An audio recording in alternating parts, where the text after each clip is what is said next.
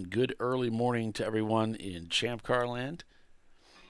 We are live here at Nelson Ledges, the longest day of Nelson Ledges, as we spool up for about 4.5 hours, maybe 5 hours of broadcasting the final hours of the race at Nelson Ledges, the first of the two 24-hour races this year. Welcome, everybody, to ChampCar.Live. I'm Paul Veltum, Bill Strong, and Tiffany Alexander. They will be joining us after a bit. Bill is at the track and doing some checks to see what all we can bring you about what has transpired today. But I have a little bit of news I can bring your way. What took place over the evening hours? Looks like the at 9 p.m., the Wittenauer Motorsports Mini Cooper, broken engine mount and a CV axle, replaced both, and they're back out. So good for them, carrying plenty of spares with them to the racetrack. So that's it's good for them. And right now, the Wittenauer car is in 7th place overall. Then we've got the Pontiac GTO, that 2004 number 330 Venomous Racing, broke another engine. So they actually had replaced an engine after Friday, and with an LS, a brand new LS engine from Summit Racing, and that engine failed as well. So it's a very expensive racing for that EC team. Unfortunately, they are done for the weekend. Probably one of the most interesting. We've got some great photographs here. I'll have to show you what we got here. Here we have some pictures from the evening hour. We have this is Blake's garage. They're still out running. And there's the Porsche Boxster. And this is the Banana Splits car. And this is the Banana Splits car. The car was crashed at 12:30 this morning. They were into the tire wall between turns 4 and 5, and it beat the car up pretty good. But they got the car back into the pits. There you can see them sweeping up remnants of the windshield, which they removed. They're taking a baseball bat to the car to get the fenders pulled back out. There's the windshield after the driver is just climbing out. So, sorry, the order of the pictures isn't quite right, but there you can see they're cutting the windshield out, knocking it out of there. Champ Car officials are there on site just to make sure they do okay. And so the car's pretty beat up, as you can see.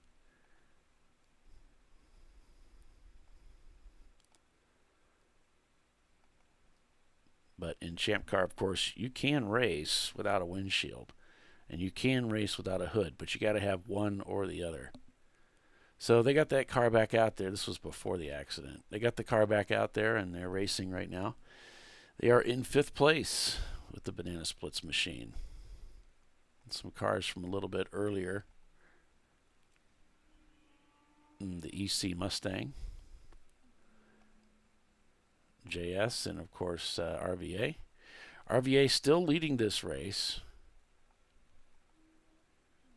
There's the Money Shift Racing machine, and we've got their camera is still up and running. So yesterday, what transpired, my notes, I'll go over those with you so you get an idea of what's taken place so far today. Welcome, everybody, by the way, to Champ Car Live, presented by AutoZone. We are at Nelson Ledges this weekend. it was Visceral Racing Group leading the way early over RVA Graphics and Wraps, Blake's Garage, and the Javulli's Racing Team. Early on, the Visceral cars were having a lot of trouble with the racetrack. In fact, many of the teams were having trouble with the racetrack being pretty slippery as we began the day in wet conditions. Visceral car number 918. They rolled that car and were able to continue racing with it. Crashed it a couple more times before they decided to call it a day with that car. And the other car had engine trouble. So both of the Visceral machines are out of the race.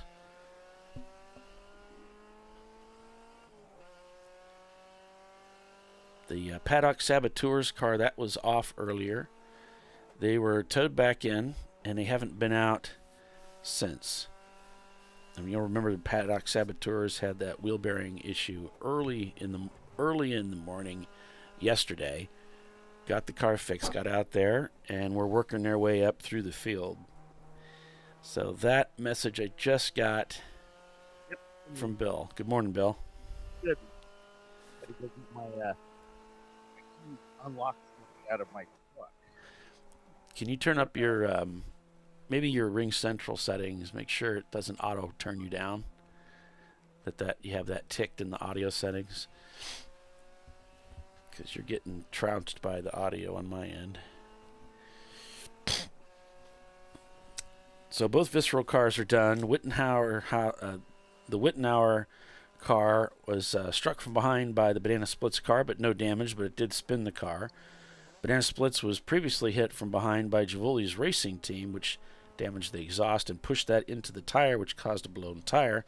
But they were able to fix those things and get the Banana Splits back out there. And the Javulli's team rolled their race car, so they're done. Two idiots in a garage. Their flywheel bolts broke, but they were working on that yesterday. And the GTO blew an engine Friday. Got another engine from Summit Racing, put that in, and blew that yesterday. So they're done. And Money Shift had some transmission issues. They got that fixed. Then they ran into some electrical issues, but that car's back out, as you can see. So that's a rundown update of everything I have so far. So my test. Okay. Yeah, my settings are good, I hope. Yeah, if you got a little bit more gain, that would be good. There we go. How's that? It's better. So, yeah. Get you on my end. Yeah, it's your end because I've got everything matched. Okay. Well, good morning, Bill. Hey, got a couple hours sleep. Took some pictures up until about 3 o'clock. Posted them up on Facebook or Book of Faces or whatever you want to call it today. And not a lot had been going on. I mean, not a lot was going on after that pit stop. We had a couple of cars come in and have to fix some tires and wheel bearings and cool stuff like that. And one of the cars ended up getting kaboomed. Who was that? Oh, your buddies. Yeah, Banana Splits. Yeah, Banana Splits. Went off in 4 and 5 into the wall. The car was looked like it had been beat up with a baseball bat, and they took a baseball bat to the fenders and removed the windshield out of it. There they are right there, removing it. Andy, the official right there, works for Safe Light, and he was able to kind of direct them on what they needed to do so they didn't get hurt and get glass in their eyeballs and stuff like that. But yeah, they were able to get effect repairs on that. Well, not repairs, tore it down so they could get back out on track. So, and they did. I don't know where they are now. They are in 5th place. That's all I know. Wow. Yep. So, yeah, I went off and slept in my car for a bit, and Paulie dinged me. I didn't realize I slept. I just, closed my eyes, and next thing I know, bing. Yeah, so they got the car back out there. And it's getting light outside. We do have some overcast skies, so you can see the sunlight hitting those clouds. So it's making it a little lighter here. Let me go get you some cameras now that I have my car unlocked. All right. Sounds And, good. get you something up there, boss. All right. That's what we'll do. That's the plan. So the standings right now, let me get this moved over here. We've got them on the panel there. But as you can see, which you can't see. So we've got graphics, RVA Graphics and Wraps leading over Blake's Garage. We've got a camera in the Blake's Garage machine there. They're in second place, and there's an 11-lap deficit to the leader. Atlanta Speedworks is in third. They're down another 23 laps from Blake's. Then you got Money Shift Racing, 11 laps back from third. Followed by in fifth place by the Banana Splits, down 7 laps. North by Northeast Racing, and their BMW is 6 down 4 laps. Then it's the Wittenauer Motorsports car, down 23. In seventh, then we've got JS Motorsports, MDR Motorsports, and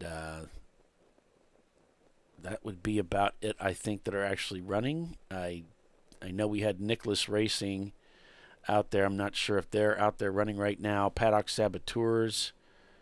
We heard some update there. There's Nosy and Mazda. I'm not sure. They're in 12th place. I know that Venomous is done. Javoli's is done. I'm seeing Two Idiots in a Garage only turning 244 laps, so I'm not sure why they're still down there. They were working on that car when we left the broadcast yesterday, and the hopes were to get the car back out there. But it looks like they may have run into some problems because they still only have those 244 laps turned. Behind them are both the Visceral cars, which we also know have retired.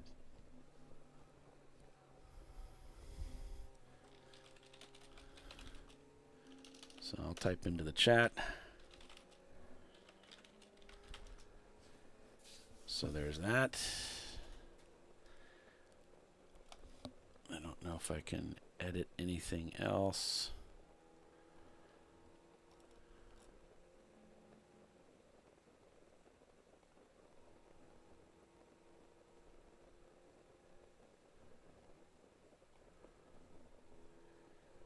I think I tried to edit the security so only subscribers can message us. Hopefully that cleans up the chat.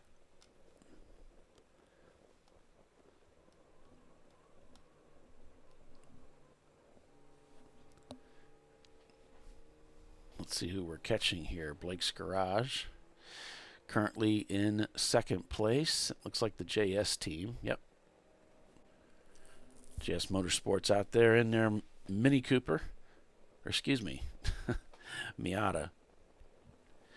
My head is out of it. I just woke up and I am really not even thinking straight. So I've already said quite a few things that made 0 sense. There's the Mustang, the EC Mustang of Nichols Racing in their pit box. Looks like somebody crouched there speaking to them.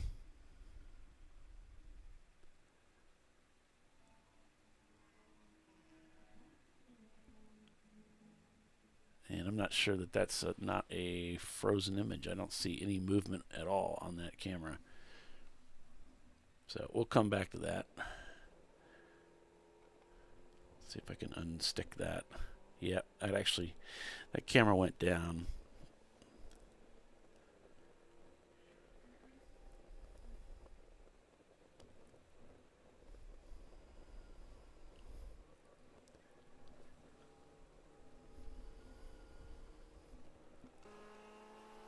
And there's Money Shift Racing, currently 4th. Turning 119s. Banana Splits turning 615 on that last lap, so they must have been in the pits.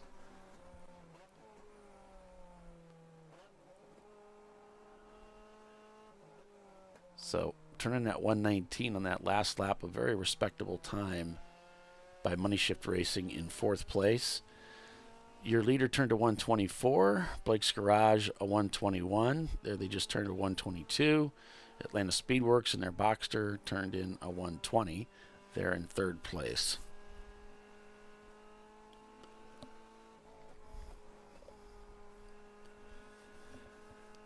So good morning, everybody. If you're just joining us, if you're going to comment in the stream, you must be a subscriber, a YouTube subscriber for at least 5 minutes.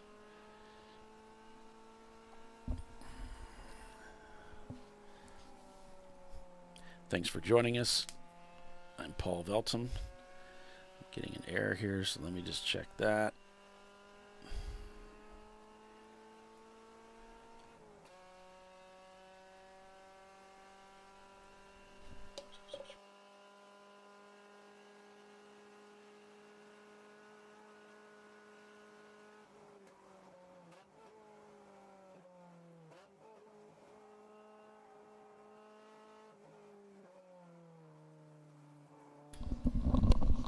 Okay.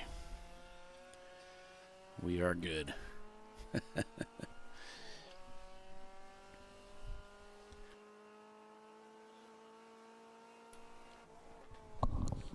So, yes, it has been a very eventful event so far.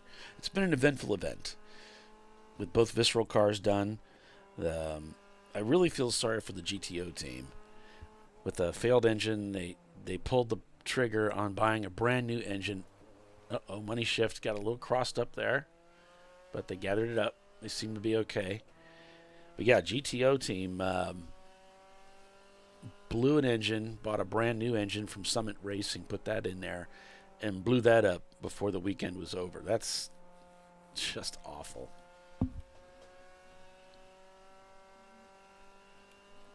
I feel sorry for the Visceral Racing Group team, too. Brought 2 cars out, neither one of them able to finish. And it seems to be, this has happened to him more than once now this year, where both cars end up going home broken on the trailer. Yeah, Frank, I'll take a coffee. Unfortunately, I'm not at the track. I'm still up in Indiana. Oh. But that's all right. Good morning, everyone. Welcome to ChampCar.Live, presented by AutoZone. It is the TireRack.com Champ Car Endurance Series race at Nelson Ledges.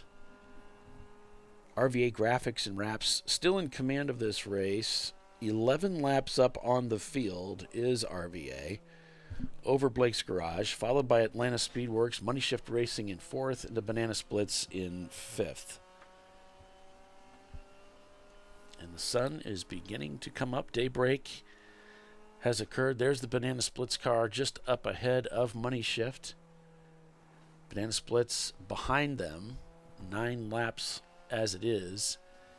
This will put them down 10 laps to Money Shift if they get by. Money Shift turning the faster lap times.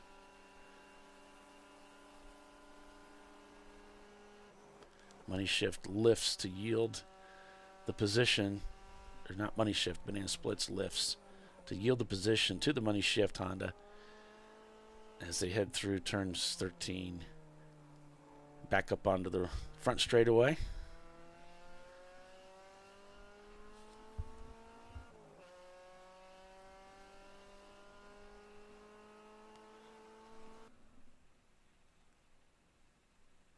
There you see the EC Mustang and what looks like some of the one of the Champ Car officials helping them out as the headlights are still beaming. Of course, darker out there right now than it seems with our cameras. These cameras always make it look brighter than what it really is, as it's still not even 6 a.m. yet. It's much, much darker than what it appears to be on camera.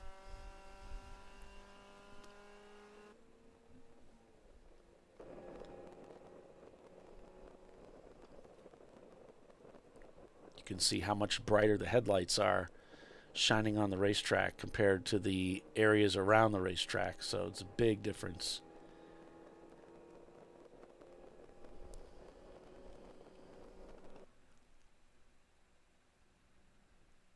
So good morning, everyone. Thanks for joining us this morning on ChampCar.Live.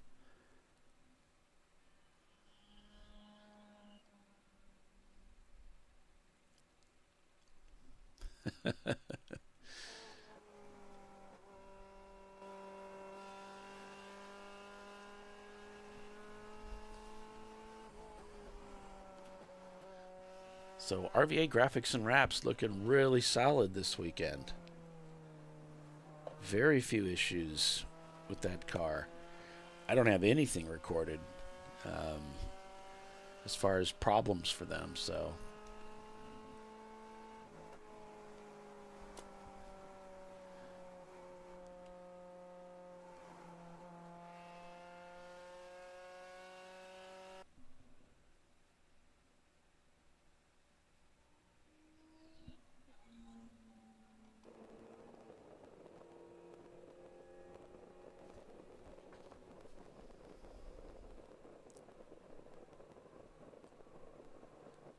Blake's Garage still in second place. They were in second place when we left yesterday.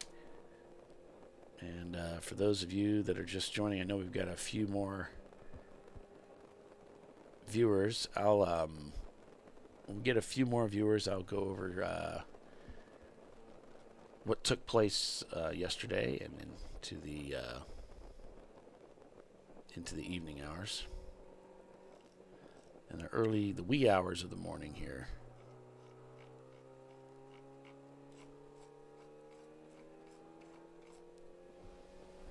So welcome everybody to ChampCar.Live. So far, so good.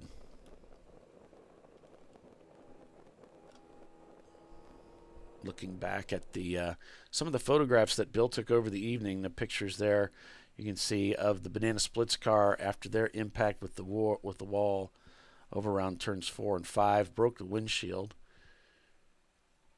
So they got that windshield pulled out there. You can see them cleaning out the glass fragments, the baseball bat to pull out the fender well. That looked like Josh there working on the body.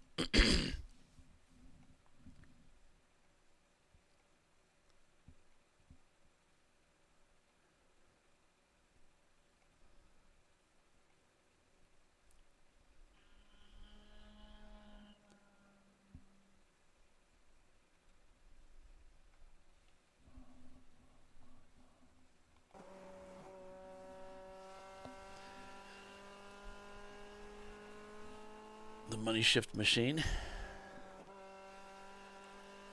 So they had originally had some transmission issues yesterday, and they got that fixed. Got the car back out there. Then they were having some vibration issues. They weren't sure. Maybe they had some other problems with it, but they were able to continue on. Then they ran into some electrical problems. Got that fixed and got the car back out there.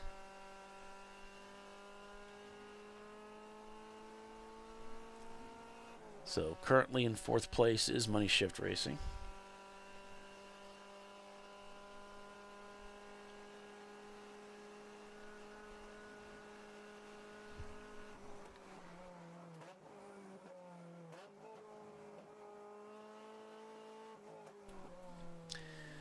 And we got Bill out there doing some cameras for us.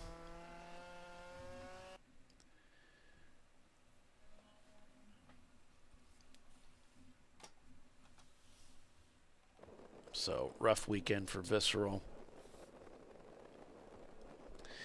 Both the Visceral number 918 and the number 1 car, the championship winning car, out of this race. The 918, just a lot of damage. They crashed the car several times. The other car with a failed engine.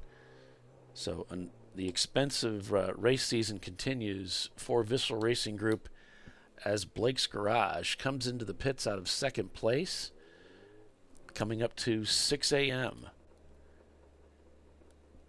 Trundling down pit road in their black Miata. Comes to a stop at their pit box. Shuts the car off. The steering wheel goes up to the windshield. Passenger door is open. And they're in the process of working on that driver. Looks like they're going to get him out of there. Getting him disconnected there. And he is hopping out. So full course green right now here at Nelson Ledges. As Blake's Garage going through what looks like a typical pit stop for that team. As the sun continues to come up, begin to see more and more details of the cockpits of the inside of these cars. As Money Shift Racing begins working lap number 771. Our leader on 814. We've been gunning for 1,000 laps here at Nelson Ledges for a 24. So we haven't had those big, long red flag moments in the race. So that's this might be the year. The cars are fast. The racing has been more clean. So maybe this year we can get to 1,000 laps. We'll see. That was something that Doc and I always wanted to see if we could get to. So is it possible? 1,000 laps this year? I don't know. We'll see. We shall see. RVA leading over Blake's Garage. Atlanta Speedworks is in third. Money Shift Racing is fourth. The Banana Splits is fifth. There's Blake's Garage. Doing a radio check. Everything looks good. They got their new driver in.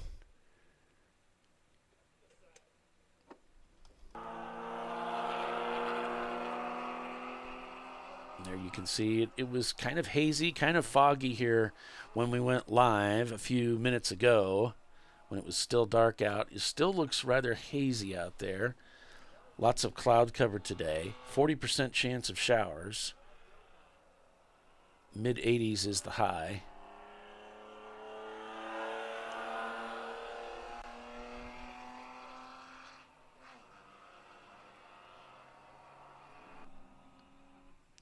So our cameras make it look much brighter than what it truly is.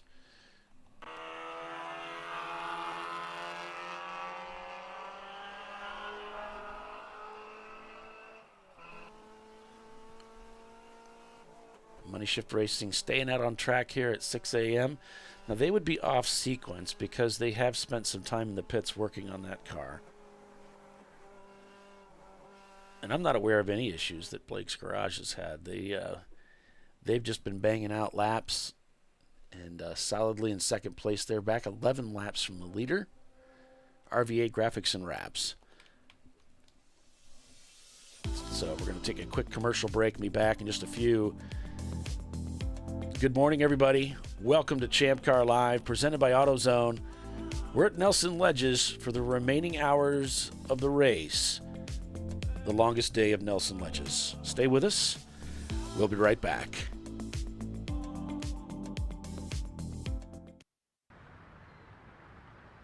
I probably need new tires. You do.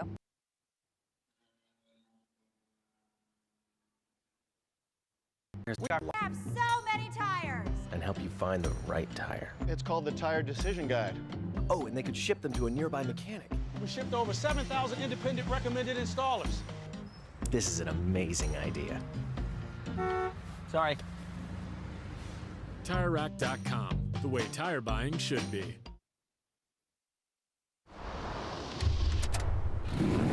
Bring on the frozen tundra, the grinding gravel, the cratered concrete, the rain-soaked streets. Come on, road. Do your worst. We'll be at our best. Reliable performance in unreliable conditions. Designed to meet or exceed original equipment performance. That's why more auto technicians choose Duralast parts. Exclusively at AutoZone.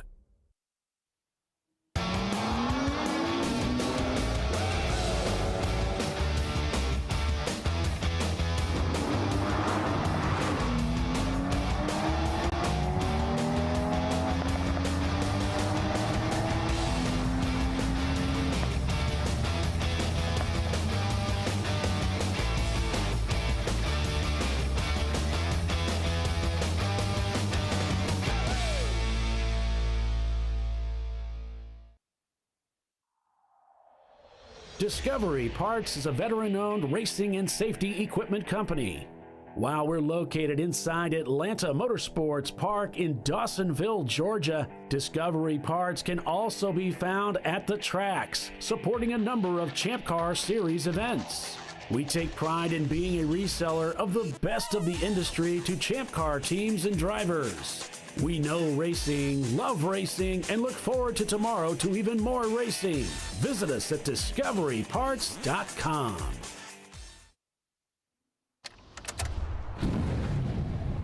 Come on, Road. Do your worst. We'll be at our best. Stress tested to meet or exceed original equipment performance. Exclusively at AutoZone.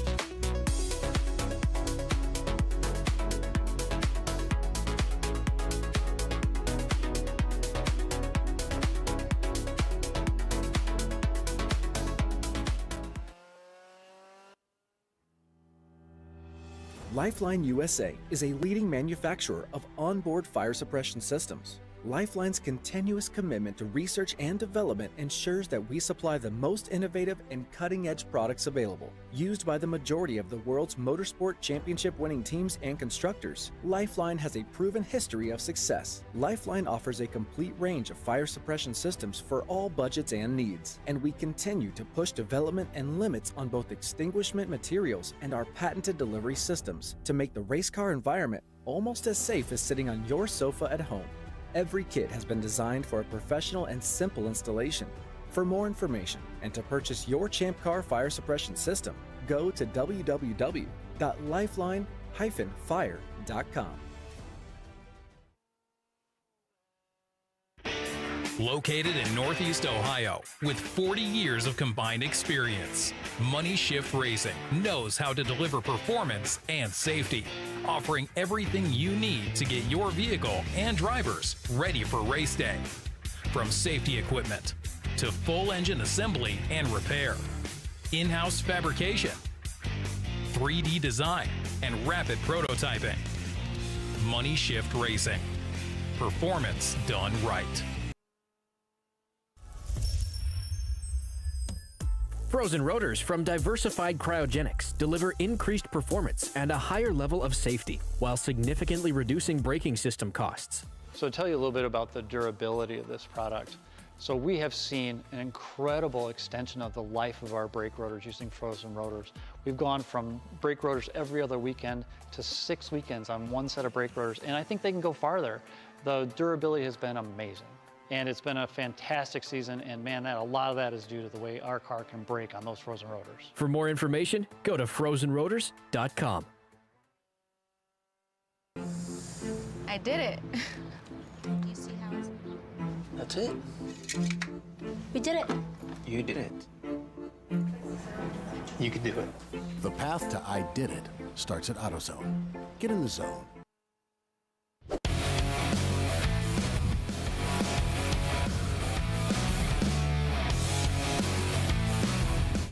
All right, welcome back, everyone.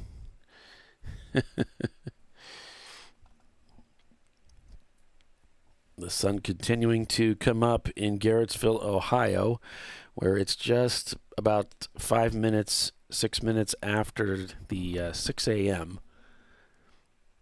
as the cars are circulating out here.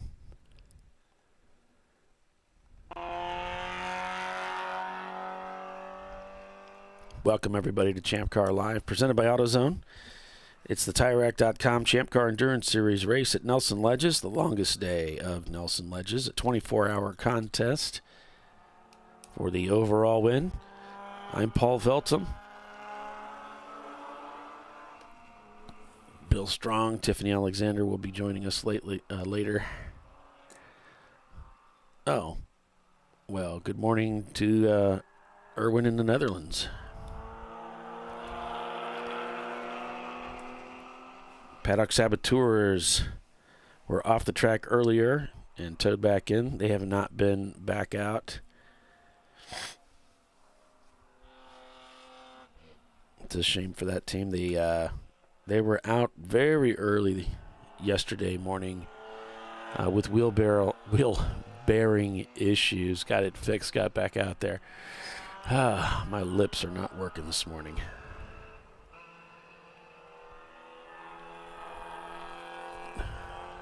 Max isn't racing today. Yeah. That's fine. So Blake's Garage out of the pits, back onto the racetrack with a fresh driver and load of fuel. Holding down second place there, turning in some 123s this morning as they get started.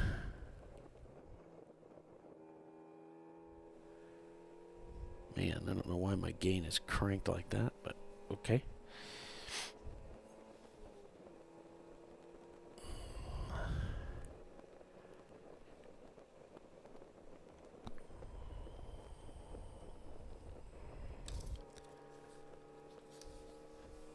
So the Wittenauer car out there turning laps.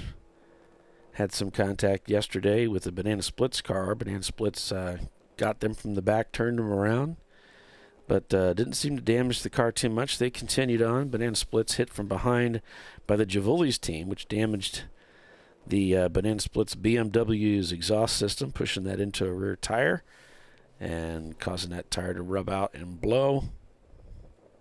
But they were able to get that repaired and get back out on the track. Later in the race, Giuli's rolls their car, damages it pretty badly, and they're done. The car may be done. Two idiots in a garage were in the paddock working on a flywheel that the bolts for the flywheel broke. Now, they thought they'd be able to repair it and get it back out there, but it looks like that hasn't happened. The GTO, which had engine failure on Friday, went to Summit Racing, got a replacement LS, put that in there, and has blown that engine too. Ouch. Money Shift Racing had transmission issues, but Kevin says they got that fixed, and then they had some electrical problems here at the right before we closed off the broadcast yesterday at 8 p.m. But since then, they've gotten that fixed and got that car back out there, and they currently hold down fourth place.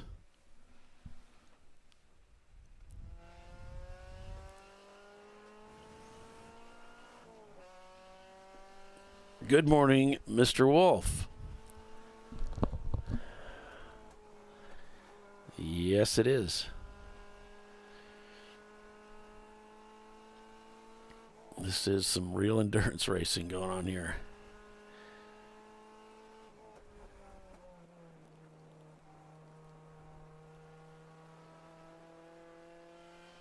The Flagtronics shows green. We are working lap 821. Going for that big 1000 this year. We'll see if we can get it.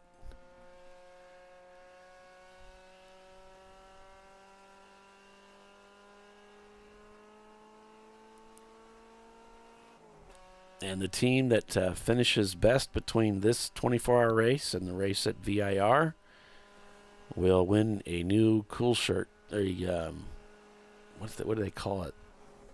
It's that cool system that uses Freon.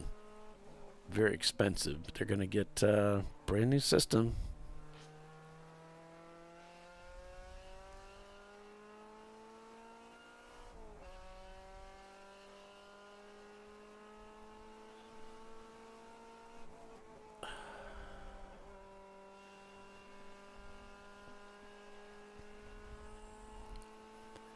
The leader just cranked out at 118 on their last lap. Money Shift a 117. So Money Shift truly has the pace of the field.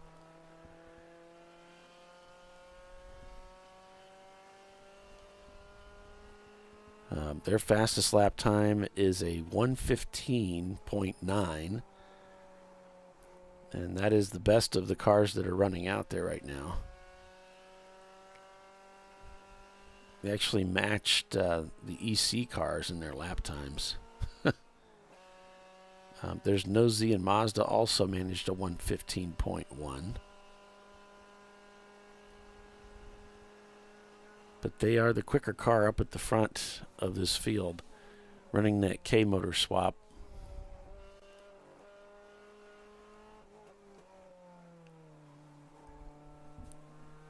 Lining up for another lap here.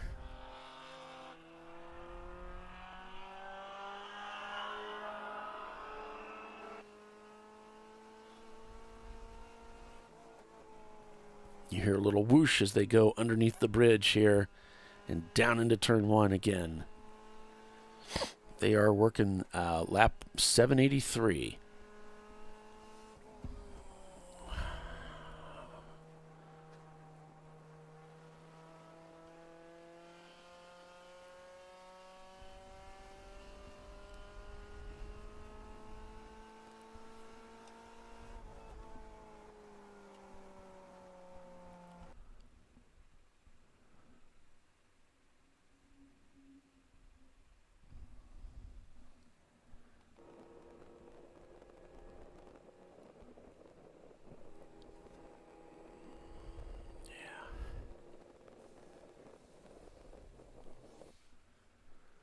There's a look at the pits there. We've got the EC car Mustang back out there on the racetrack. The Nichols Racing Team.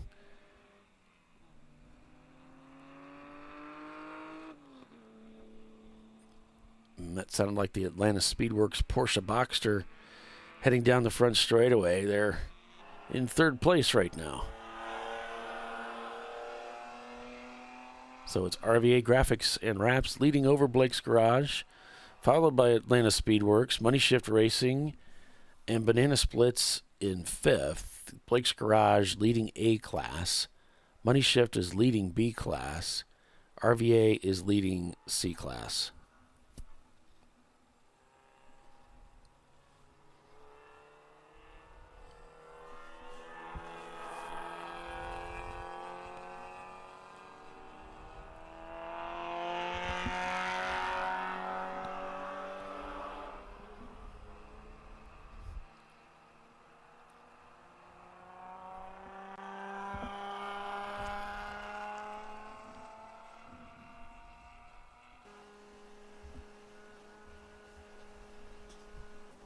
Good morning, everyone. Welcome to ChampCar.Live, presented by AutoZone. If you're just joining us, this is the morning show for the remaining hours of the longest day at Nelson Ledges, the 24-hour race at Nelson Ledges for the TireRack.com Champ Car Endurance Series. I'm Paul Veltum, to be joined by Tiffany Alexander and Bill Strong to call the race for you.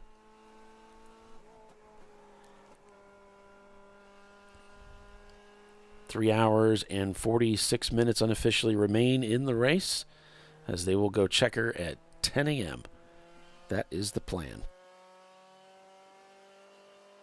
Oh, thanks, Frank. Chill out systems. That was bugging me. I couldn't remember that.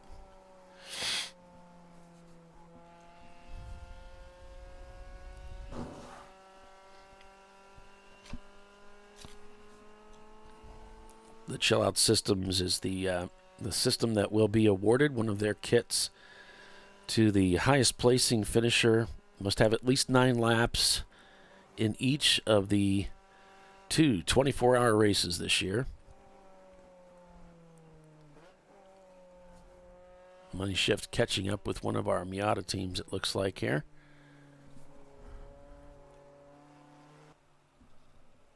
As they come around that final corner there onto the front straightaway. Money Shift gets the pass done. And they head under the bridge down into turn 1 again.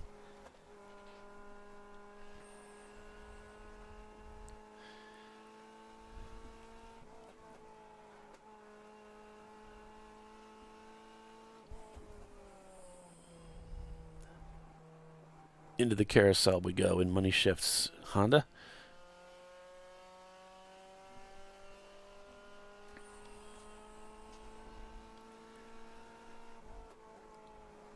So cars that we know are out of the race, both of the Visceral cars, the Javoli's car, the EC classed GTO.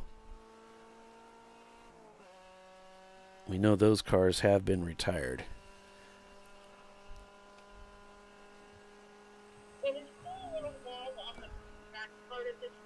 All right, Paul. The Mustang 277, I think it is. Uh-huh. It they were having fuel pump delivery issues. They think they may have lost the power supply that delivers power to that. So they're looking at that right now behind the wall. We brought that car in when I was out checking the camera batteries. Yeah, I saw them in the pits there, and then I noticed that they'd left the pit area, so we were hoping that they had rejoined the race, but some mechanical issues there for the Mustang team. That's one of our EC machines that are out here this weekend. And the GTO put a new engine in yesterday, and that worked well up until the yoke. They had some yoke issues on the transmission, and then they fixed that, and that car was looking good out there. And then all of a sudden, I think they broke the camshaft. So, something to do with the camshaft or lobe or something, but something broke on the camshaft. So which team was that? That's the GTO. Hold on. Oh, the cam. Okay. Yeah. On the GTO. Gotcha. Turn off my alarm. Yeah, I had to do that too.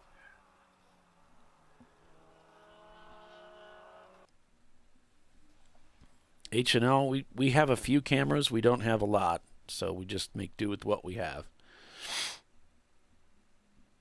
But we've got a few track cameras that are still alive somehow. All of them are alive now. Oh, well, that's not what I have. I have, I think you turned on, let's see, 1, 2. 13 is on. Turn 13 is on. Black flag is on right there. Both bridge cameras are on. And turn 4 is on. Yeah, I don't have any of that. Well, start hunting. I'll go out and refresh them. Turn on. Did you turn on the kink? 10? Yes.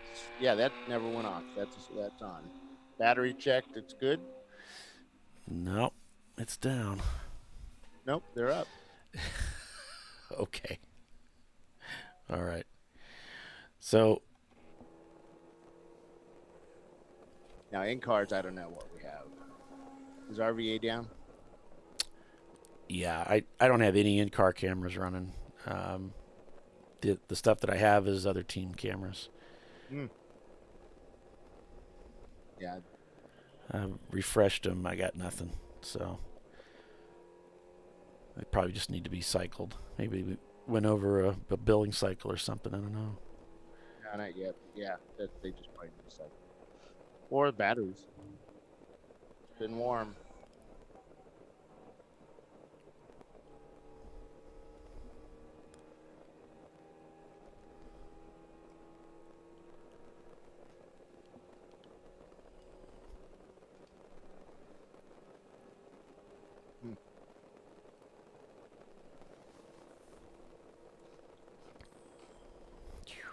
Right. When are these guys due to come in? Blake's just got in. They just got let done. me go look at the other cars down there and see who's coming in and when they're coming in. We'll get some cameras working. All right, man. I'll be back. All right.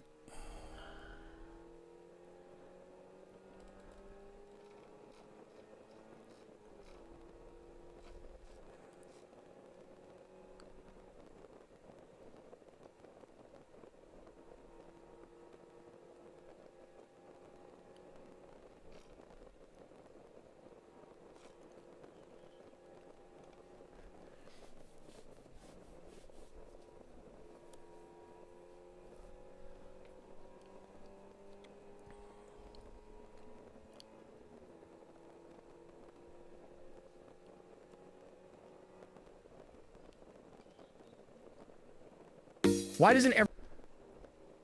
Sorry, guys. Trying to get some cameras up and running here for you. regardless of what my track guy says, they're offline. So I'm just trying to see. There's really nothing I can do, but try to convince him that they're not working to get him to reset them.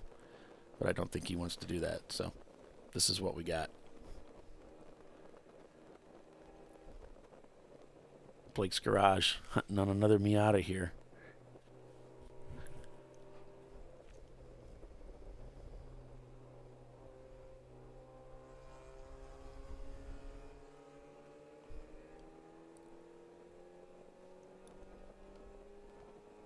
Good morning, Polly. Hey, good morning, Tiffany. How are you? I'm still half asleep, but I'm here. Yeah, it's early.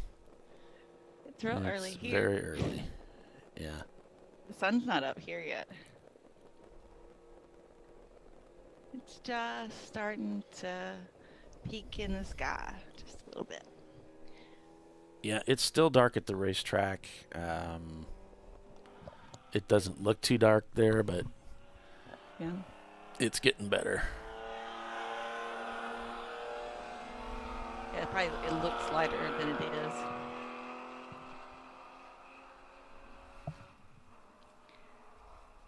Let's see.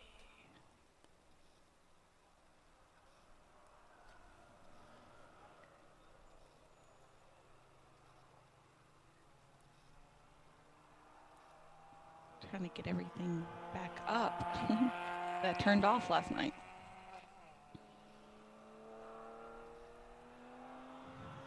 Looks like RVA Graphics and Wraps has held on to this thing overnight. 1, 2, 3 are just as we left them.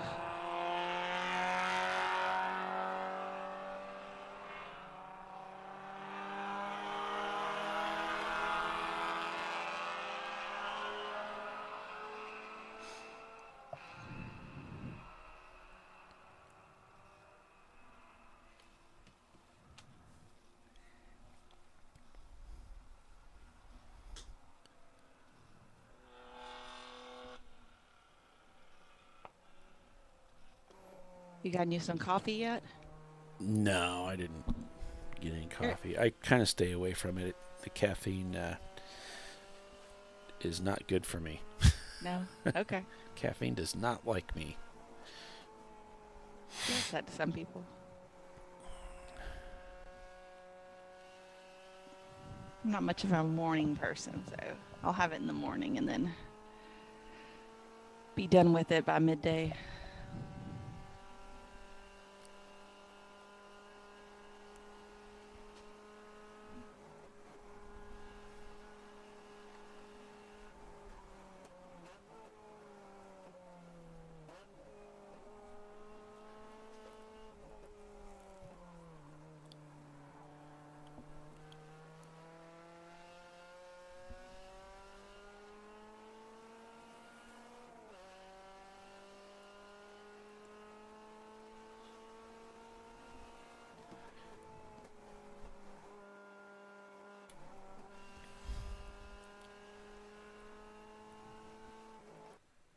Okay. Now this is not Paddock Saboteurs. This is a camera that Bill placed in another car.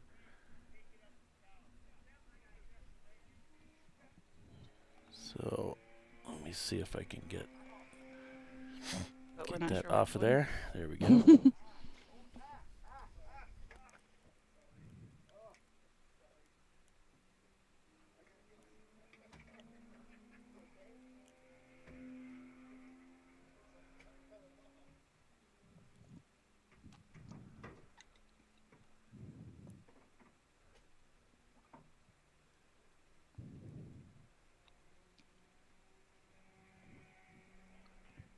You know these guys have got to be getting tired. Yeah.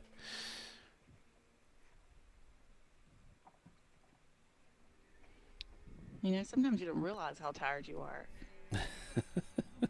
Until you get in the race car and you're like, which way am I supposed to be going?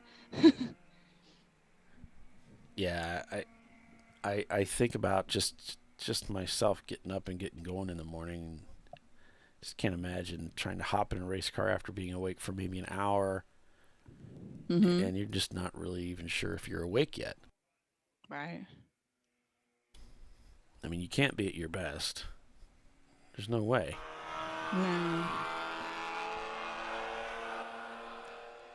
I know, some of the guys will try to go somewhere and catch a little bit of sleep, but, if the team needs anything, if you've got a pit stop, if you don't have a good amount of crew with you, then everybody needs to be available every 2 hours at the minimum, which turns into about an hour and 40, and then it turns into about an hour and 30 because you got to get fuel, get it down to the pits, be ready for your next stop, get dressed.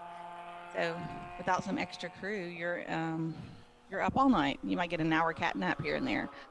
Right.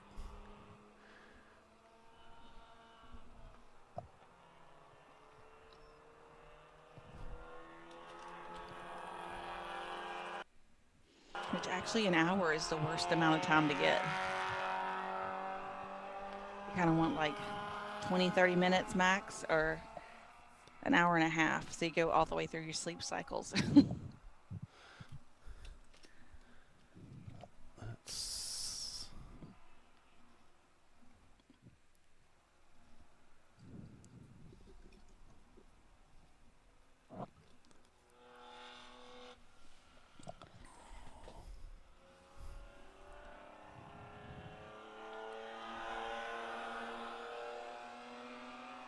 Is anybody out there in YouTube land awake? Yeah, we got some people with us here. I'm trying to work on some things here. Gotcha. I'm trying to get us some more feeds going. All right, 277 now has a camera. It's an EC car, but hey, it's the only one on pit lane. Yeah, get what you can get sometimes.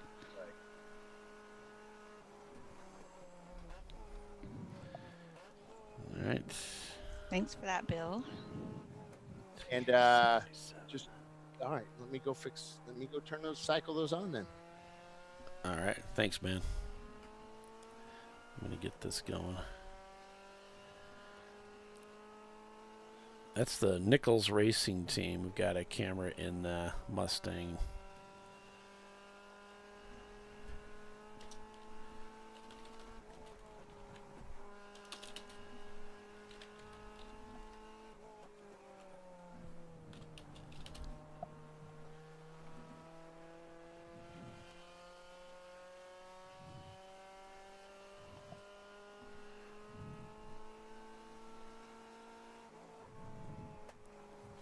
So yeah, they're sitting right there. Looks like they're doing a fuel stop right there.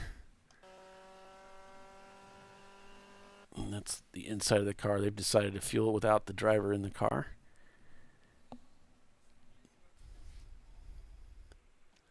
Mustang team having a little bit better luck than the GTO team, who's lost both engines.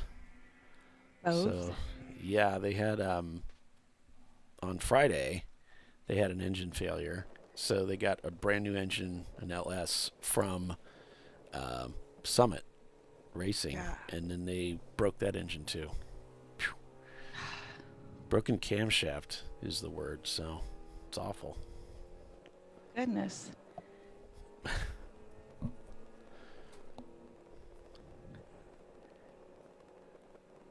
You can't give them anything, can you? Just tear up everything. My mother used to joke with us. My poor mother. She had 3 ADHD kids. I look back now and I kind of feel sorry for her. Don't know how she managed that. But she'd say, y'all could tear up a steel ball. We probably could. Steel ball. She said that all the time. I'm like, well, I don't know if we could actually tear that up, but we could probably tear up a lot of crap with it, though. Yeah. Right. We're like wild Indians. Always. That's so funny. Oh my gosh. Where they started medicating children.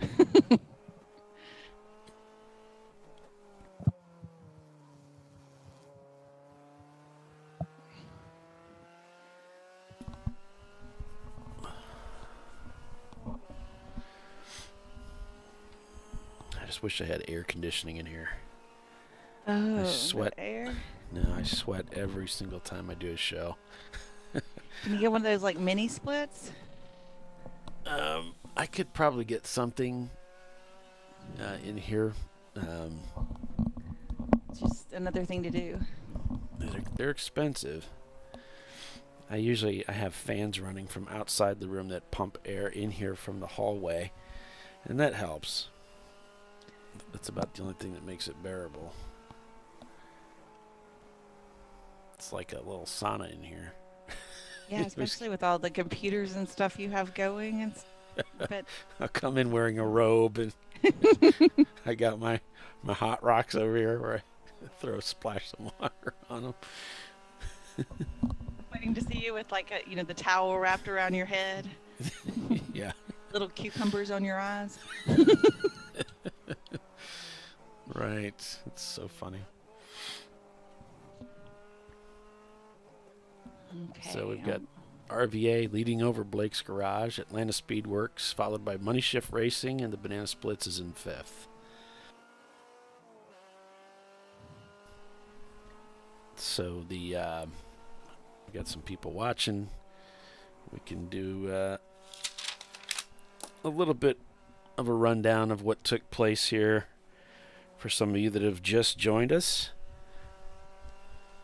We had Vissel Racing Group rolling their car yesterday, the number 918, and crashed it a couple of times after that into the tires, and finally decided that car was done. And their number one car with some engine failure, that put both cars on the trailer, and they went home. So the Whitnauer car, they got hit from behind by the Banana Splits car, but no damage to the Whitnauer car. The Banana Splits car had previously been hit from behind by the Javoli's car, which damaged their exhaust system and pushed it into the rear tire, one of the rear tires, which caused that tire to fail. They got that bent back around and got the car back out there. And then the Javoli's rolled their car too, and that car is done. And the 280s in a garage broke flywheel bolts. Doesn't look like they've been back out since. As we mentioned, the GTO engine blew, so their car is done. Money Shift Racing had transmission issues, but they got that fixed. And then they had electrical issues, but they got that fixed. The Mustang has been having some fuel pump issues, but it looks like they're getting back out there. They've got Nichols Racing. They've got their driver in the car, and they're rolling down pit road. So, okay, they're headed back out then.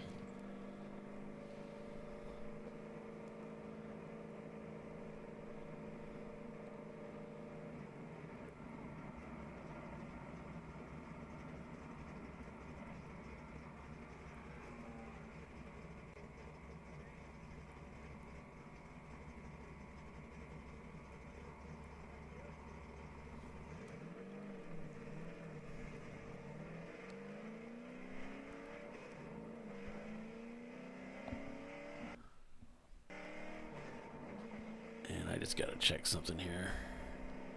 I'm working on cameras with Bill. Typically, we do all this camera work before the show, but because of what we're doing here, we're trying to do it on the fly, so it's going to take me away from what I'm doing here.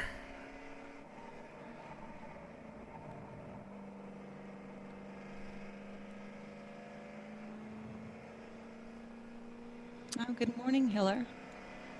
Nice to hear from you. And Frank is up. He said that it looks like the Atlanta Speedworks car got a wing for their Boxster. I saw a great picture of that car yesterday. That was on our group chat, I think. Yep, and it shows the wing in the background of the car, but then it also has a horse and buggy in the background of the car. So one side of the picture has this cool looking race car coming down a racetrack, and then the other side of the picture shows a horse-drawn buggy, like a time zone split right there in the middle.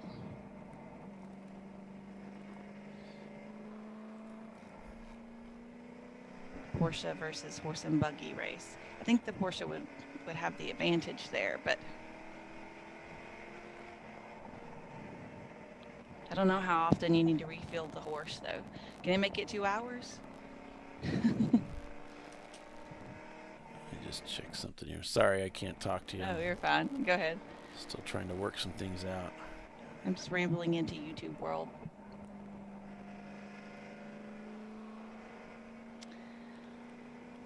Heller says, I thought the Boxer was maxed out in points. If they're not at 500, they're really close. I can't remember exactly off my head, but I wonder if they fabricated that out of something they already had. I don't know. He's asking on the Boxster. Mm-hmm. That is... They came in here at 490. So I don't know what... If they added the wing overnight and they're taking the points, I don't know. Yeah, like if... I can't remember how much... I can't remember much right now because I'm just barely awake. Can't remember if they started in the back with like an extra lap or not.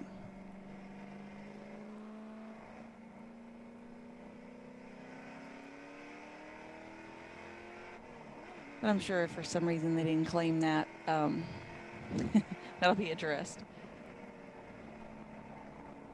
Actually, I think I can pull their tech sheet up and look. Remember how to do it.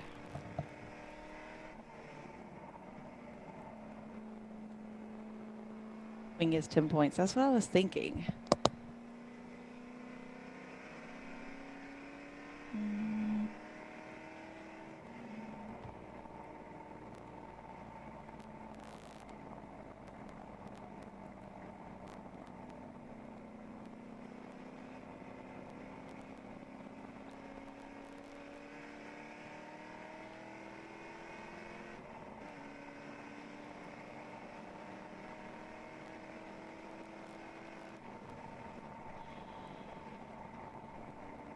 So it doesn't look like they're over points. The car started at 475 and then they added they took 10 points for aero and 5 points for some kind of pulley or something. So they're running at 490, yeah, with 0 penalty laps. So that looks legit.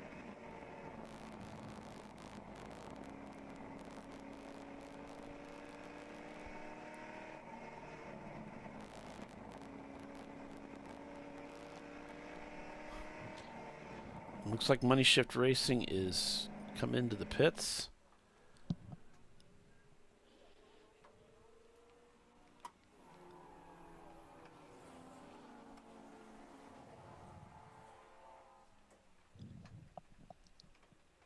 Man, he's just getting himself buckled in there, so it looks like just the usual driver change and fuel process.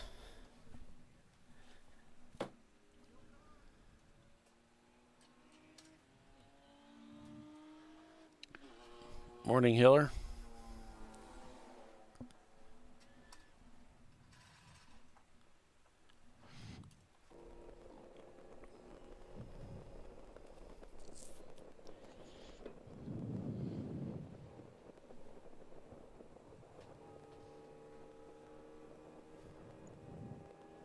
The Boxer does look great. I want to drive that car. Yeah, we had a picture of it here that... with the horse and the buggy in the background? No, it's just the car on the racetrack, right here. And that's with the wing too. There's one in our chat too. I don't know. Where's that one? That from yesterday that had the horse and the buggy in the background. That cracked me up. I'm like, do you think the horse can go 2 hours for fuel? Like, or do you have to feed them more often? So it might have the advantage on that.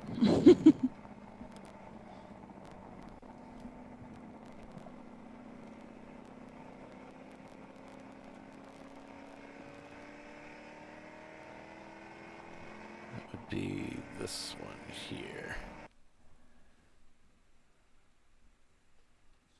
with with the horse and the buggy in the background. Yeah.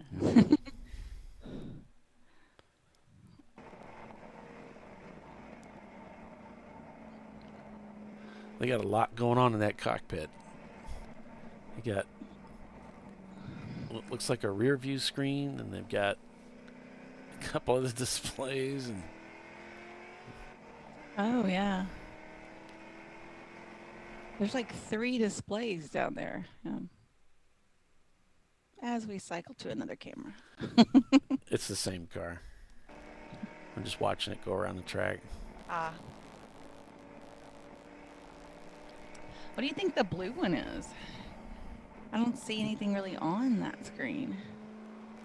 It looks like one of those aim dashes, but I don't see any information on it.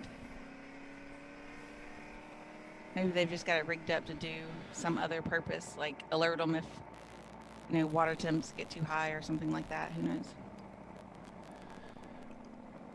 I've seen some of these guys who are super techie do some really interesting things with their old tablets and old phones and stuff like that, and reprogram them to be in-car information. That's beyond my skill set to make a device do something completely different than it was doing before.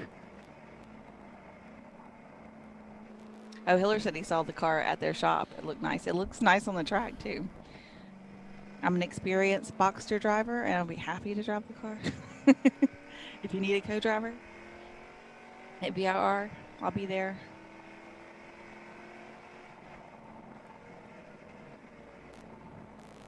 Hiller said it looks like an AIM unit too. Yeah, that's what I was thinking. But I don't see any information. I don't see the lights lighting up on the... We'll see. I think maybe... Yeah, I don't really see the... Don't the AIM dashes usually have like a... like lights for a shift or some other things that like light up on the top of the screen, I think? Red is timing, blue isn't an AIM. Yeah, I think you're right. There's like something across the top there that like lights up different colors and stuff. Yeah, but I don't see anything on this one. So looks like it's not different colors. It's just you might be thinking of those little LEDs. It's like a crown shape, and it's. I think this is all graphical on the device. I don't think they have a separate piece. Gotcha. Nichols just goes by Money Shift Racing as they're back out on track. So Frank is saying the red one is their timing. Like timing and scoring in the car? They can be programmed differently.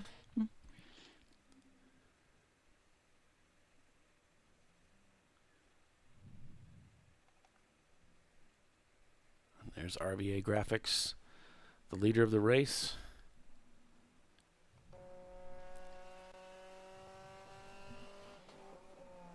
Over Blake's garage, followed by Atlanta Speedworks and their Porsche, and then Money Shift Racing, and then the Banana Splits car.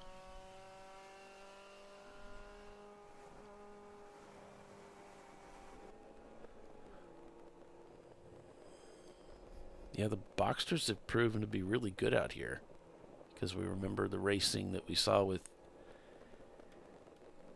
Salins. Oh, yeah. How dominant they were out here. I mean, the Boxsters have a good platform to start with now that they're legal. You see people starting to build a few more of them. I think Visceral is starting to build one, right? Yeah. Yeah, you're right. We've got one in the warehouse, and I'm like, well, we could put a cage in it. My husband look at each other like, really? Do we need another race car? The one I have it's caged and all. It's 2000. It was original body. It was 2001. I mean, there's nothing left original in the car after that. But maybe the trans. I don't remember. So it's a little too new for Champ Car. So nobody is coming in until after 8 o'clock. So we'll have to wait to get those cameras up then. All righty. If they all come in at once, I'm stuck. So. Oh, it's all right. This is good. got a nice battle going on right here. Blake's Garage is the meat in the sandwich. With It's funny. And he is. He really is. You know, they got JS right behind him, and Banana Splits up ahead. Banana Splits, whew, what a rough race weekend it's been for that car. They got beat up so bad. Bill, you got some fantastic shots of them in the pits. Yeah, they were. That was a fun for us. It was kind of fun watching them do that. They asked, "Can we take the window out?" And we're like, "Yes." Luckily, we had Andy here who knew how to take the window out of a BMW. It involved a hammer, a saw blade, and some sort of knife. And they were able to get that window out lickety split.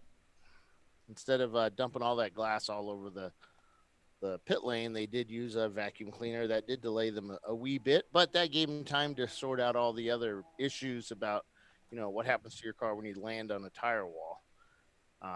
They broke out the baseball bats and started bending out all those fenders that got crushed when the driver got out there, after the driver got out, or before, sorry.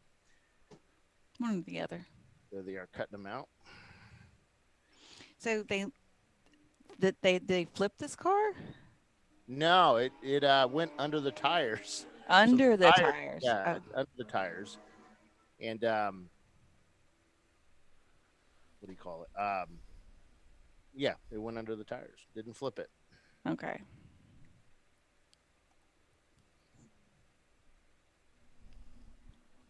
And it's still out there. Now, it sounds really rough going around turn 13. But that could just be the tire rubbing on stuff. Because those fenders are flat up against the body, the not a lot of room there. No, they were against the chat. I mean, it was pretty bad. Those kids, they pounded it out, got it working. So, a rule in ChampCar is that you can run without a windshield or without a hood, but you must have one or the other. So, looks like their hood was still good to go. So, just take the windshield out and carry on.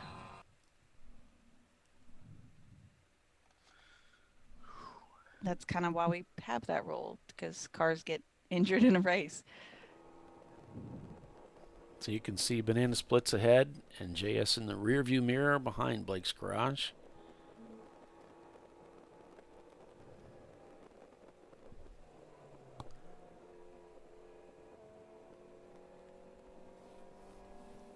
They are, as Doc would say, nuts to butts. Gosh, can't believe I said that. He had so many jokes. I can't believe you said that one either. Oh. No, the joke is you're supposed to sleep nuts to nut or butt to butt, but not nuts to butt. I think that's.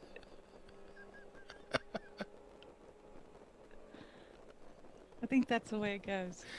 I don't have any idea. It's so funny. But I can tell you that all of the weather that they have is kind of the same weather that I have here, and it's finally getting some light out. Our cameras make it look brighter than what it really is. No, it's pretty bright. And it was hazy, and when I first got things going this morning, I had a couple cameras running, and I could see it was kind of hazy out there. Yeah, the guys were talking about the fog on the back straight and up by the carousel this morning, or last night. Yeah. And I'd like to point out that Ohio is home of Mothra. What? Let me get my camera here. This thing has a 6-inch wingspan. Oh. That's a big bug. It's a moth. I mean, isn't a moth still a bug? It's like Mothra. Mothzilla. No, Mothra. That's your that was the giant moth. I think it was Godzilla, wasn't it? Or it had its own movie.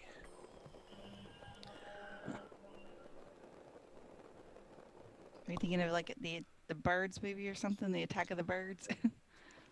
Looks like JS is falling back a little bit there.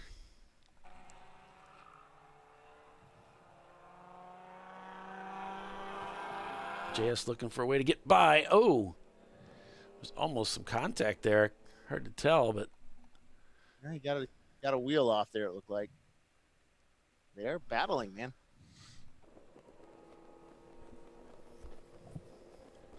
finally gets by.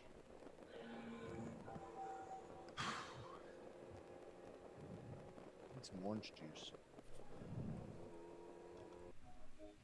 Anybody got any orange juice? No.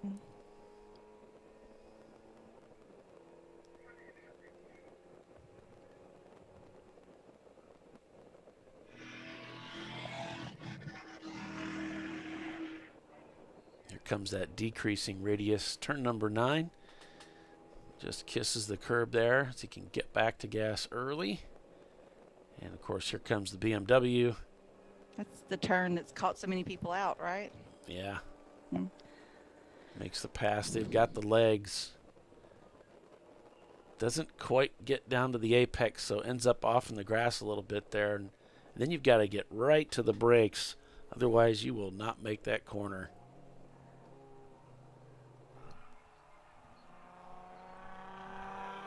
They come around side by side again.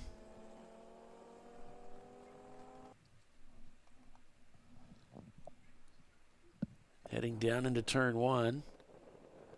It's like a replay from last lap. Yeah, and BMW gives some room, but Blake's can't get down in there.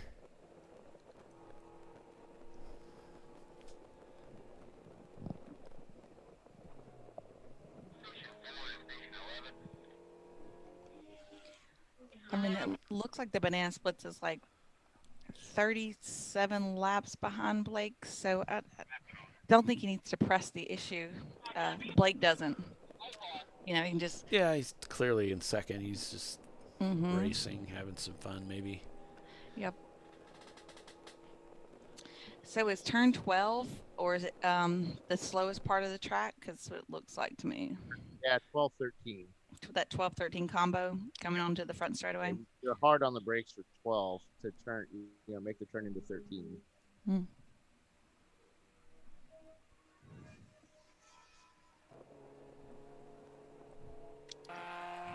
Frank's out there giving all the props. Frank says, great camera work, Polly, and cool placements, Bill. So kudos to you guys. Yeah, Frank's a good guy. I just threw him up in the air. This is where they land. 48 miles an hour is what I'm seeing going through the 13 complex, 12-13 complex there. They slow down for about good. 70 at 12, 45 miles an hour for the 996. 277, 64 miles an hour in the braking zone. You see where he comes out. 53 miles an hour at the slowest point. Accelerates up to 1,000,000. Yeah, that surprised me. That's doing pretty good for such a slow part of the track to carry that kind of speed through there. That's good. Well, they're let's see, the 502 is doing 103 miles an hour up to turn 12, slows down to 65, hard on the brakes, makes the left-hander 55 miles an hour at the apex of 13, 52 miles an hour, accelerates 57, 66 down the straightaway, 70, 74, crosses the start-finish line at 80, 86, 89, 94 miles an hour, and brakes for turn 1, 75 miles an hour into turn 1, comes out of turn 1 at 81 miles an hour. Turn 2, can't see, he kind of froze up there. Or now he's 81 miles an hour into 3, going into 4, 66 miles an hour into 4, 61, 63, using the 5 at 71 Oak Tree. That's the money ship racing car he's calling. Yep, 7, at turn 7, he's doing 78, 76, kind of keeping the 73 miles an hour at the apex of the decreasing radius turn. 78, or the carousel, 80 miles an hour onto the back straight. 92 miles an hour at turn 10, 97 at turn 10, sorry, 99, 100, 103, 105, 106 at the kink, 103 miles an hour when he hits that point, 101, 103 miles an hour, braking zone, set 90 miles an hour, 76 at turn 12. Nice froze up there. He might have stopped. No, we're following him. Not there.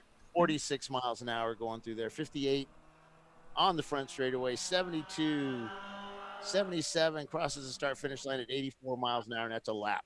Can I go home now? Can you do the Boxster next? Which one's the Boxer? Which one's that one? What number is that? It is 996. It should be 986, but yeah. All right, he's on the back straight right now doing 88 miles an hour, 94, 95. Not as fast as that Honda. 100 miles an hour, 101 at turn 11, 103 at turn 11, 104 at the kink, 106, 107. Going into 12, kind of lose him. There he is, 65 miles an hour as he exits 12. Comes around 46 miles an hour for 13. 57, 61, coming down the straightaway, 68, 73, 76, 78, 85 miles an hour as he crosses the start-finish line, 87. He's not as fast as that Honda. 83, 77 miles an hour, 78 as he goes into turn 2, 79, 84 as he goes into 3, 79 as he exits 3, 85 going into 4, 59 for 4, slows down, 61 as he apexes 4, going around Oak Tree. I lose him. There he goes. 86 miles an hour going into 7, 88, 90, 77 miles an hour, and 69. He slowed down a bit as he goes around the carousel. 72, 73 at 9, 77 miles an hour as he exits 9, 84 on the back straight, 88, 89, 98, goes into the kink at 105 miles an hour, 106, stays on it going through the kink, 107 miles an hour, coming into 12 at 66 miles an hour, slows down a lot going through there, and then makes a turn into 12, 13, 54 miles an hour, accelerates 71, 75 as he crosses, 79 as he crosses the start-finish line. So, yeah, that's a little slower than the Honda was. So let's check out the 111. That was the Atlantis Speedworks Boxster he was just calling out. Yeah. Well, the Honda's the fastest car out there. Yeah. That's why it's that way. Yeah. They're just turning the better laps. And the here comes the 111. Crosses the start-finish line at 82 miles an hour, 88, 90, 88, or slows down. He brakes pretty early there. 77 going through 2, 83 going into 3. He's about 86 miles an hour. Come on. There you go. 83 as he exits 3. Pretty much sticking at 68, 65 as he goes through 4. Steady on the throttle through there. He kind of freezes up. He'll come out over at 7. There he is. 89, 90, 87, 85 for the braking zone of the carousels. Pretty much hanging there at 73 miles an hour as he goes around the carousel. 75 at the exit and accelerating up to 90 miles an hour. He's coming up to 10 at 97 miles an hour, 100 miles an hour as he passes 10, 104, 105, 107. Turn 11, he's doing 104. Lets off as he goes to the kink, 103. Coming into 12, braking down to 83 miles an hour, 70 miles an hour through. He's already apexed 12, 52, 45 for 13, 47, 50 miles an hour the exit, 60 miles an hour, 70, 75, 79, 83, 86 as he crosses the start-finish line. And that was 111. And Frank's asking us that from Flagtronics, and yes, he's following the GPS of the cars around on Flagtronics. I'm just guessing. Yes, I'm following Flagtronics. Keeps me awake. All right, so we'll take a quick commercial break and be right back. You're watching Champ Car Live, presented by AutoZone. RVA Graphics and Wraps, your leader. We'll be right back.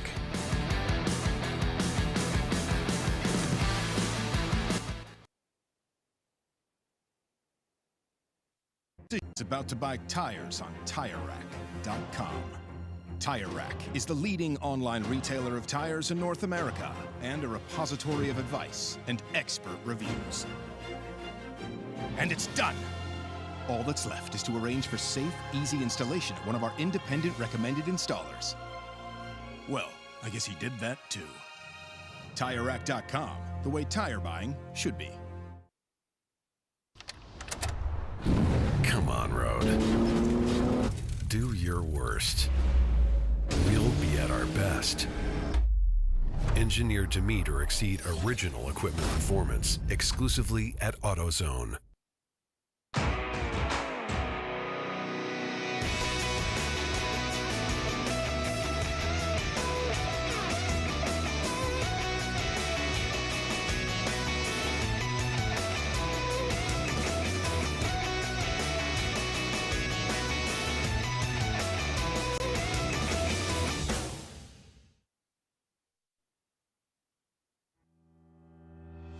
Lifeline USA is a leading manufacturer of onboard fire suppression systems. Lifeline's continuous commitment to research and development ensures that we supply the most innovative and cutting-edge products available. Used by the majority of the world's motorsport championship-winning teams and constructors, Lifeline has a proven history of success. Lifeline offers a complete range of fire suppression systems for all budgets and needs, and we continue to push development and limits on both extinguishment materials and our patented delivery systems to make the race car environment almost as safe as sitting on your sofa at home.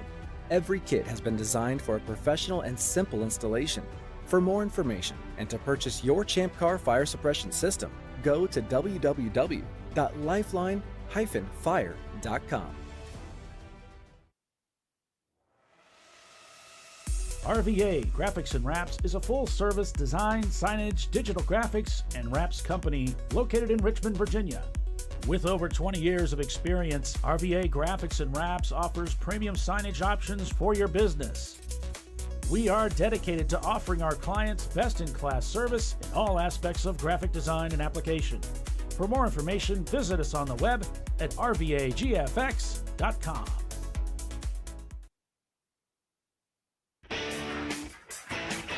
Located in Northeast Ohio with 40 years of combined experience, Money Shift Racing knows how to deliver performance and safety, offering everything you need to get your vehicle and drivers ready for race day. From safety equipment to full engine assembly and repair, in-house fabrication, 3D design, and rapid prototyping. Money Shift Racing. Performance done right.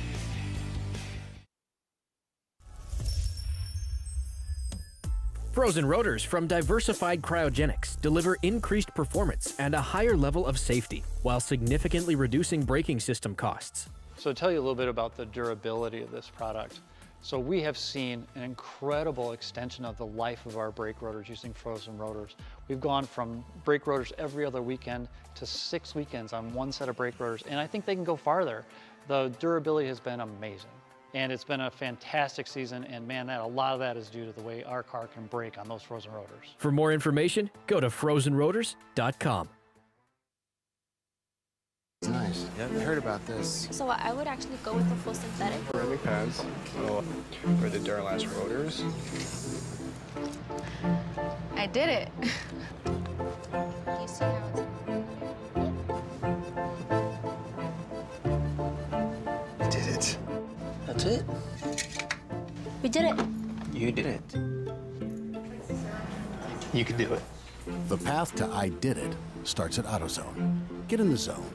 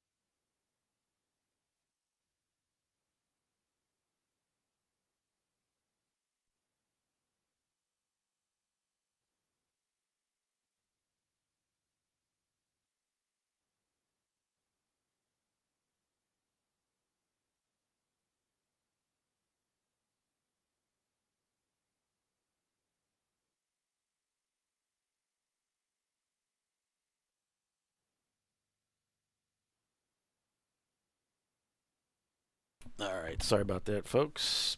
Back at it here.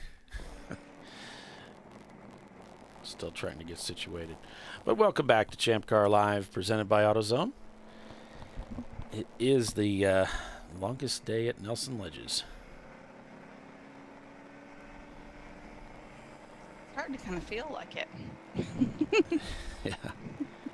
Yeah, I was thinking, I woke up around about 10 to 5. I thought, I think I can do this. I could be ready by 5:30, so I started the stream a little early. Oh, Nichols off track. Oh, he's sliding sideways. Manages to get it gathered back up and back on the track. You could tell it looked like he was kind of in trouble there.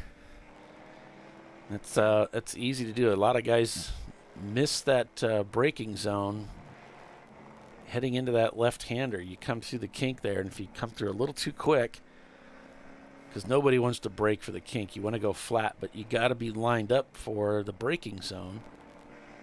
And if you don't have the car relatively squared up, then you're in trouble. That's what happened to him. You can't get on the brakes hard enough to make the turn. Oh, he's off the track again. Oh. I wonder. Oh. Get it gathered up there. And now he's got quite a bit of vibration, Tiffany. Wonder if he's got a tire that's gone down. Definitely something's up. There's Money Shift. Looking for a way by.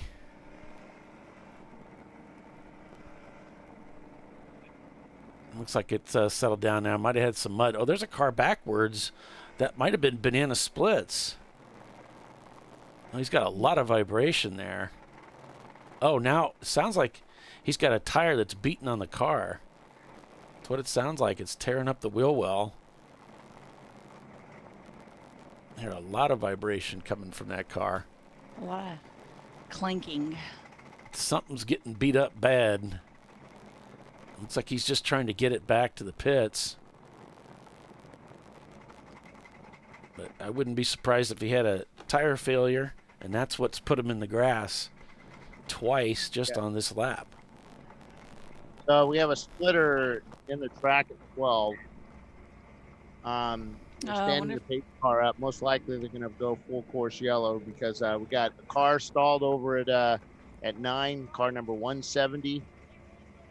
Oh, it was the Banana Splits car. Okay. Good eye, Polly.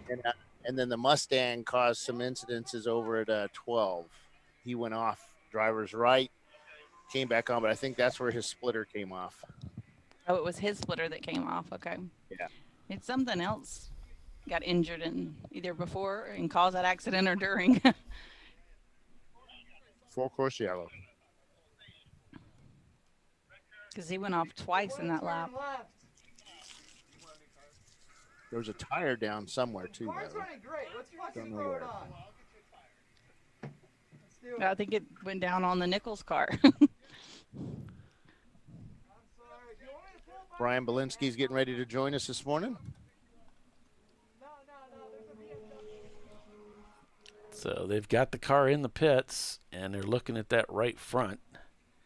He's saying the car's not turning too good to the left, so they're going to work on that. And that was the corner they needed to make a left in. The tow truck and safety 2 are headed out right now to under the bridge, headed out on track. Did the Banana Splits car just come to a stop out there? Yep.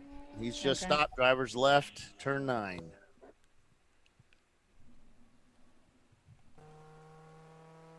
That's our 6th place car, so. See if any of the teams are going to use this to their advantage. Looks like RVA Graphics is just sitting. They're just sitting down. Their crew guys just sitting there. The drivers are somewhere else. So I was talking to Jack earlier. I want to say about 1 o'clock last night, I got a report over the radio that 111 was into the wall.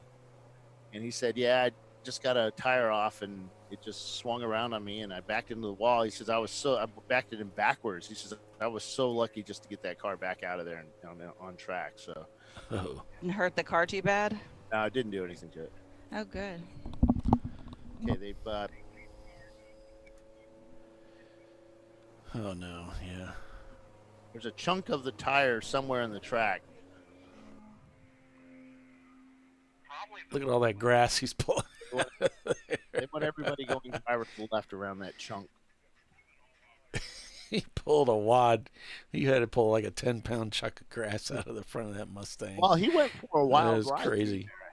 He went off twice, Bill. We were on board with him. Yeah, there's so much grass out there, cut grass. When you there's a lot of it. It's crazy. You go up and down pit lane, you can see all the guys that had done some excursions last night, some off-roading, and you can see all the grass on pit lane, all swept up into neat little piles. Well, they're bringing fuel up to the wall at RVA. There's Jack checking out his watch. So they're considering making a the stop. wheel came off too on the 170. Oh no. Oh.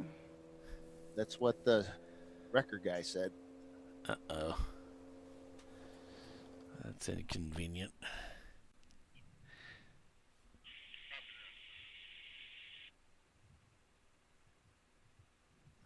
Okay, station 12. The field is bunched up. Once they're clear, then you need to come out just a minute. Okay, I'm going out now to get all the crap. So RVA stays out.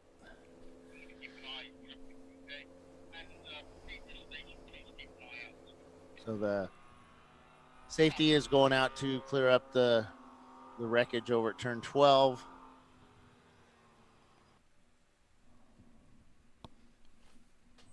As the cars come down the front straightaway under caution, under control of the pace car.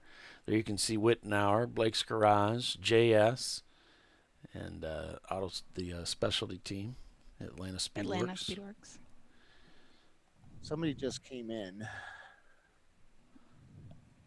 It's a BMW of some sort. I can't see tents in the way. And Nichols is out of the car. Here's our that Blake's Garage? Yeah. Our little train of cars here.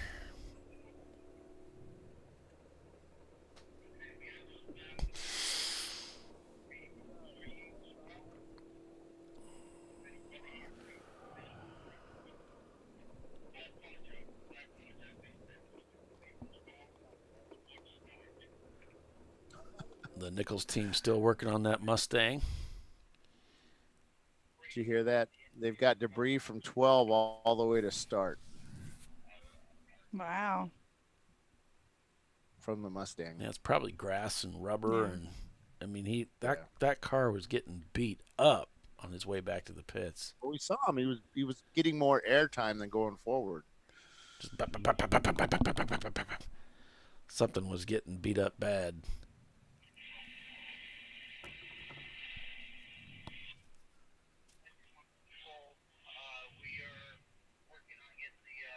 Morning, everyone. Morning, Brian. How are you? I'm good. How are you? Delightful. It's been a very interesting race. Lots of stuff going on. So right now we're under caution. We had a couple cars. We had one car. We got a car off to the left here.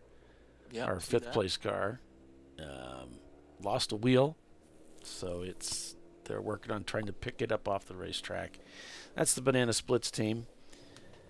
And we were actually watching from inside the Nichols Racing Mustang as they were bringing their car in at the same time, having a lot of trouble keeping it on the racetrack with a failed tire. So they got that car in the pits. And it was just tearing up the race car as they were trying to get it back. And so there's a lot of debris now on the track that has to be cleaned up. So officials are looking at that. So should be going back to green here before too long.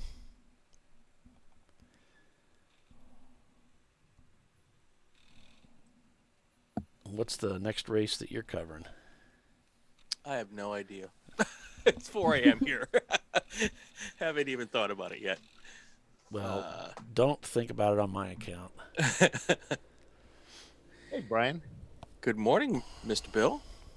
Brian, where's home for you? Home is in near Pasadena, California. Oh, that explains the time. Yes. He's on the parade route. Yes, I was gonna take you all through the overnight hours, but that didn't end up happening. So Tried, man. I got it up to Facebook. It was working really good, and then it didn't. nah, it's all good. Like All right. surprisingly, it didn't. But yeah, we don't race out here in the summer because it's just too friggin' hot. So we come up in September again. So. And Brian, California used to not be so hot. Yeah. And Brian, I'm going to ask you to back your audio down about a notch or two. How about that? Is that better? Oh yeah, it's on point. Thanks. Perfect. I just like to hear a lot of me. That's okay. You can turn up that little phono thing there and crank it to your heart's delight. Sounds like that Mustang is having fuel issues again.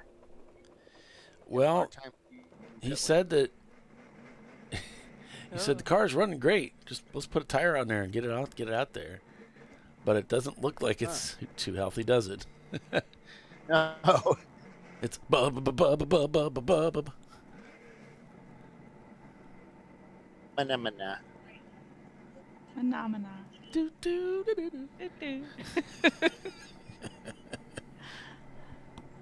never got to do that. And that's what happens after 21 hours, people. Yeah. Yes. They start singing to us. Oh, we do that anyway. that there's no extra charge for that. That's part of the perks of watching the show. You get to hear me sing. 380 back on track. So I see Nelson Ledges is showing the cars and drivers the love that it always does on a 24-hour race. Yep. Lots of tires popping up into the air. Yeah. Cars popping up in the air due to tires. Yeah, fun stuff. Actually, I thought we would have even less cars running at this time. So these guys are kicking butt. And here comes the sad story of the moment. The BMW of Banana Splits being towed back. It's a tow of shame. But first, yeah. I mean, we only have a little over 2.5 hours to go, and then they've run a really good race up until now. It's been eventful. They've kind of been at the center of a lot of the conversations. And for multiple reasons. Oh, yeah, the whole wheel's gone. Yeah. So that actually took a beating last night during that wreck. The tire was completely blown off the rim as they brought it down pit lane. But it had taken a pretty good side hit. So, they put another wheel on it. So it may be not necessarily the rim, but the bearing. Yeah, bearing or the stub, or I don't know if that had disc brakes on it, but yep, the whole stud. Yeah, the studs. That's it. The studs may have broke. Who knows? Yeah, it's got M3 brakes on it, and but it doesn't anymore. No, I'm sure they won't be back out. That'll be the end for Banana Splits. Yeah, that's the end of it. The suspension's completely bent around. The muffler is just hanging on for dear life. They did find the wheel in the sea of tires out there. The tire is still attached to that wheel. We're back to green. Let me go grab that camera. Yeah, I think that's the car that started with a windshield and no longer has a windshield. That's right. Correct. No, we didn't have a camera in the Banana Splits car, Bill. Oh, wait a minute. Yes, we did. We did. That's right. I take that back.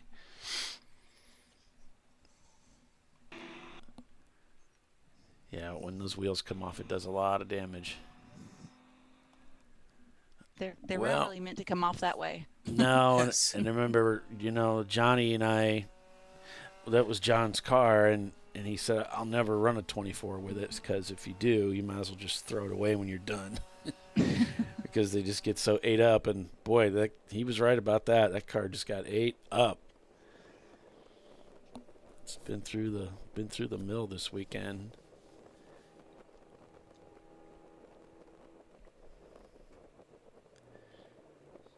Yeah, I wouldn't want to be in charge of putting that one back together again. Or that one or the visceral cars. They took some serious damage. I don't know how Ron does it. I mean, just this has been a crazy year for him, and dealing with all that. It's been a crazy year. Just winning the championship, but then race after race of just taking everything home on a trailer broke. It's terrible. Endurance racing. Highs and lows of extremity. I mean, extreme measures of highs and low. Just crazy. So that's going to do it for Banana Splits. But Blake's Garage and RVA looking pretty strong out there. You know, that's a perfect example of how this sport really has no favorites. You know, it can be as high as possible, and then and we've seen it all over the place. You know, teams have a great year and then go years without getting a win. Mm-hmm. You know, Can really challenge some friendships. well, and it can also challenge your desire to continue doing it. Mm-hmm. And your wallet. Exactly. I mean, it's a costly proposition, and but racing is a lot like golf. You can hit one or two shots every round. It's just enough to make you think you're good at it. Good enough. good enough to keep coming back for another round. Right.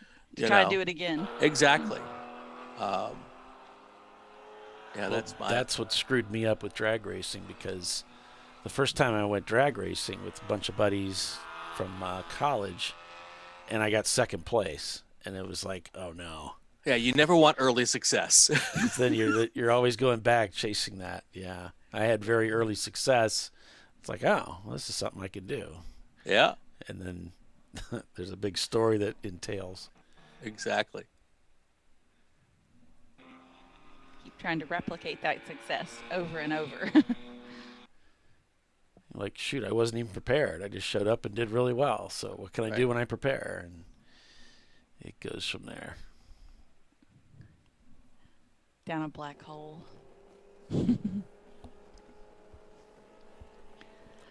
Nothing like racing to teach you about dealing with disappointment. Yeah, ain't that the truth? Lots of life lessons. So Nichols Racing back out on the racetrack in their 03 Ford Mustang after that spectacular wheel failure. Having trouble with power here, you can see the downshifting. Let's see if he goes through any power cycling. No. Oh, it doesn't sound good at all. Yeah, that sounds not so good. And you know, if you're having fuel delivery issues, which they have been having, you're asking for engine failure, because if you lean the engine out too much, that causes a lot of heat, and that can damage that engine. Now, it sounds like, again, he's just not getting fuel or ignition system. So, got some pictures that Bill has sent my way of the Banana Splits car. We'll see if the Mustang makes it back. It looks like it will.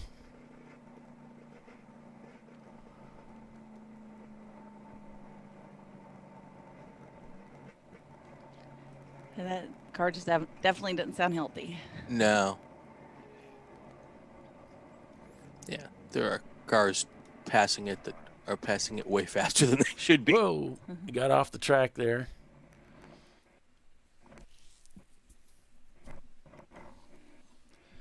So a quick look here. You can see from the Banana Splits the damage to that left rear. Oh, there's only 2 studs on that wheel hub.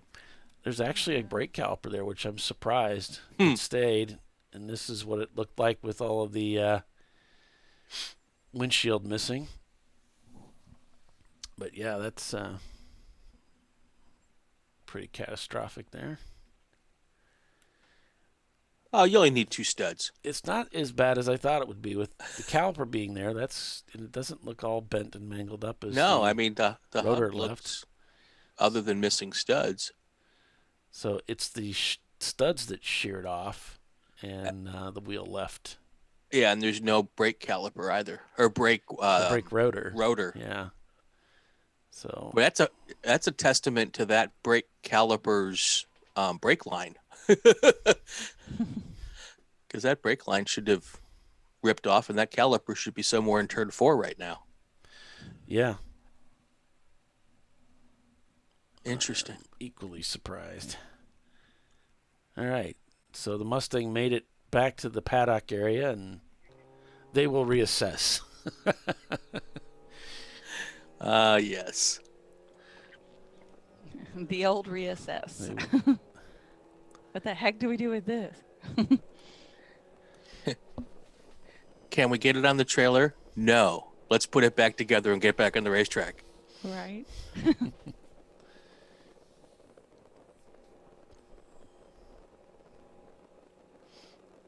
Hiller said he was dancing on the gas.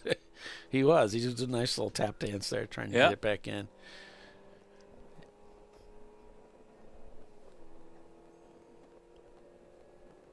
All right.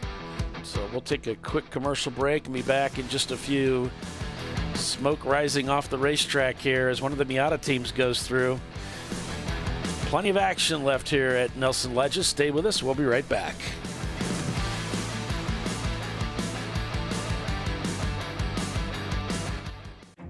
An important decision is afoot. This man is about to buy tires on TireRack.com. Tire Rack is the leading online retailer of tires in North America and a repository of advice and expert reviews.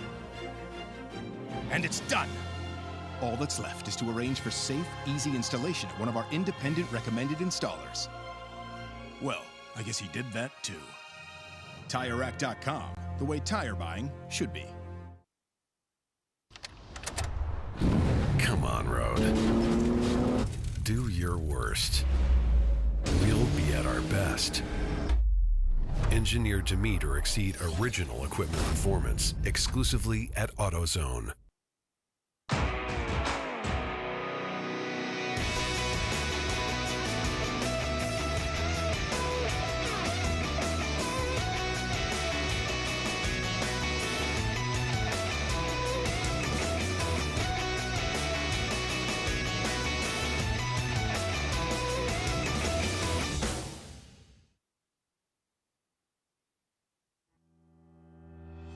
Lifeline USA is a leading manufacturer of onboard fire suppression systems. Lifeline's continuous commitment to research and development ensures that we supply the most innovative and cutting-edge products available. Used by the majority of the world's motorsport championship-winning teams and constructors, Lifeline has a proven history of success. Lifeline offers a complete range of fire suppression systems for all budgets and needs, and we continue to push development and limits on both extinguishment materials and our patented delivery systems to make the race car environment almost as safe as sitting on your sofa at home. Every kit has been designed for a professional and simple installation. For more information and to purchase your ChampCar fire suppression system, go to www.lifeline-fire.com. RVA Graphics and Wraps is a full-service design, signage, digital graphics, and wraps company located in Richmond, Virginia. With over 20 years of experience, RVA Graphics and Wraps offers premium signage options for your business. We are dedicated to offering our clients best-in-class service in all aspects of graphic design and application. For more information, visit us on the web at rvagfx.com.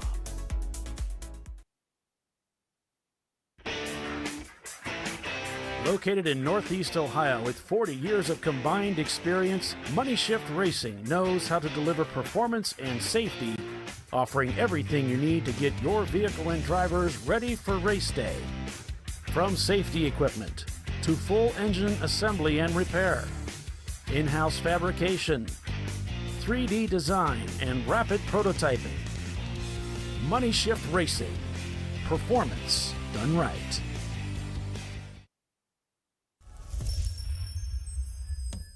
Frozen rotors from Diversified Cryogenics deliver increased performance and a higher level of safety while significantly reducing braking system costs. So to tell you a little bit about the durability of this product.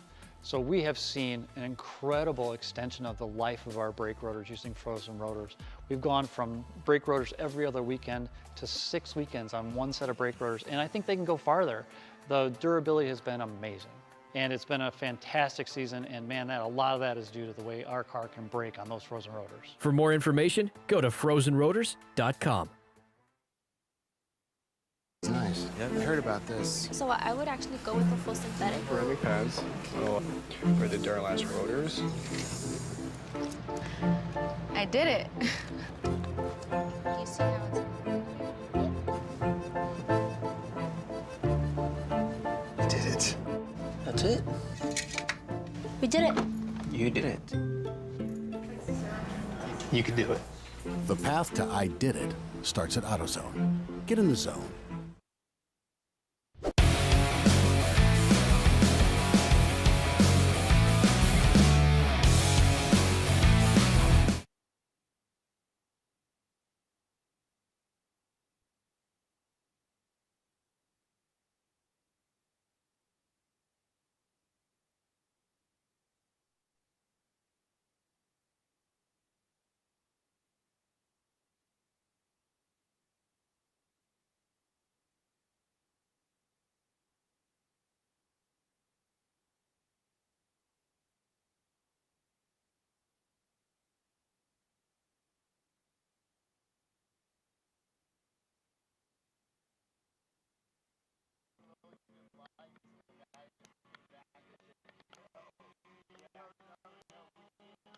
All right, guys. Sorry, I should have waited before I started the show. I am not ready. But welcome back, everybody, to Champ Car Live. Sorry about the delay there. Banana splits. That was the inside car view as we're pulling the camera out of that car. Whew, what a rough weekend for those guys. Actually, that was a camera view of the car that it's going into now. I take that back. Get that audio cut down there so we're not getting annoyed by that. So, looks like one of the red cars out here this weekend. But welcome back, everybody, to Champ Car Live, presented by AutoZone. It is the TireRack.com Champ Car Endurance Series race at Nelson Ledges Road Course. And the Nichols Mustang looks like they're done. So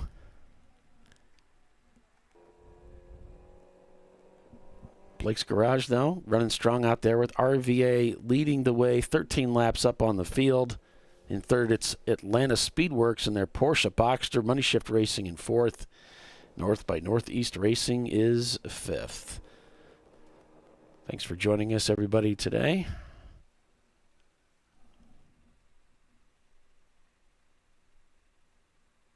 And they are at pit out, and they are being released.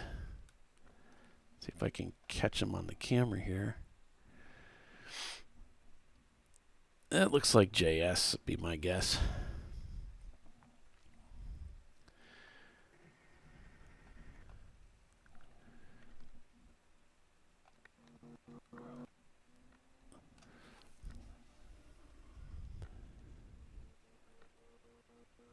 So, new driver in and fresh load of fuel, and we'll see how things go for them.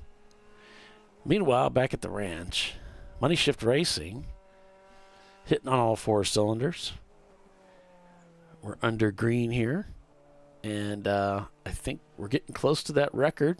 We're working lap 882. Still What hoping. is the record? We were just over 900 laps. We're Okay. hoping for 1,000. That was Doc and I always wanted to get to 1,000 laps. Nice. And I don't think we've had any red flags this year, which man, we might make it. Oh, you just may have put the announcer's curse on this whole deal. Well, that's what I do. I do this all day long. Apparently, you haven't worked with me before.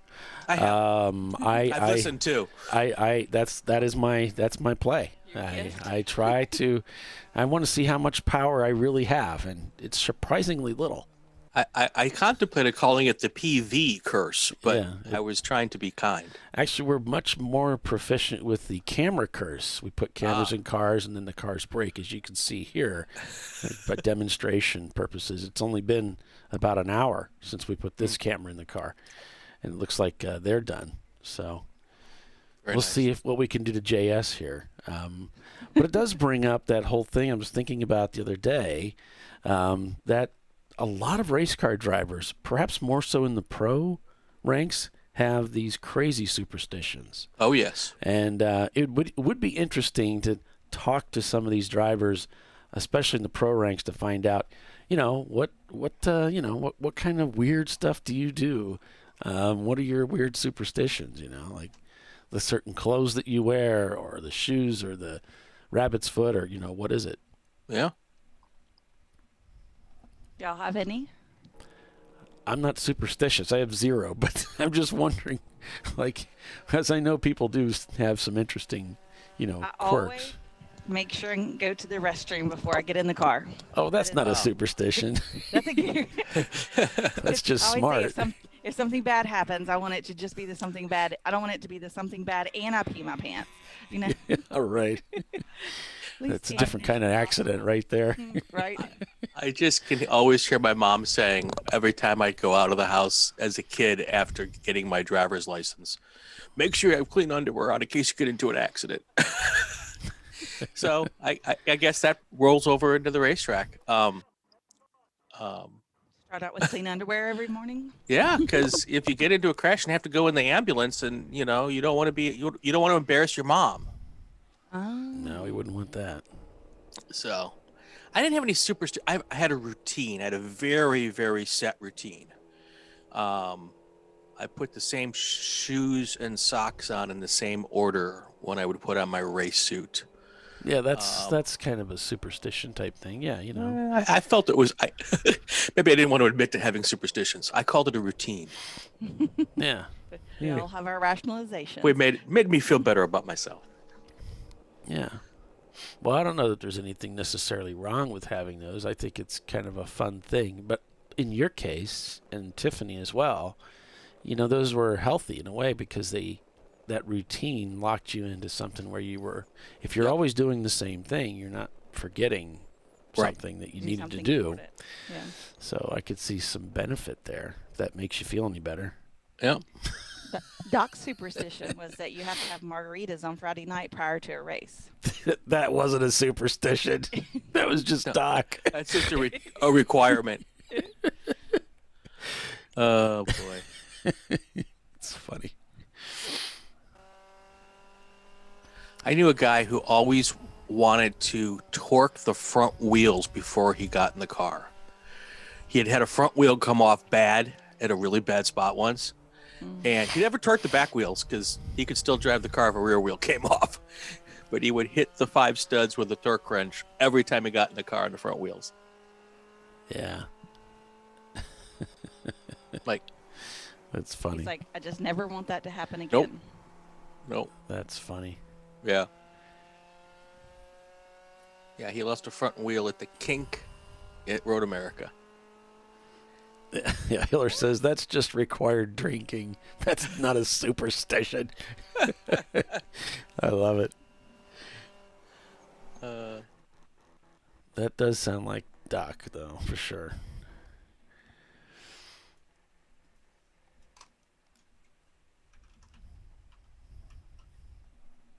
So JS right now. The Texas margaritas. I'd never had that before, and I still don't know why they're different. I guess I could Google it, but I just haven't.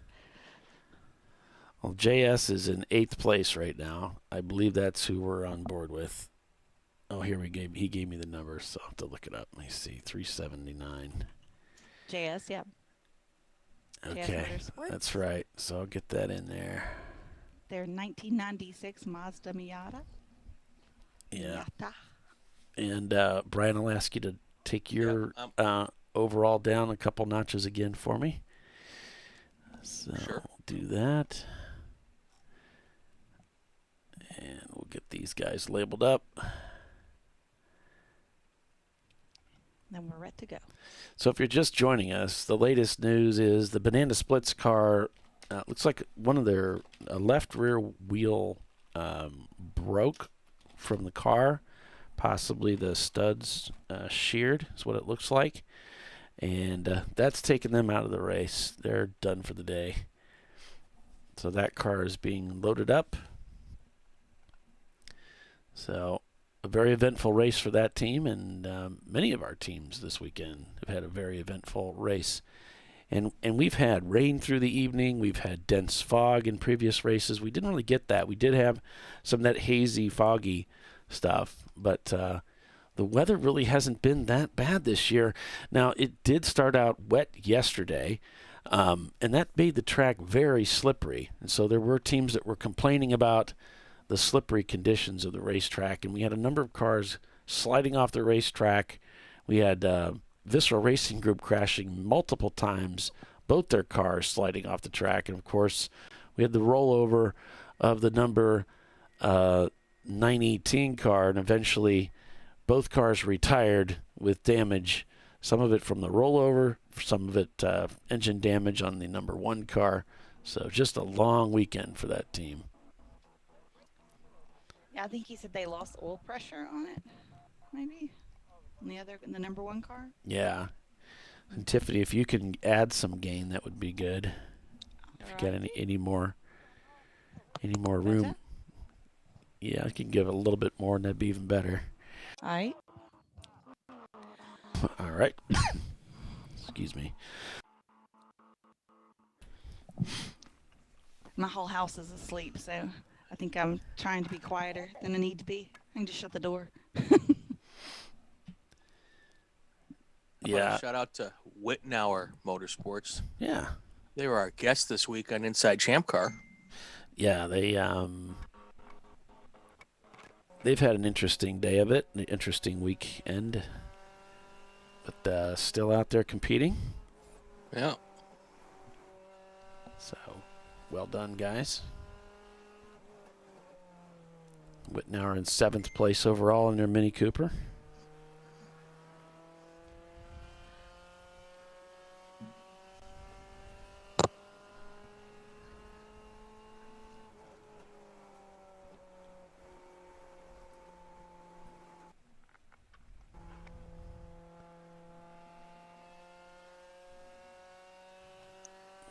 We now have another front straightaway camera for us, so it will be good for the finish of the race. Checkered flag at 10 a.m. It's about 2 hours and 15 minutes from now.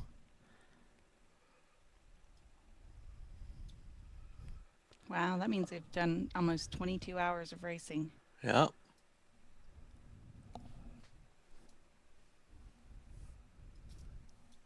Glad someone did that math because my brain's not working enough for that just yet. It's a little early still. Nothing like the sound of a nice Honda in the morning, though. We can do that. There you go. Oh, yeah. Can't beat it.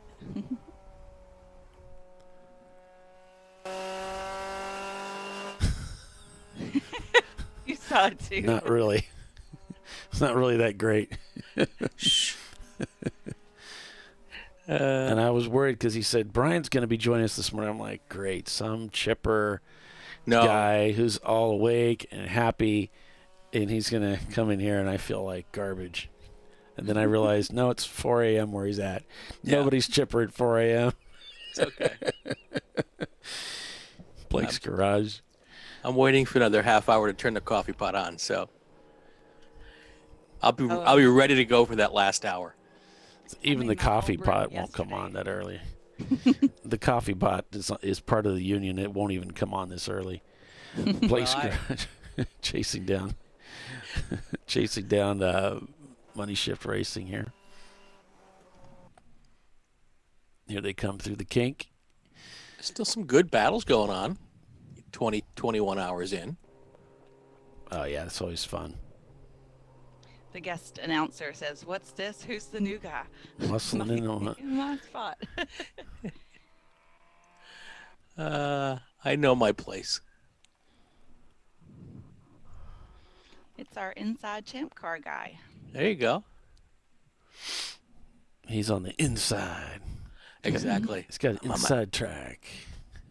I'm sitting on the edge. That's right. He's on the edge. That's our favorite part of the whole show, Paul, by the way. That promo. That's it. That's right.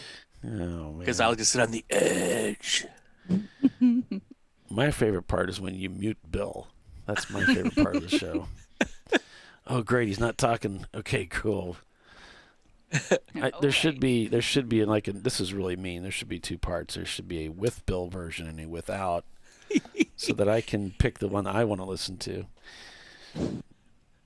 Bill's putting his headset on at the perfect time. What? Nothing, Bill. Bill version and the what version? Oh, I was just being mean. I was talking about the podcast. There should be a with Bill version and a without, so I can listen to the other one. So you can pick his preference. What is a good promo? That is a good promo line. The promo line is completely stolen. There was a guy that did these ads here in Fort Wayne for our local racetrack, Bearfield Raceway. Yep. And so he had this, which is we have a couple oval tracks that are actually not being run anymore. The track's abandoned. But they hired some guy that did these promos, and he'd say Sunday, yeah. and do that Yep. kind of thing, and then and then he'd say, "We'll sell you the whole seat, but you'll only need the edge." And I thought that was the funniest thing ever. Yeah, he's must have been a Midwest guy because he did Slinger Speedway and Great Lakes Dragway. That's where I grew up in Wisconsin. Same guy. Okay. Yeah. There's a whole Wikipedia on him. It made sense because he sounded more Chicago-like, more than it would be just Fort Wayne, somebody this guy hired that was doing these things, and so I'm sure it was the same guy, That was funny. But no, you guys, man, almost every week you guys do a show. That's a lot for Champ Car, but it's all Bill's fault. He loves it. Well, Brian does all the work. I just sit back and cause issues, just like on this show. Yeah, but it's a good time, and the guests we've had on have been fantastic, and if you haven't been on yet, I'm sure we'll have time to do that. We do one every week, so it's a lot of fun.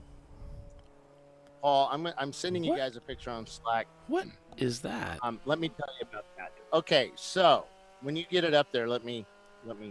Okay. All right. So I go to collect the camera from Banana Splits.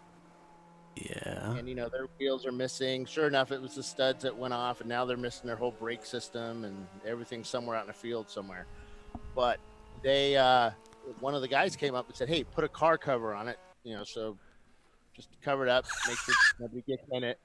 And they threw a plastic cover over it, and the heat engine, it turned into a hot air balloon. Oh, it that's is now awesome. It's now floating over turn 4. It looks like a jellyfish. We're searching for them. They're going to get in trouble for for some dronage, because it specifically states no drones at our events. It looks like a large hairnet has been. It does. Can I get some burger with those fries? You want extra fries, hon? Kiss my grits. So yeah, it's that was pretty funny. Oh, that's beautiful. And I like to thank Alaric for the picture from Flagtronics because I was overworking and they were up here having fun. That's funny. Did I say that with spite? That was funny. 3 decades doing this, and there are very few things I've never seen before. That's one of them. Their car cover blown up. Okay. That's got to be a commercial. I mean, whoever made that car cover needs to get that picture. That'll end up on an ad somewhere. I walked away from the car and I saw them putting this plastic cover over it. I didn't even think about it. I said, "Oh, that's weird. They don't want people to see inside of it, but they're putting a clear cover on it." And then, I just walked away and I went and did my stuff. And then I hear yelling at me. I'm giving the flagger another checker flag. and setting up the checkered flag camera. And yeah, I was not expecting that. It's pretty awesome. That is funny. All right, so I'm going to head back down to pit lane because well, maybe not just yet. RVA Graphics, I believe they have about 10 more minutes, maybe 5 minutes. They'll be coming in. Yeah. And, our friends over at the Mini Cooper pit lane will be coming in as well about 8:15. Cool. Wittenhauer? No. Yep, Wittenhauer. Yep. I mean, if they can hold out 10 more minutes, then they can probably make it to the end with this last stop. I think everybody is. Mhm. Jack's getting in the car at RVA Graphics and Wraps. So he's getting all suited up. Most teams getting 2 hours out of a tank full. Is that what's going on? Not all teams, but it's close. Hmm. The cars left are. And you got my other camera I put in, right? Yeah, it's cool. It's actually a little bit ahead of the other cameras, so it's kicking butt. Or the Miata. You got the Miata one, right? Yeah. All right, headed down. Looks like RVA's coming in soon, so I'm going to head down there. Sweet. Thanks, Bill. Hopefully we'll get that camera going for you folks, so we'll have a nice lead car finish. Blake's Garage also in P2. They've been strong all race long. So the standings right now, your lead class car, C-Class, and overall is RVA Graphics and Wraps, followed by Blake's Garage, Atlanta Speedworks, Money Shift Racing leading B-Class, Blake's Garage leading A-Class. And fifth place overall is North by Northeast Racing. Again, if you want to follow along with your favorite teams, you can do so by going to race-monitor.com. And just look for the Nelson Ledges Champ Car race. And you can follow along there. It's also the same information that we have scrolling on the left side of the screen. Why, yes, it is.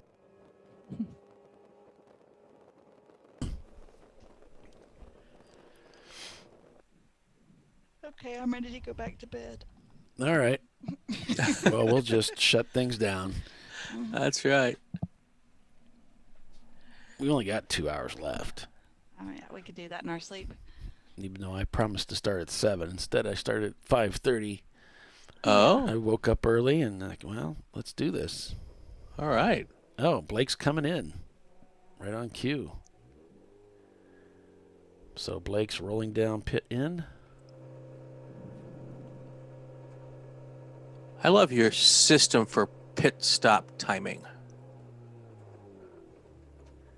Well, we have two. We use the old egg timers, and Yeah. we're also using Flagtronics. So Right. eventually it'll be just Flagtronics.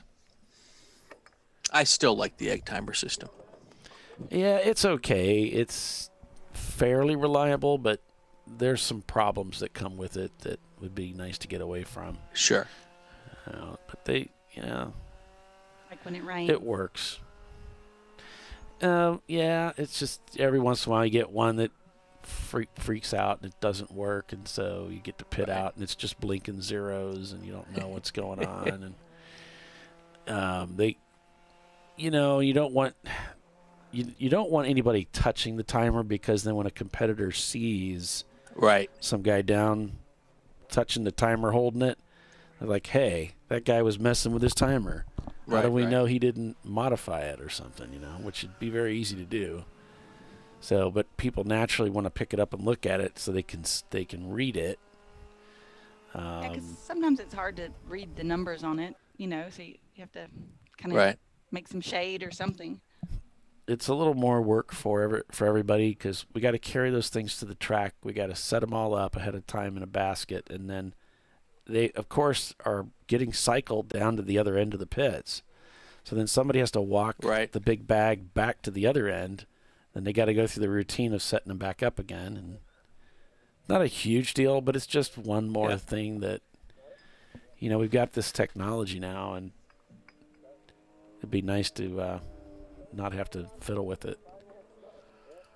I will tell you why I had first-hand experience with the Flagtronics up at Willow Springs when you guys were up here in June last month.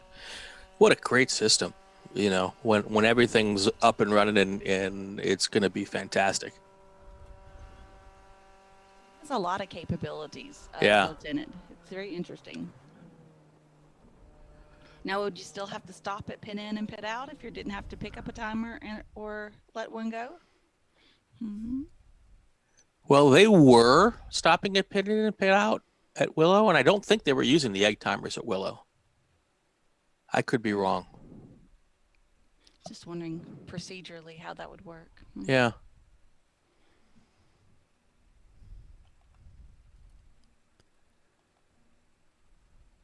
I mean, obviously, race control can see from the Flagtronics if you stayed here full time, but would we be self-policing that, or just wondering, thinking out loud?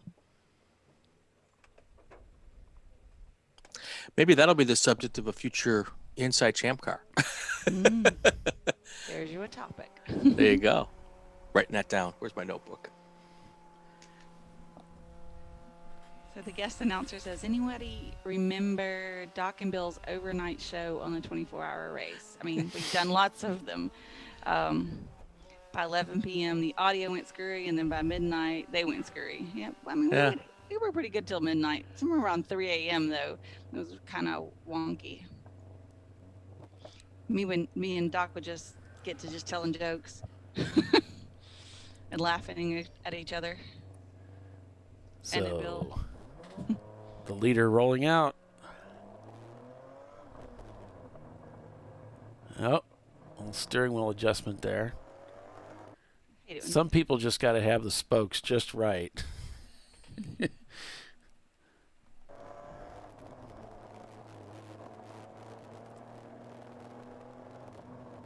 So it's right on the 2-hour line, so I'm guessing this is going to be their last stop. They're going to take it to the end. It should. That's what their intentions are.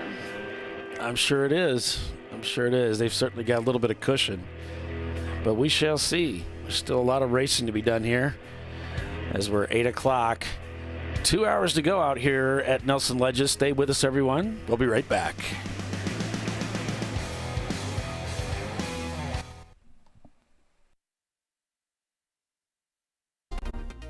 Welcome to TireRack.com, revolutionizing tire buying since 1979. With our unmatched selection of branded products, finding what fits your vehicle and is right for you and how and where you drive has never been easier. Through helpful online shopping tools that include our professional hands-on reviews done at the introduction of a tire and consumer reviews that give real-world feedback over the life of the tire, you can make the right tire choice and find exactly what you need. And if you prefer to talk to someone, our tire testers, our sales team, are available on the phone. And that's how we get you the right tire for you and your vehicle for where and how you drive.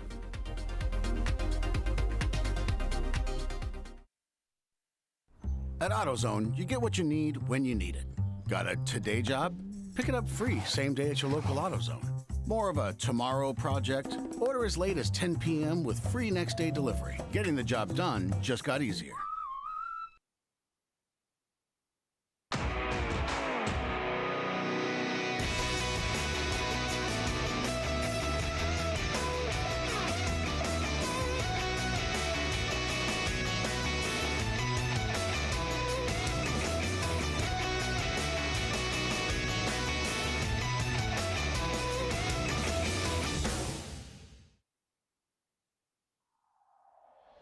Discovery Parts is a veteran-owned racing and safety equipment company. While we're located inside Atlanta Motorsports Park in Dawsonville, Georgia, Discovery Parts can also be found at the tracks, supporting a number of Champ Car Series events. We take pride in being a reseller of the best of the industry to Champ Car teams and drivers. We know racing, love racing, and look forward to tomorrow to even more racing. Visit us at discoveryparts.com.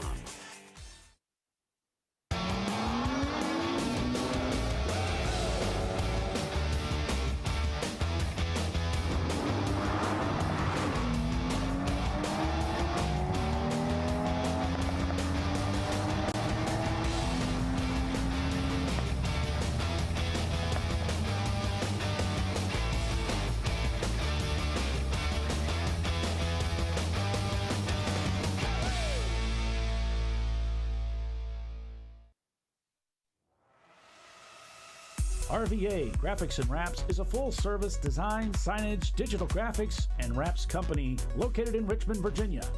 With over 20 years of experience, RVA Graphics and Wraps offers premium signage options for your business.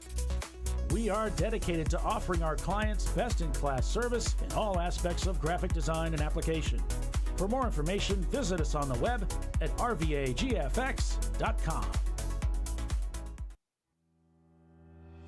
Lifeline USA is a leading manufacturer of onboard fire suppression systems. Lifeline's continuous commitment to research and development ensures that we supply the most innovative and cutting-edge products available, used by the majority of the world's motorsport championship-winning teams and constructors. Lifeline has a proven history of success. Lifeline offers a complete range of fire suppression systems for all budgets and needs, and we continue to push development and limits on both extinguishment materials and our patented delivery systems to make the race car environment almost as safe as sitting on your sofa at home. Every kit has been designed for a professional and simple installation. For more information and to purchase your ChampCar fire suppression system, go to www.lifeline-fire.com. Located in Northeast Ohio, with 40 years of combined experience, Money Shift Racing knows how to deliver performance and safety, offering everything you need to get your vehicle and drivers ready for race day. From safety equipment to full engine assembly and repair, in-house fabrication, 3D design, and rapid prototyping. Money Shift Racing. Performance done right. Frozen rotors from Diversified Cryogenics deliver increased performance and a higher level of safety, while significantly reducing braking system costs. So to tell you a little bit about the durability of this product. So we have seen an incredible extension of the life of our brake rotors using frozen rotors. We've gone from brake rotors every other weekend to 6 weekends on one set of brake rotors, and I think they can go farther. The durability has been amazing. And it's been a fantastic season, and man, a lot of that is due to the way our car can brake on those frozen rotors. For more information, go to frozenrotors.com. Come on, road. Do your worst. We'll be at our best. Engineered to meet or exceed original equipment performance, exclusively at AutoZone.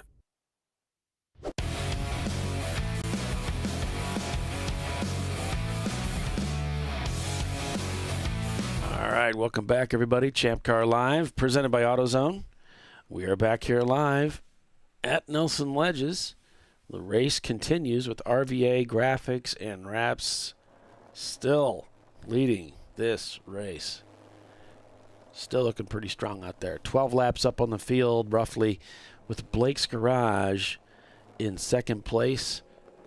Both cars turning very similar lap times, both 121s that last time through. Atlanta Speedworks in third spot, just turned a 123.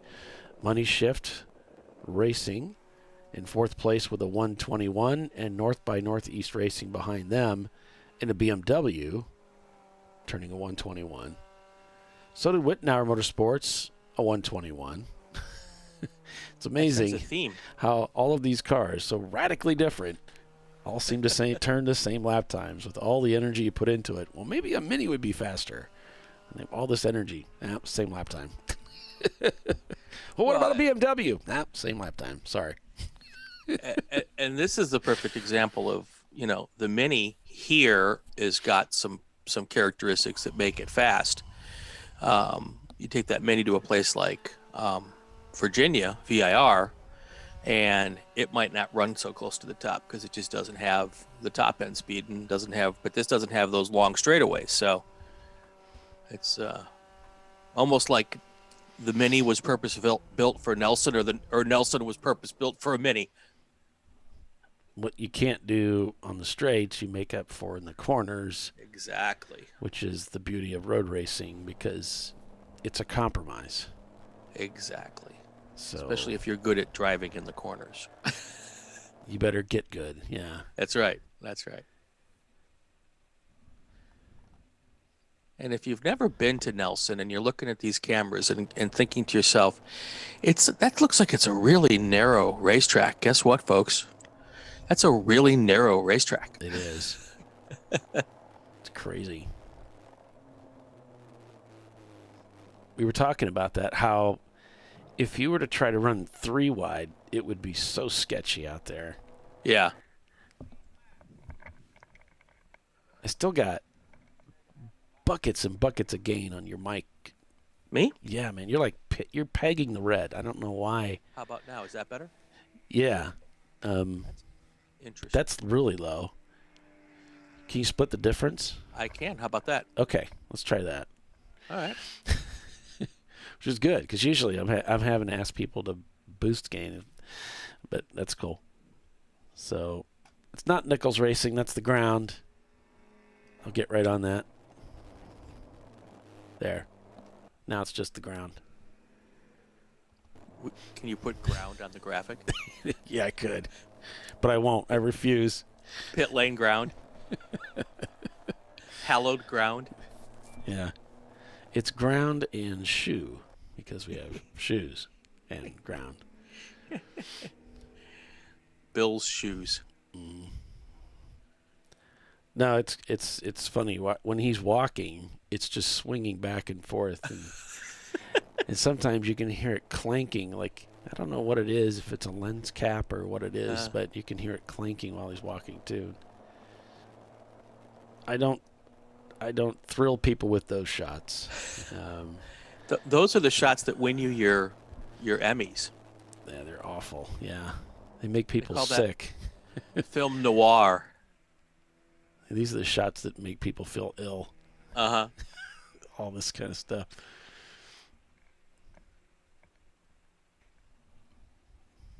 But might be just setting up a pit-in cam. I think he said that's what he was doing.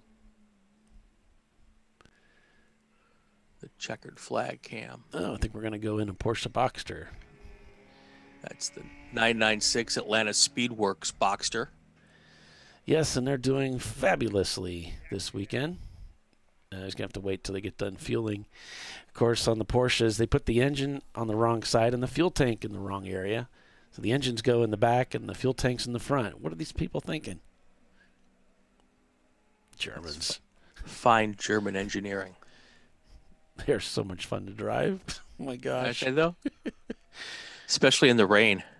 It's crazy. Well, I've never raced one in the rain, but I raced them in the dry, and I had a lot of fun with it. The grip load's crazy. Of course, I think that they were cheating, but it still felt great. Yeah. A 914 in the wet is just awesome. Huh. That little mid-engine. Yeah, I've never driven a 914. Rear engine's great. Mid-engine, better. Mid-engine, yeah, all the way. Yeah, it's the bee's knees. JS Motorsports looking for a way by. Wow, got by quick. Yeah, that didn't take long at all. Might have got a little help there as he went through. JS coming through here. Through the carousel. Rounded that very tricky turn number 9.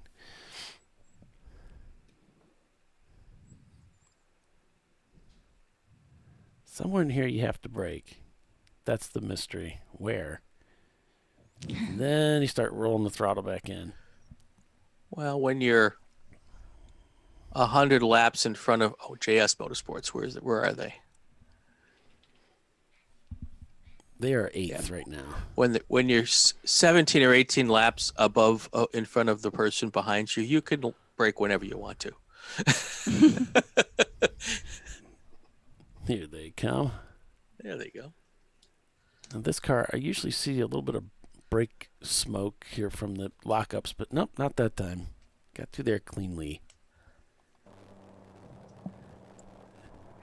Meanwhile, RVA putting on a clinic. 903 laps. Hiller doing some math. It's going to be close. Might get that 1,000 laps.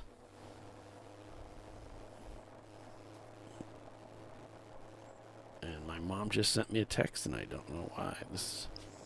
what this is all about. Oh, because they're racing electric cars in New York City streets, and my mom's like, "What is this madness?" It's like, yeah, they do that. I don't know. I imagine they have a street circuit that they put together in New York. Yeah, it's around Coney Island. It's there you it's go. for the Formula E series. Which my colleague, I like to say that, my colleague Bob Varsha is one of those pros that calls those races. So make sure you check him out. If you want to see a big schmozzle, go watch yesterday's race with about 8 minutes left when it started to rain. Really? Oh, yeah. What race is that? Is that the E? Yeah, it's the Formula E race in Brooklyn. They took out about 9 cars in about 4.5 minutes. I'll have to take a look at that. Yeah. And one goes off. And another. And another. Oh! And another. Oh! Yeah. That was fun. Not for the people in the cars or the people repairing them, but to watch from home. All the drama. Oh, yes. Well, get this lined up. There we are. Porsche Boxster heading back out.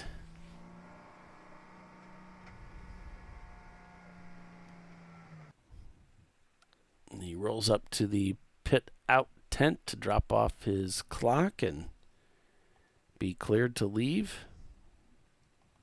Bill's gotten pretty good at putting those cameras in those cars fast, doesn't he? Well, we've been doing this a while. I got you, yeah. There's either room or there isn't. And right. And if there is, and the roll bar's the right diameter, you're good. The mechanism that we use is pretty quick. It's pretty. If you saw it, yeah, it's sort of it's a wing nut with a thread that's on a ball that just swings around the other side of the bracket into a slot, and then you spin it tight, and that's it. So it's pretty quick. Yeah. Yeah, there's nothing to plug in or anything like that. You just stick it on there, get it tight, and rock and roll. Look how clean this build is. There you go, Tiff. So nice. Welcome to a Porsche. This is you. Mm-hmm. I'll have a few of them. Well, and they're made to go fast and be race cars. So it's like there's spots to put stuff. Mm-hmm. It's like putting that front A-pillar post in on the right there. I mean, going through the dashboard. It's almost like the dashboard was prepared for that.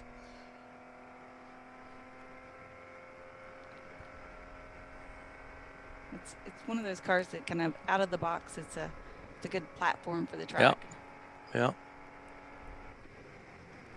And they've just gotten better and better over the years. Like, holy moly.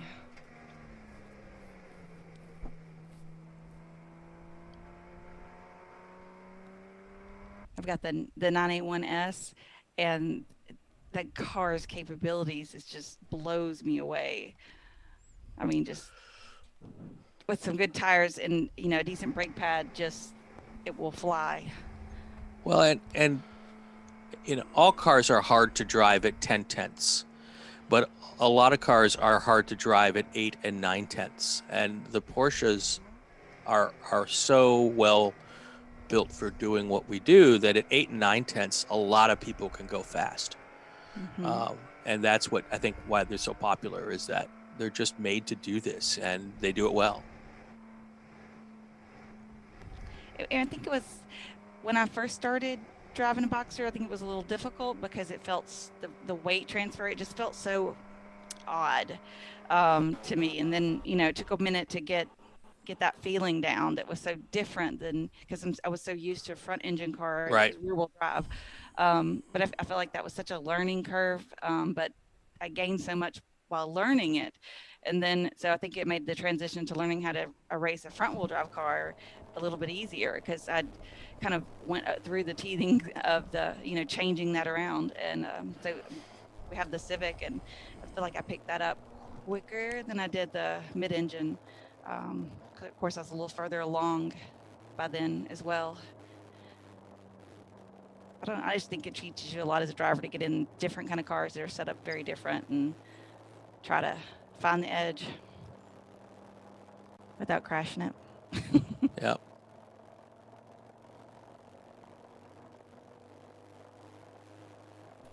Oh, I'm still here, Charles. Hey, but thanks. Wally. Hey. Got you some cameras. Yeah, that's cool. Thanks for doing that. CCL1's a Porsche. Got it. And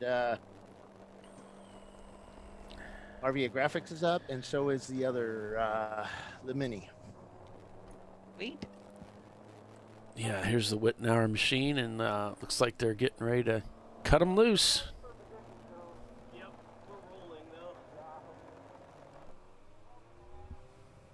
Everybody's fighting for position out there, sounds like. Looks like Dylan's in the Porsche's car. got to make up 8 laps. Here comes Money Shift. Porsche, oh. Yep, they just pulled in. Just disconnected his cool suit, so looks like he's getting ready to hop out. And this should be their final driver here. Their final pit stop. As we're about 20 minutes after 8. It's time to go home. Almost.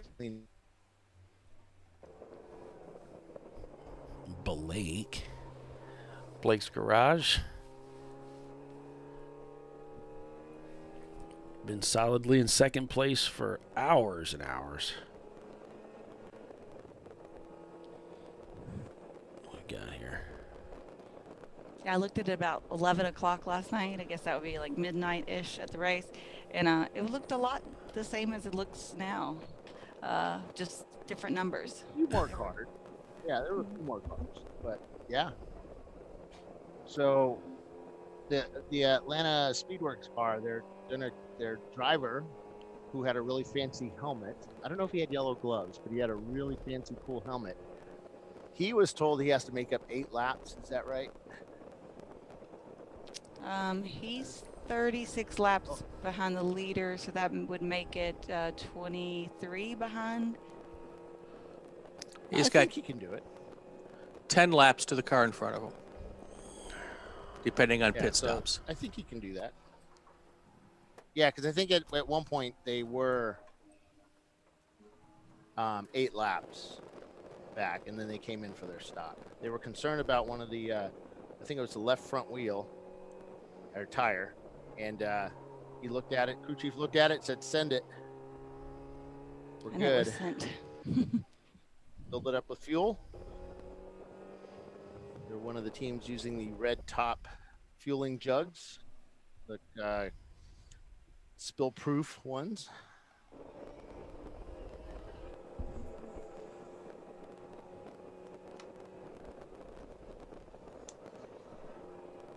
An hour and 39 minutes left. Is that right? Yeah, sounds good. Wow.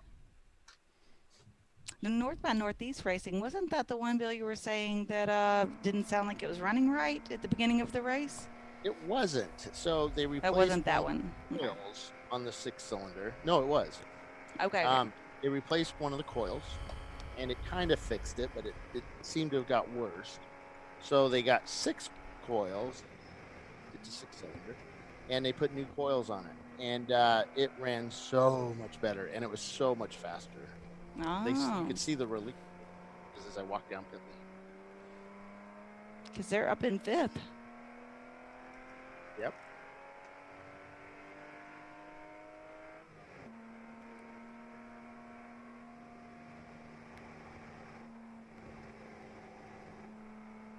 There's some big numbers between them. 910 laps. I don't think we're gonna break the. No, we're not gonna break the 1,000 laps. So We only need 90 to go. We have 90 minutes. no, won't do it. We came close in the past. I blame Close, race yet control. So far. So close and yet so far. Oh well. Alaric, we're not going to hit 1,000 laps. A girl can dream. I blame her. I blame Jackie. Yeah, the RVA guys just need to pick it up, and they're listening. Hey, guys, you need to tell Jack to pick it up because we're lean into close it. To, we want that 1,000 laps. Yep, Yeah. we want it, guys. You know there's $1 million prize if you hit 1,000 laps. Stop loafing around the track and get busy. Did I say $1 million? I might have had the point somewhere off on that. I volunteer Bill's payroll. Justin is now calling him. Step it up, boys. Step it up.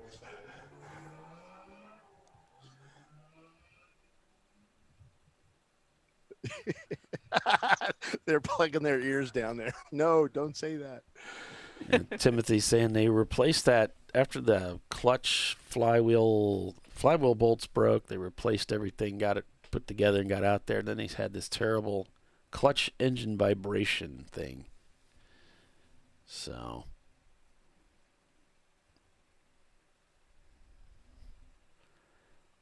more problems for the Rabbit.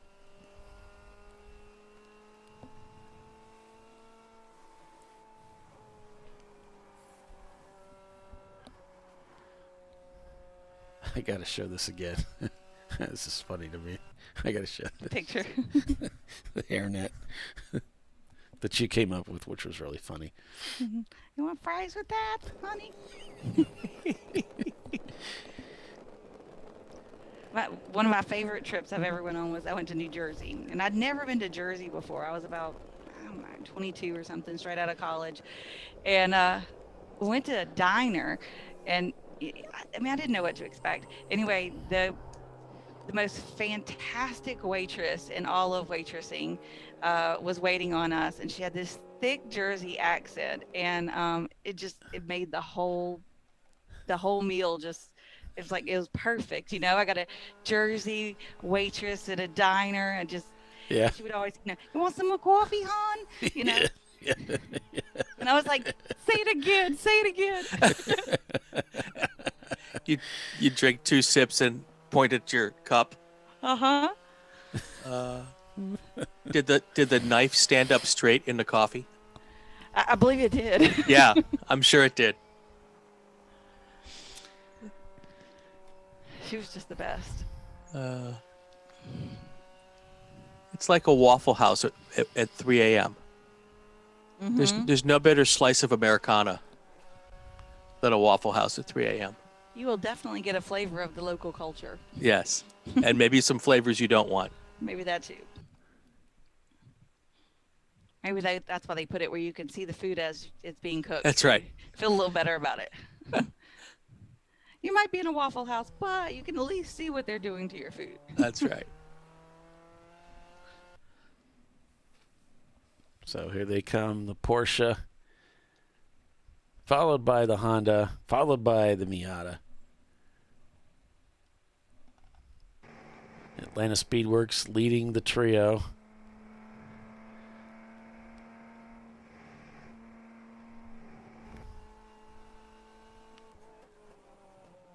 Trying to catch up with the Porsche there, and there's Blake's Garage in the shadow, trying to catch up with those three. Here comes the pass. Money Shift is the fastest car on the track right now. Ooh, careful there. Yeah, let's just point out that the 94 Honda Civic is circulating 6 seconds a lap faster than the Porsche Boxster. Just putting that out there. Crushing it. Money Shift Racing. Says the guy wearing the Honda hat.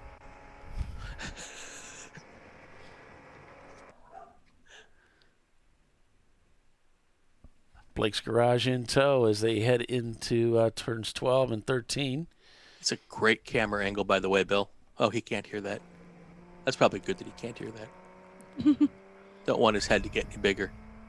Yeah, they had to make that door bigger for him to get through it. Yeah. Yeah. That's just his head, though. Just the head, yeah. Yeah.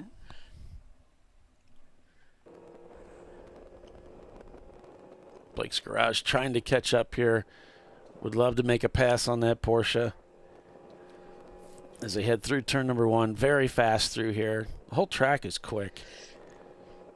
Here comes turn 3. Now into the carousel.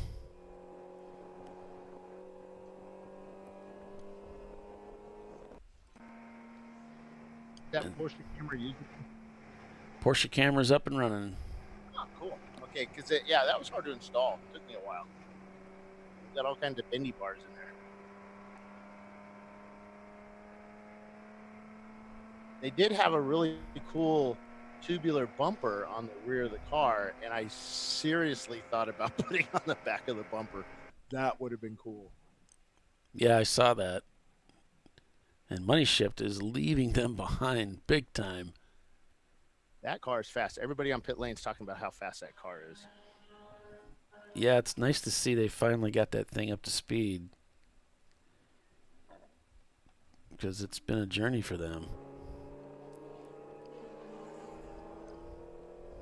Yeah, the transmission case came apart and lost a lot of oil, sensors, just little things. They're doing pretty good though.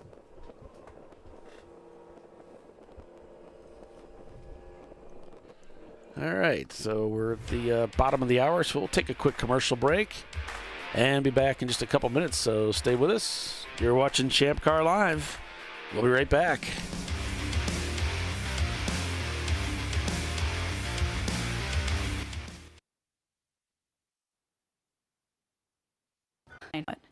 We've thought about it.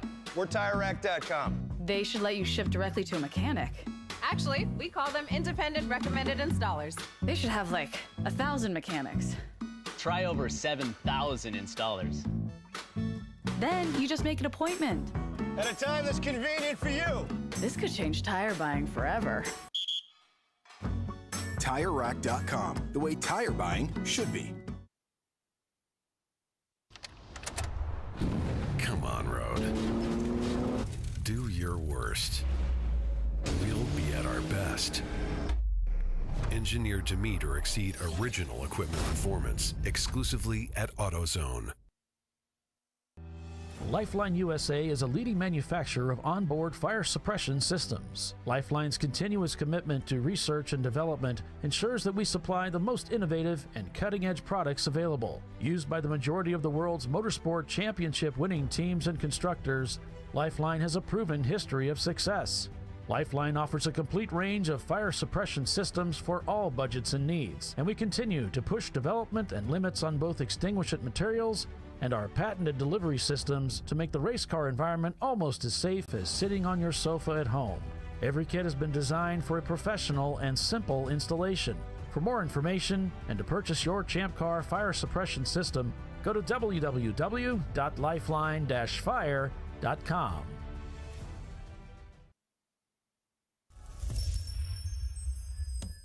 Frozen rotors from Diversified Cryogenics deliver increased performance and a higher level of safety, while significantly reducing braking system costs. So to tell you a little bit about the durability of this product. So we have seen an incredible extension of the life of our brake rotors using frozen rotors. We've gone from brake rotors every other weekend to 6 weekends on one set of brake rotors, and I think they can go farther.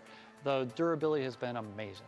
And it's been a fantastic season, and man, a lot of that is due to the way our car can brake on those frozen rotors. For more information, go to frozenrotors.com. Located in Northeast Ohio with 40 years of combined experience, Money Shift Racing knows how to deliver performance and safety, offering everything you need to get your vehicle and drivers ready for race day. From safety equipment to full engine assembly and repair, in-house fabrication, 3D design, and rapid prototyping. Money Shift Racing. Performance done right. Discovery Parts is a veteran-owned racing and safety equipment company. While we're located inside Atlanta Motorsports Park in Dawsonville, Georgia, Discovery Parts can also be found at the tracks, supporting a number of Champ Car Series events. We take pride in being a reseller of the best of the industry to Champ Car teams and drivers. We know racing, love racing, and look forward to tomorrow to even more racing. Visit us at discoveryparts.com.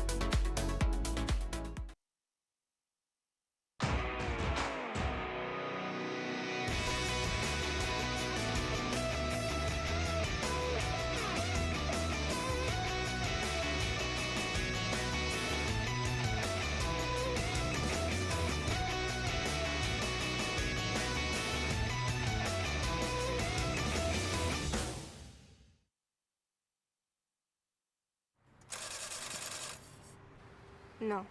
Seriously?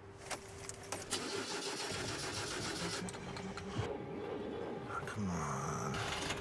No. You for real? Dale. Really? Wow. So maybe just a cable? We can help you. Welcome to America's #1 battery destination, AutoZone, your battery solution.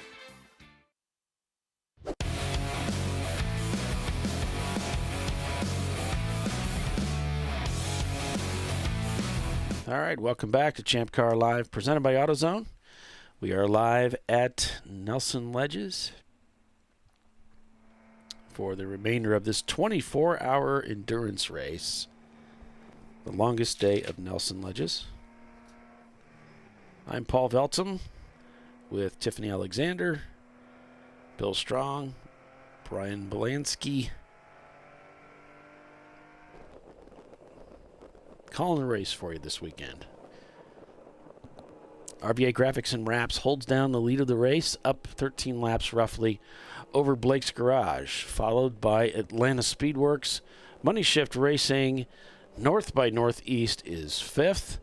Then it's Whitnauer Motorsports, JS Motorsports, the Banana Splits, MDR Motorsports, and we know that and Nichols Racing. I believe Nichols and Banana retired from the race. They said they would get it out. They would get the car out. But Which they're working. Which they? Nichols. Nichols. The Mustang. All right. It was up on jack stands. That's the EC car, right? Yeah. Yeah, they had it up on jack stands. A couple of guys standing around. One guy looking for tools. So that's why I took the camera out. Cool. Because you got to have those tools in your hand if you want to, have the camera. There's rules.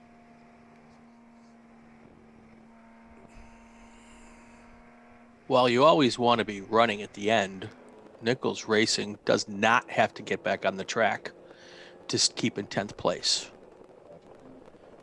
Well, because they're EC, they're actually not going to even get that. But right. They can at least they can turn some laps. Sure. Yeah. So spoke to, or did you talk about Tim and idiots, or was it 2 idiots in a garage, Sheboygan Auto? Yeah, I did talk about them briefly. They took it out for 3 or 4 laps after fixing it, and it kind of did the same thing. They pulled it into the paddock, and they completely lost the clutch. So he's going to take it home, tear it apart, kind of figure out what's up, and get it fixed. But he had a blast, he said, and he'd never been to this track. I thought he'd been here before, but he hadn't, and he absolutely loved it. So it's kind of cool watching him come down that front straightaway and that little. He didn't have a lot of these cars have really big tires on it. He didn't have them, so under braking for the back straight, that car was squirrely, but it looked so cool doing it. Which car are you talking about? Thomas's GTI. Timothy's car. Yeah. Oh, I hope the he turtle?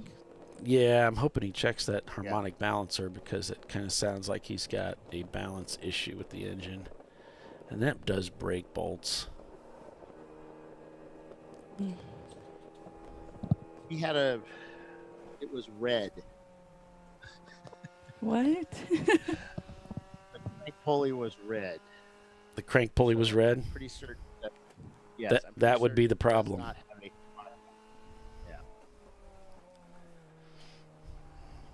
Do you think he did something to the crank? Well, if he's shearing off flywheel bolts and it's vibrating really hard, he changes the flywheel out in the clutch pack, and he's got a hard vibration. That's pretty unusual. Yeah. Really shouldn't have Most a problem guys with the don't- vibration there. So Guys don't balance whatever they use in the front of the engine to the back of the engine to the crank.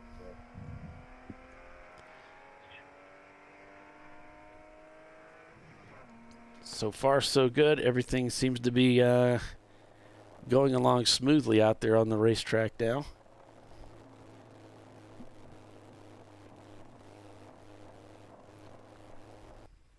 Marquita Farmer says, well, they didn't lose the clutch. They know where it is.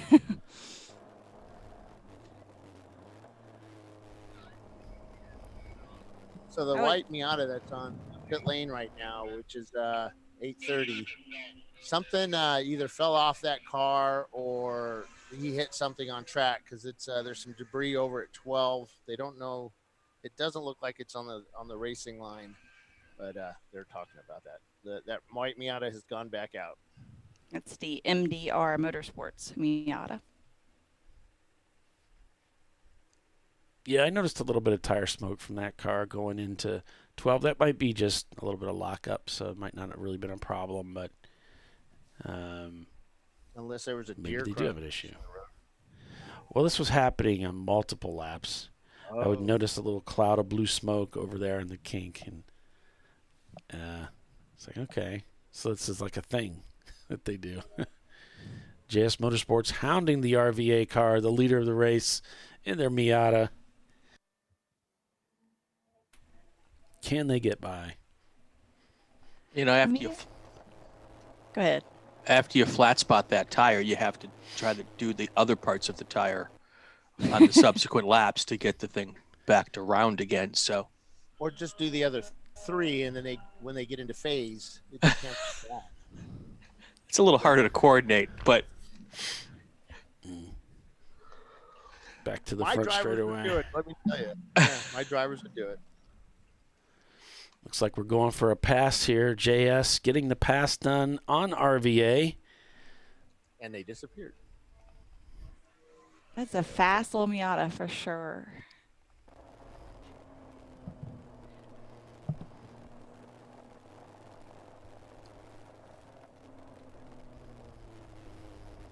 JS working their way through the carousel up ahead.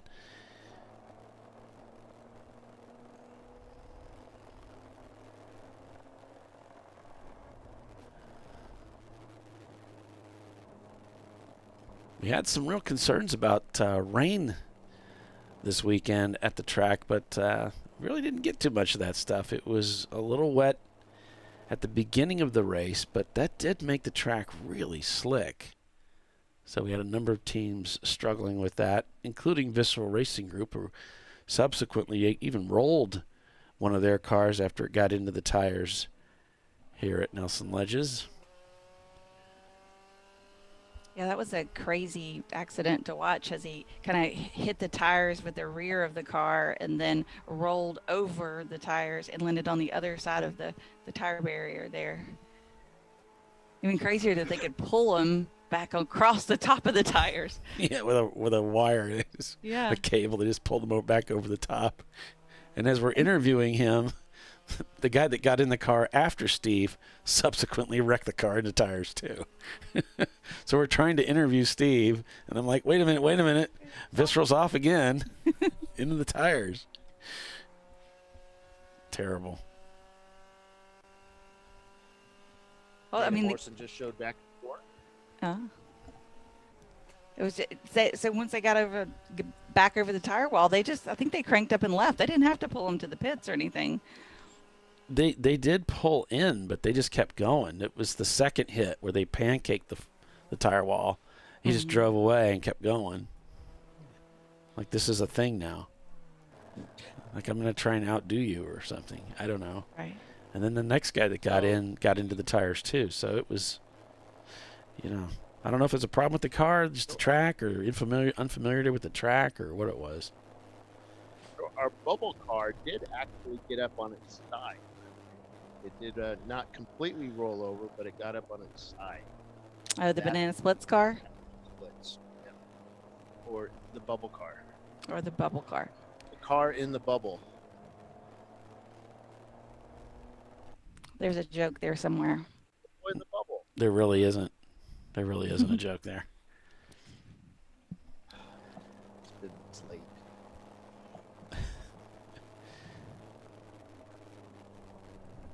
Well, RVA still leads the way.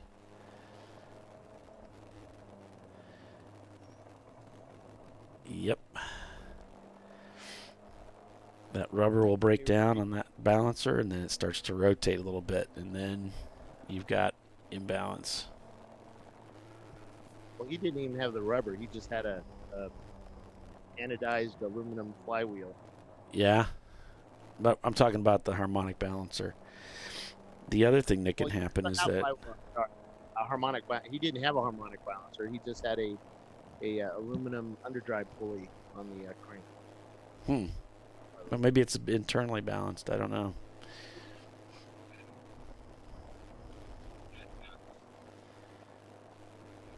Okay, so JS in the pits getting a drink of oil.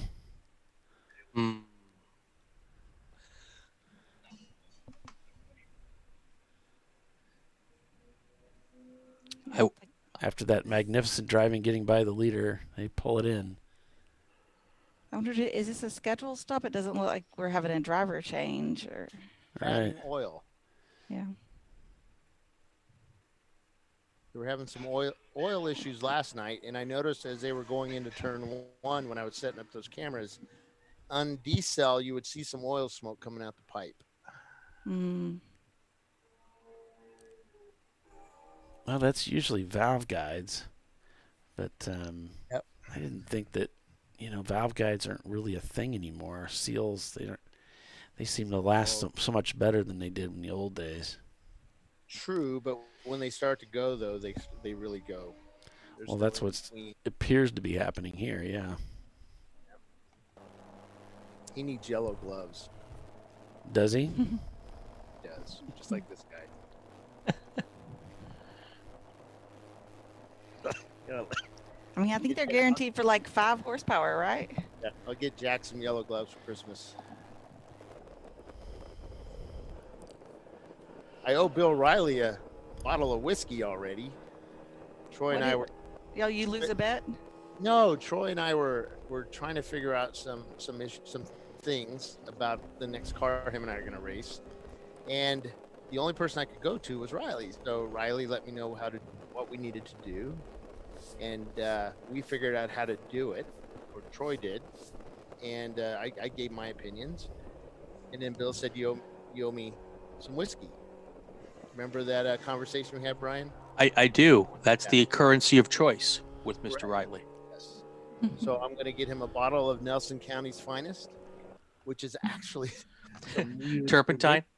No. It's we actually have well, you were in Charlottesville. We have the beer and bourbon trail there in Nelson County.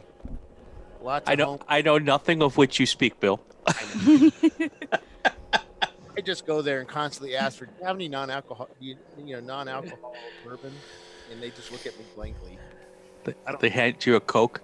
Yeah. Some Coke. What? No. But, yeah. So that's the currency of choice of Bill Riley, beer or whiskey. And he said it doesn't matter. It can be cheap. Yes, he did say that. It can be cheap. But the way he said it, it was like it needs to be cheap.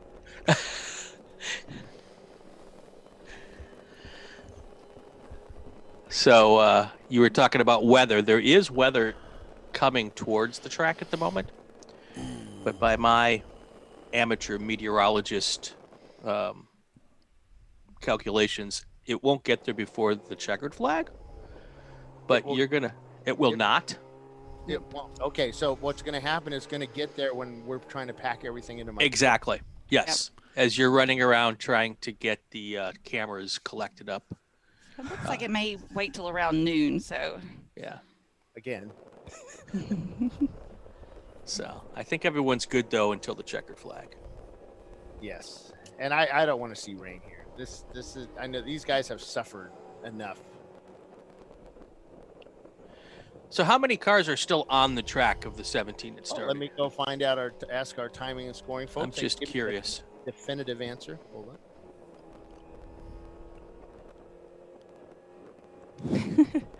Charles says, are Troy and Bill neighbors or live together? He's always talking about his buddy Troy. Let's interview him on Inside Champ Car to figure out their relationship. Yeah, no. We probably heard Bill and Troy talk enough. They're bestest buddies. The Bro Show. Next on Inside Champ Car, The Bro Show. We're gonna have to have Paul do a promo for that one. No one's sitting on the edge. Oh, jeez. Like we really need more of Bill's life in our lives. All right, bring your whole chair. Because you're going to need it, and a pillow. I'm sitting on the edge of my chair because the chair's not wide enough for me. So 8 cars are running right now, which is 3 more than I thought would be running with 2 hours left. And it looks like you said 2 of those are probably going to try to get back out, right? No. Those are in the back. These are cars actually on track right now. No, but I'm saying, there's 2 in the paddock who yes. you mentioned are trying to get back out before we're done. Well, at least one. Okay. All right. That's not bad. Nope. Not after 21 and a half hours. 22 and a half hours. Yeah, JS Motorsports, looks like they're trying to get that car back out there. They've refilled their cool shirt box. And they have had so many electrical issues on that car this weekend. They had a mega squirt on it that a wire did something and shorted and then shorted out the ECU. So they had to rewire the car to run the stock ECU, put the MAF sensor back in, and that worked. And then they had some lighting some lighting issues and alternator issues and just so many wiring issues with that car. So to see that car still out there running is pretty awesome. I don't think anybody in this race has not been affected by either electrical or tire issues. And when I say tire issues, it could be wearing out the tires or hitting tires. So it's been a pretty tough race for everybody this weekend.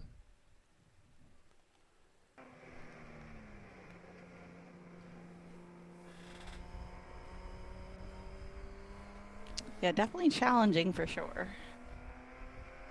Well, that is the joy of a 24-hour race. What is this joy you speak of? This joy? Well, that's what I was going to say. The joy on our end of it. The people sitting at home watching it. It's exciting. It's not boring. But yeah, when you're doing it and all this stuff's happening to you, it's like, why me? Mm-hmm. I never knew I could be happy with 11th place until I did the first 24-hour race. I was ecstatic.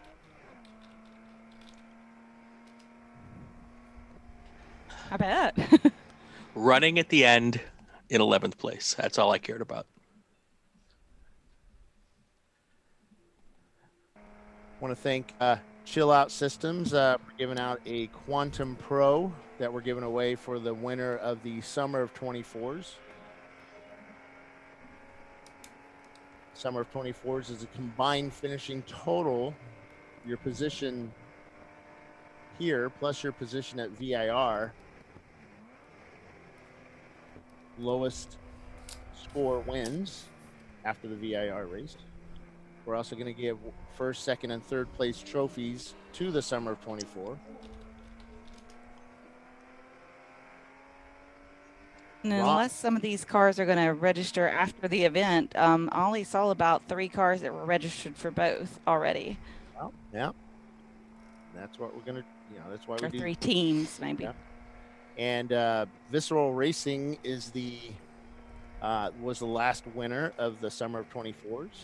Won a huge trophy, a bunch of free races. That's what we gave away back then. And I'd like to thank the Digi Mavic team. Thanks for providing all of our drones this weekend. We get to use around the track. So thanks to you, all the folks at Digi and all their hard work.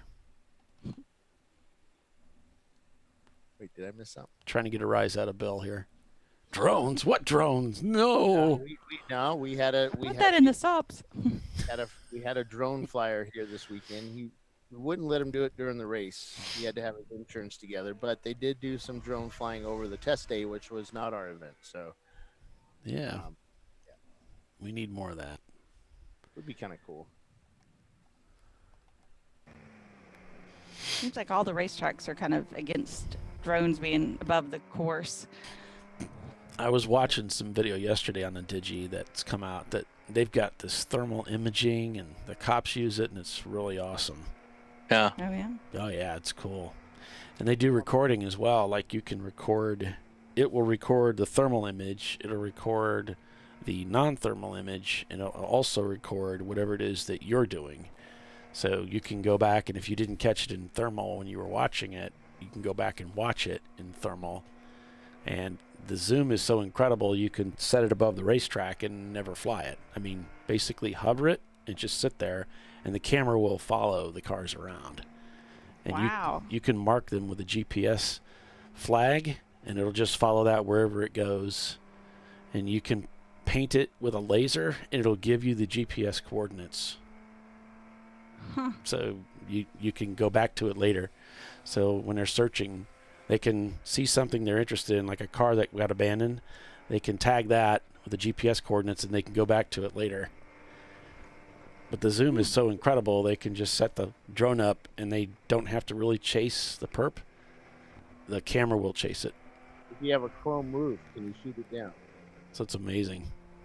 We could actually put a drone in the sky over a racetrack and never move the drone.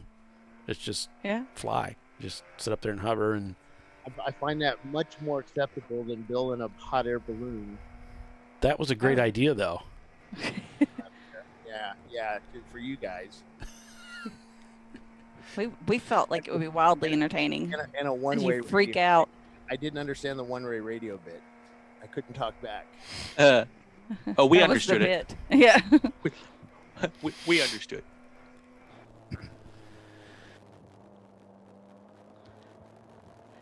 So last weekend at Barber, we had a odd thing flying over the track. No drones though, but they had to warn us at the drivers' meeting on Saturday morning that if you see a debris flag and see no debris, look up. Because they were doing canopy jumping on the lot B and C, and I didn't even know what canopy jumping was. But they were jumping out of helicopters all weekend for the World Games and doing these fancy spins and all this stuff, and deploying parachutes. And if one didn't work, they deployed another one. And then so on Friday, one of the parachutes had come onto the track, had blown over. Oh, so they released it, pulled out his secondary chute. Yep. And then the wind pushed it, off. Yep. I used to do parachuting back in my English days. Fun times. Tried to get rid of my fear of height. That's what I was wondering. How parachuting and fear of heights don't seem to go together. The bungee jumping did better at the fear of height thing than the parachuting, because the parachuting is just you're just dropping. What are you going to do? But you still, I mean, have a heart attack? Scream like a baby when we try to get you to walk up the bleachers. So I don't understand. You're actually better now than you were before? Well, I'm not strapped to anything. I'm strapped to something, or I have a parachute. Your mind, doesn't work. Mine doesn't work. I know I'm safe. I would consider parachuting, but walking up bleachers, I know how clumsy I am, and that is the most dangerous part, because I don't want to fall down the bleachers. Alabama, where it's like they don't have different levels. It's just one level, 52 stories up. Watkins Glen's like this forever.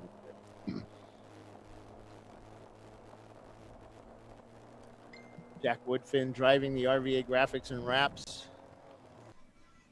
Looks like JS is done, Bill. They're parking it. Okay. I just saw how you just cut and paste. You took the HTML and HTML code. Oh, JS, that sucks. Yeah, they know what to do with the camera. So, yeah, those guys have really worked hard this weekend. I feel sorry for them. They threw everything at that car. I mean, it's just so close to the end now. Holy smokes. Did you see Money Shift past RVA? Wow. That was crazy. I mean, he went slinging by that BMW. Man. Well, he just turned a 116 to RVA's 120. Crushing.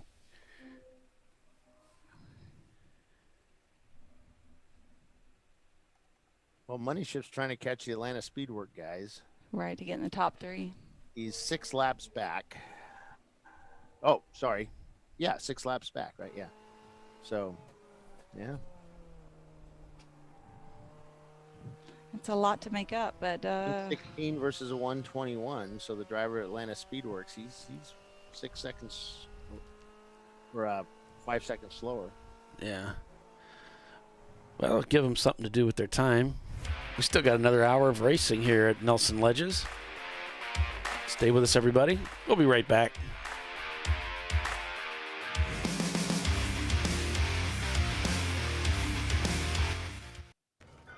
You know, I'd buy tires online, but then what?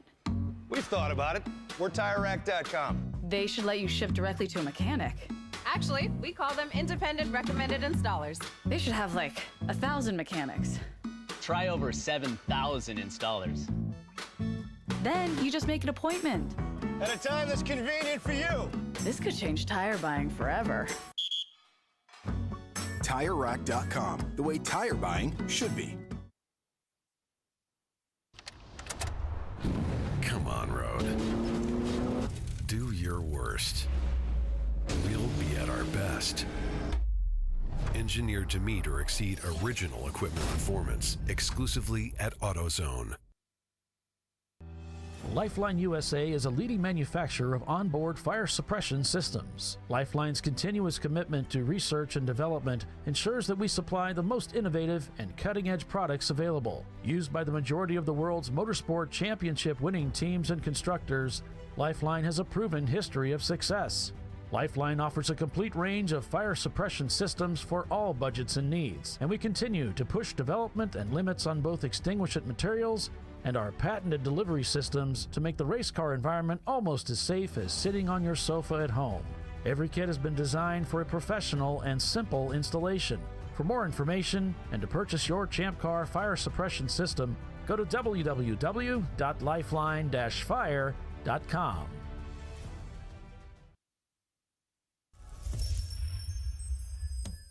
Frozen rotors from Diversified Cryogenics deliver increased performance and a higher level of safety while significantly reducing braking system costs. So to tell you a little bit about the durability of this product. So we have seen an incredible extension of the life of our brake rotors using frozen rotors. We've gone from brake rotors every other weekend to 6 weekends on one set of brake rotors, and I think they can go farther. The durability has been amazing. And it's been a fantastic season, and man, a lot of that is due to the way our car can brake on those frozen rotors. For more information, go to frozenrotors.com. Located in Northeast Ohio with 40 years of combined experience, Money Shift Racing knows how to deliver performance and safety, offering everything you need to get your vehicle and drivers ready for race day. From safety equipment to full engine assembly and repair, in-house fabrication, 3D design, and rapid prototyping. Money Shift Racing. Performance done right. Discovery Parts is a veteran-owned racing and safety equipment company. While we're located inside Atlanta Motorsports Park in Dawsonville, Georgia, Discovery Parts can also be found at the tracks, supporting a number of Champ Car Series events. We take pride in being a reseller of the best of the industry to Champ Car teams and drivers. We know racing, love racing, and look forward to tomorrow to even more racing. Visit us at discoveryparts.com.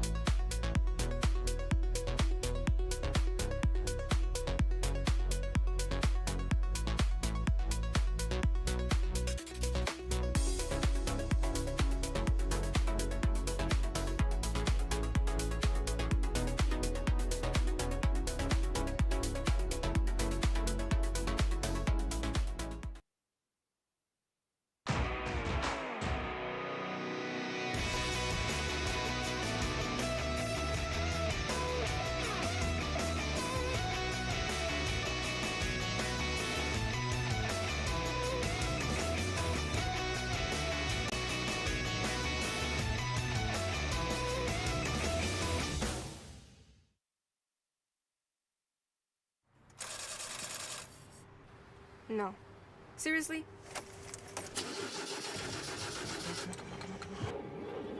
Come on. No. You for real? Dale. Really? Wow. So maybe just a cable? We can help you. Welcome to America's #1 battery destination, AutoZone, your battery solution.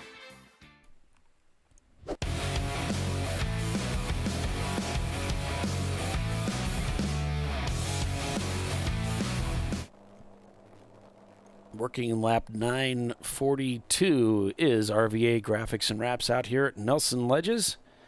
Welcome back, everybody, to Champ Car Live, presented by AutoZone. It is the TireRack.com Champ Car Endurance Series race at Nelson Ledges, the longest day of Nelson Ledges. And welcome back. I'm Paul Veltum, your host, producer, along with Tiffany Alexander, Brian Belansky, Bill Strong. We're calling the race for you. There you go. RVA Graphics in first, Blake's Garage with the Mazda in second, Atlanta Speedworks in third, Money Shift Racing is fourth. That car is hooked up right now, by the way, folks. North by Northeast, they're in fifth, and your sixth place car is the little mini that could, Wittenauer Motorsports. Yeah, we got RVA leading C class, Blake's leading A class, and Money Shift leading B class. Wittenauer is a cool story, folks. They were our guest on the Inside Champ Car podcast. Kind of your ultimate family racing team: mom, dad, son, a couple of friends, and I love the fact that the entire family is involved in that team. Yeah, I first met them at Mid-Ohio about 5 or 6 years ago. Yeah. And they were, I was doing a track day with my dad. I had my vintage Roadster out there. And this guy walks up to me and says, "Hey, do you think you'd be able to take me around the track and show me the line?" Because I had this vintage Roadster and he had a vintage Mini. Right. I said, "All right, sure. Okay." So we climb into this 60s Mini, and it's really nice. And we go out there and we're driving around. I'm just talking him through the I didn't know who he was, and I'd never seen him again. Then the next thing I know, we're doing a show, and it's like, "Oh yeah, we got this is they came up with this picture." Apparently, when we strapped into the car, she slipped around to the front and snapped a picture, and and it's like, oh my gosh, that is crazy. That's good stuff. So yeah, you have connections you don't even know about it. One of the few things I regret in racing is I never got to share a car with my dad. So he's beyond racing age these days, but that would have been a lot of fun to do that as a family. We did a lot of racing as a family, just never got to do an endurance race together. Yeah, I would have enjoyed that too. There's Wittenauer leading. There you go. The field down into the 12-13 complex there.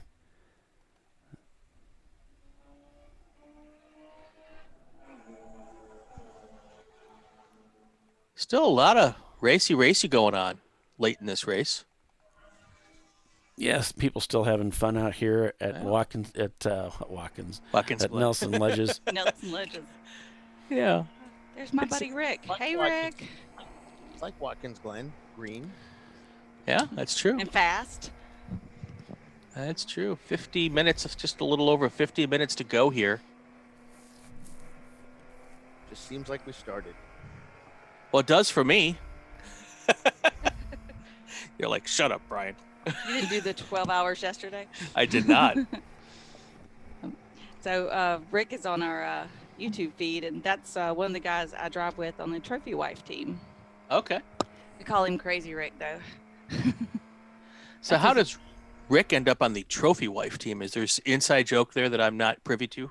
So Rick and the car owner is Alan, and so they used to race in Lemons, and so they said as much money as they spent on the car, they'd never be able to afford a Trophy Wife. Got it. Okay, I like. So they were originally, and so when I came on, they were like, "Well, we can change the name if that's not appropriate," and I said, "No, I've always wanted to be a Trophy Wife." There you go. It's very perfect. Yeah. There you go. So we've continued on with that name. I think it's hilarious. So. I figured it might be I could have wives or trophies, but I can't afford both. Well, we haven't got any trophies yet either. So.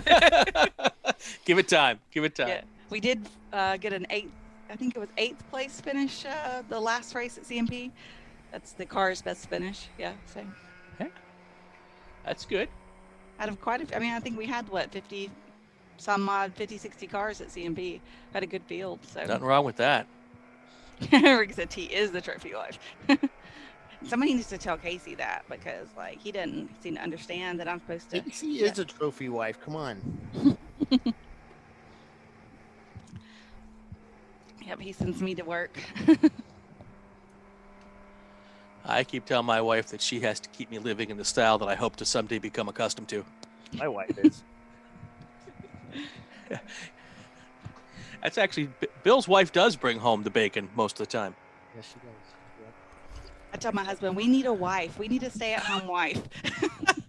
Yeah, that's funny. Doesn't allow me to use her stuff with my racing though. That's a no-no zone. Oh, don't touch the checkbook with the race cars. No, we have we have separate checkbook racing. Yes. That's probably wise for your marriage.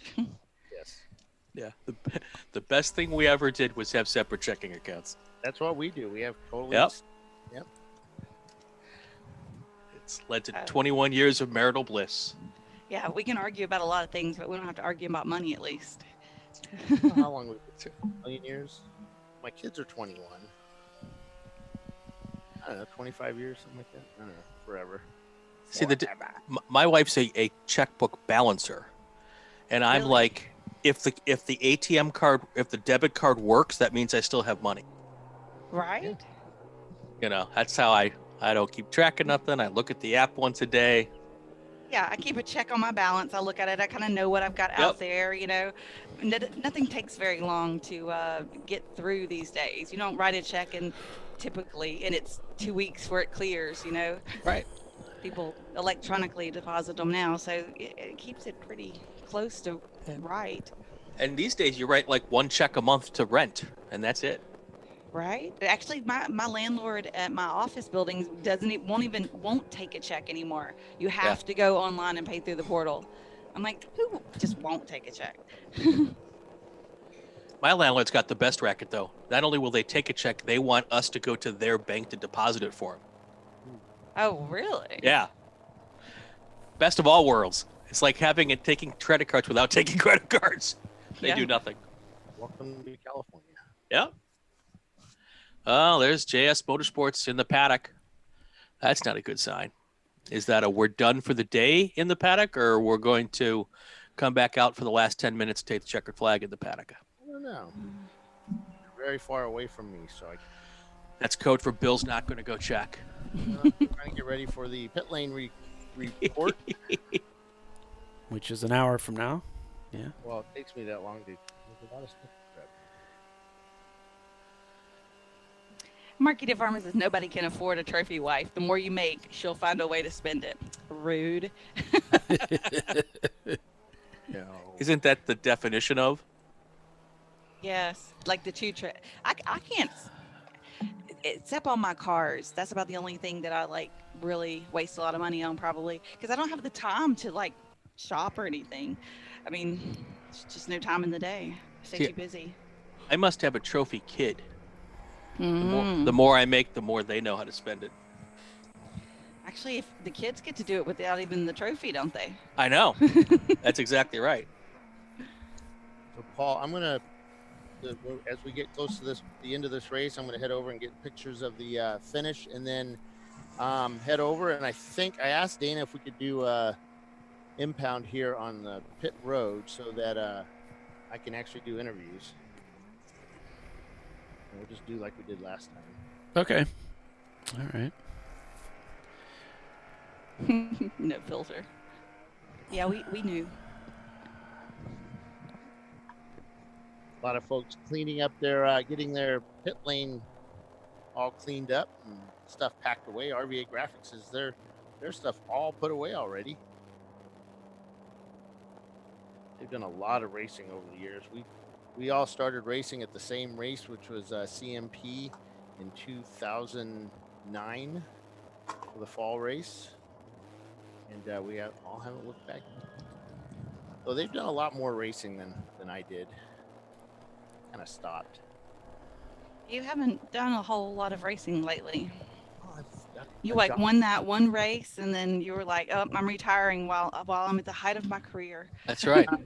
We were going through, we were spending way too much money on parts, and I had to take a break. Bill's like Wolfgang Puck on Iron Chef. He won his first Iron Chef and then quit. I mean, you know, So go out on top. The 80 just pulled in. The North by Northeast racing. Got a cool picture from Thomas O'Rourke. I posted that up on his nice. I think it was on Facebook feed. I thought you guys might like that. It's kind of cool. Yeah. Sleep down there most of the night.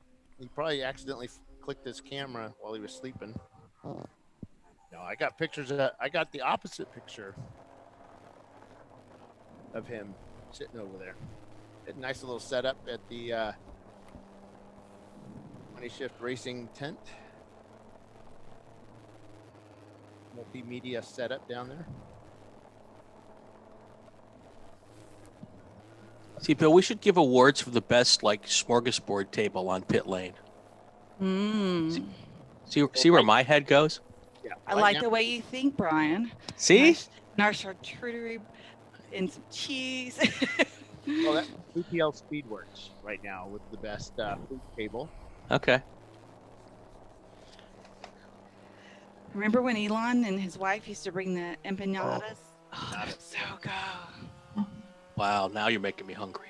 Oh, God. You see, I've got my second cup of coffee now, so I'm a little more chattery and coming up with these great ideas. We have a Keurig with ChampCar now for the tower. Oh, we do? Yes, and they just put it away, and I'm sitting here going, hear that? Yeah. Do another. Why would you put it away at this point? This is when you got to amp it up. Everybody's packing stuff up. See, this is what I hate. Everybody gets to pack everything up but me. Oh, woe is Bill. I know. Well, at least I'll know to bring some K-cups with me, of my favorite things to VIR. Yes. I keep telling you, we need drones for all the cameras. And then you just hit the home button and they all come back to the tower. I like that. Like flying Roombas. Yeah, you just fly them out to where they belong, and then they park. And then when you're done, you hit a button and they all return to home. And then you got them. You submit that as a request. I want a hot air balloon camera.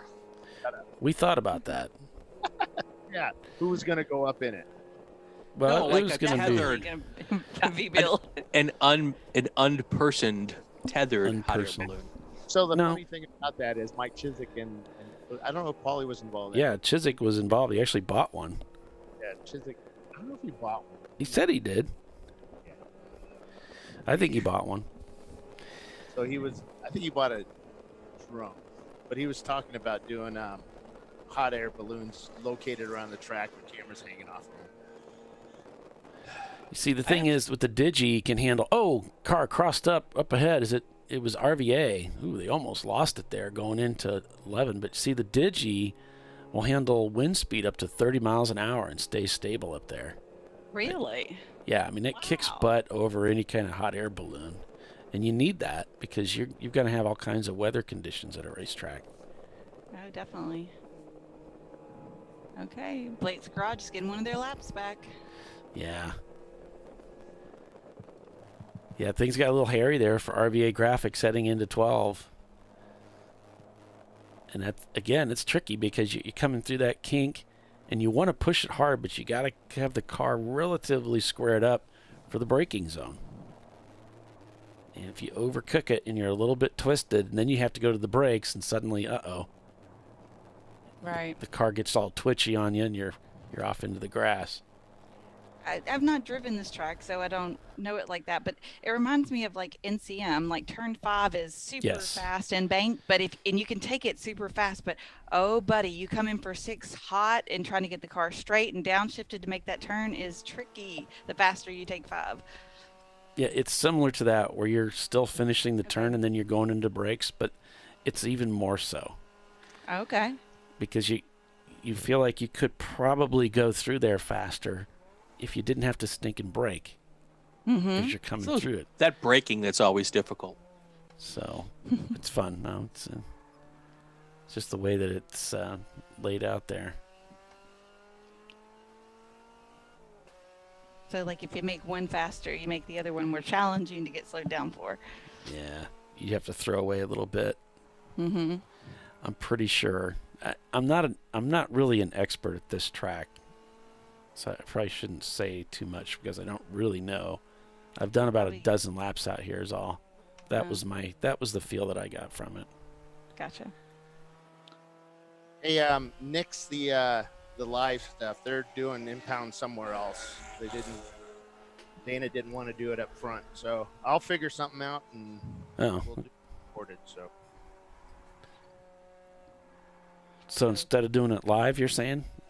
Yeah, I don't know what I'm going to do yet. Oh, okay. I brought all the stuff to do the other way. All right. I'll figure it out. Well, put your best man on it. That's always our joke. I'll put my best man on it. Well, there's only 2 of us, so it's going to be one of the 2 of us. Right.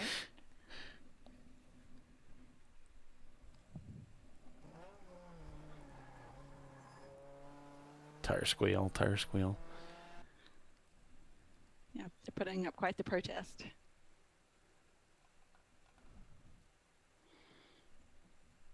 I didn't get that flip right. And Money Shifts is still clicking off those 116s. Like,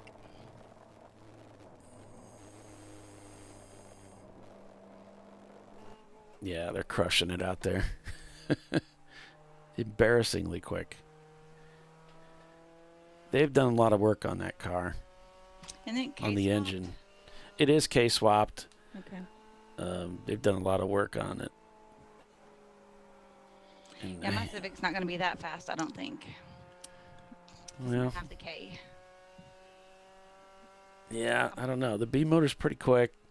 I guess we'll see. I don't know. We shall see. We shall see.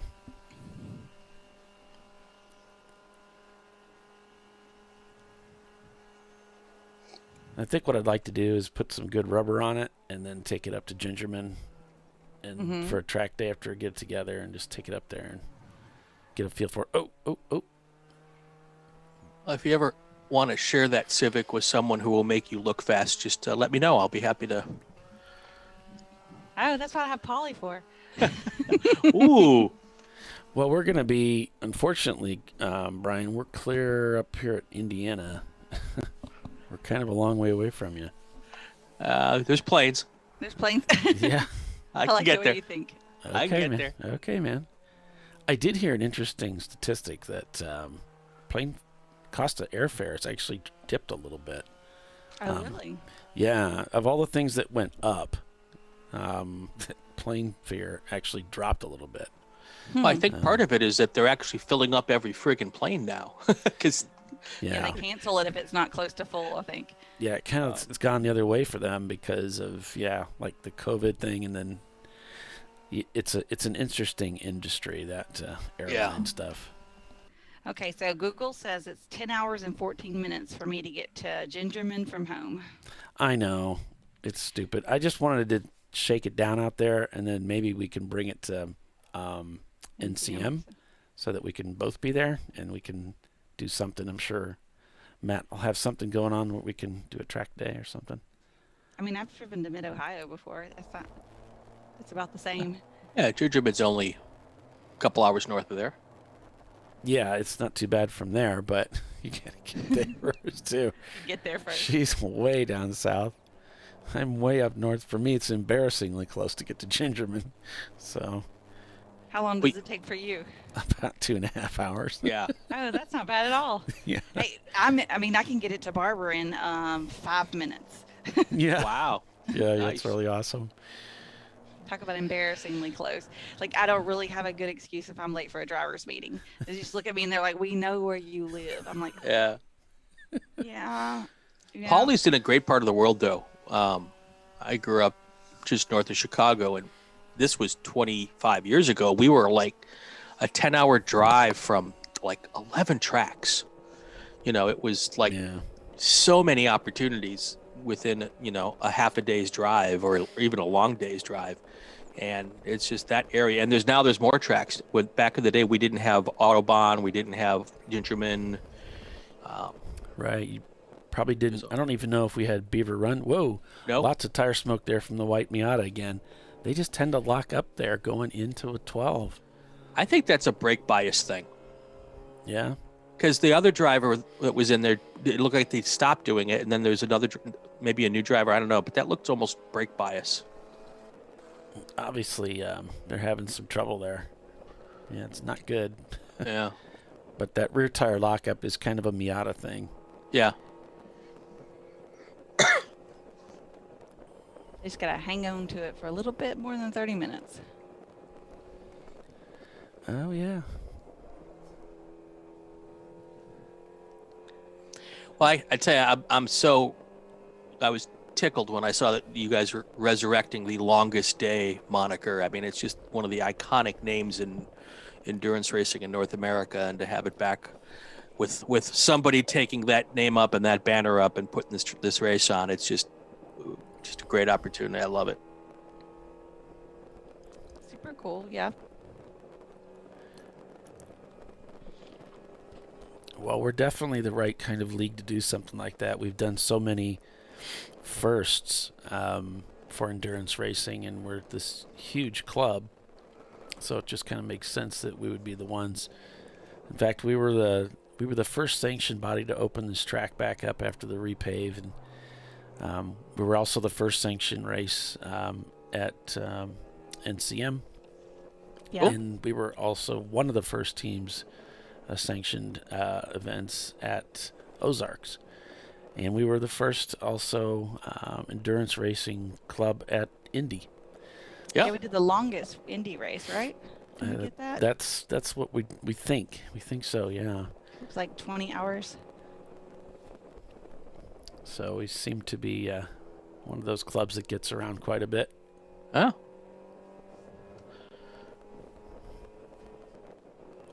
Blake's Garage still looking pretty solid.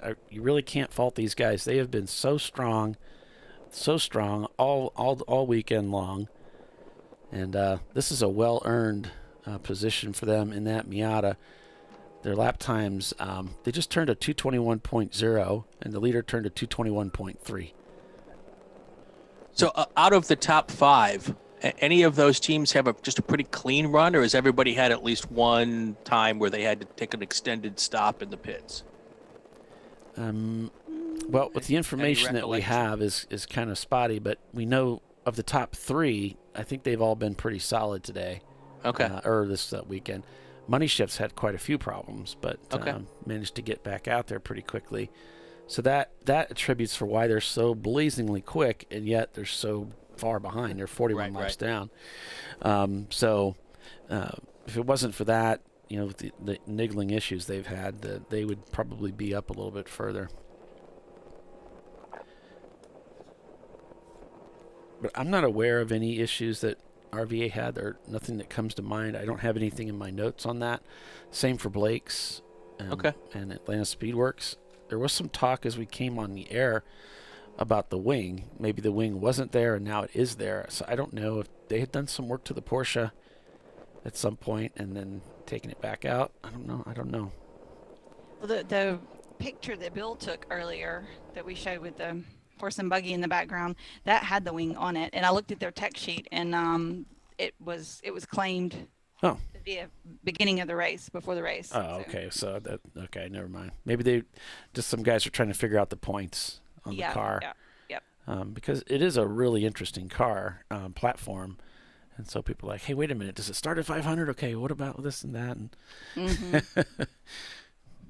so, yeah. And that's why I looked it up, where we would have an answer. So I guess it starts out at 475, and then they added the wing and some other engine assembly pulley piece or something like that. And then, so I think it's at 490 now with those claimed items.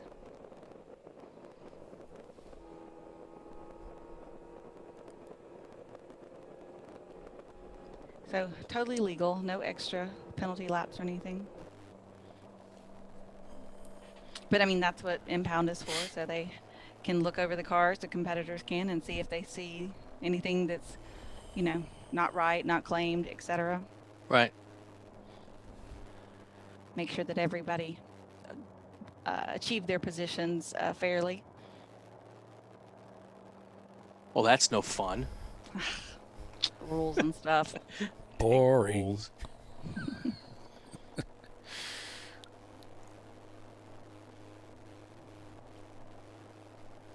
I mean, there's not a lot of fair in racing. Sometimes you get lucky, sometimes you get the other end of that. But we try to make that part as fair as possible. I'll go along with that. So we've reached the bottom of the hour, folks. That means just 30 minutes of racing remain here at Nelson Ledges. We're going to take a quick break and we'll be right back. Stay with us. RVA Graphics and Wraps is your leader. We'll be right back.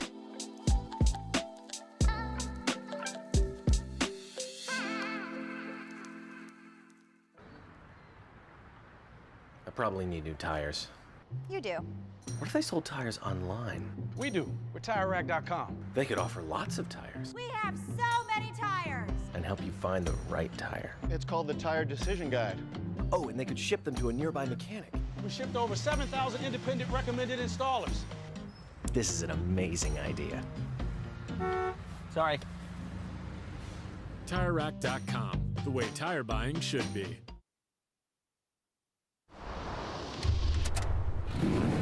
Bring on the frozen tundra, the grinding gravel, the cratered concrete, the rain-soaked streets. Come on, road. Do your worst. We'll be at our best. Reliable performance in unreliable conditions. Designed to meet or exceed original equipment performance. That's why more auto technicians choose Duralast parts. Exclusively at AutoZone.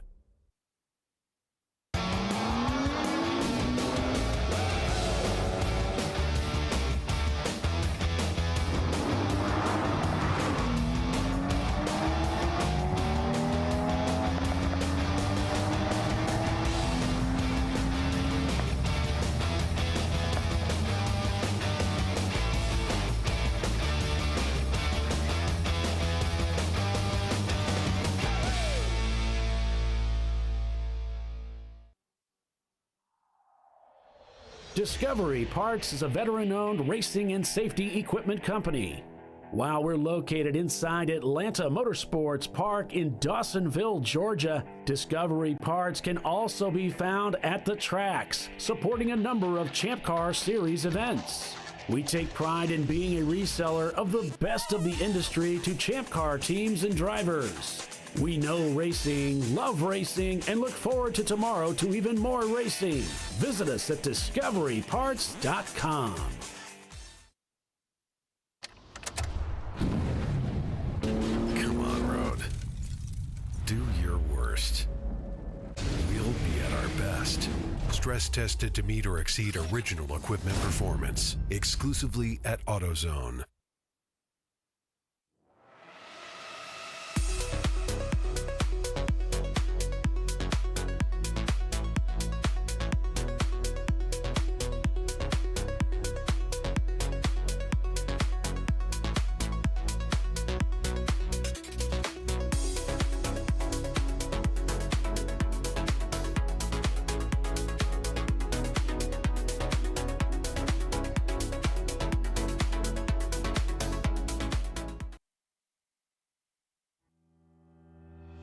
Lifeline USA is a leading manufacturer of onboard fire suppression systems. Lifeline's continuous commitment to research and development ensures that we supply the most innovative and cutting-edge products available. Used by the majority of the world's motorsport championship-winning teams and constructors, Lifeline has a proven history of success. Lifeline offers a complete range of fire suppression systems for all budgets and needs, and we continue to push development and limits on both extinguishment materials and our patented delivery systems to make the race car environment almost as safe as sitting on your sofa at home.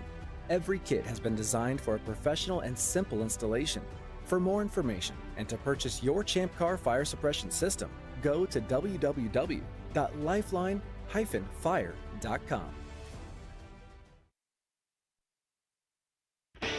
Located in Northeast Ohio with 40 years of combined experience, Money Shift Racing knows how to deliver performance and safety, offering everything you need to get your vehicle and drivers ready for race day.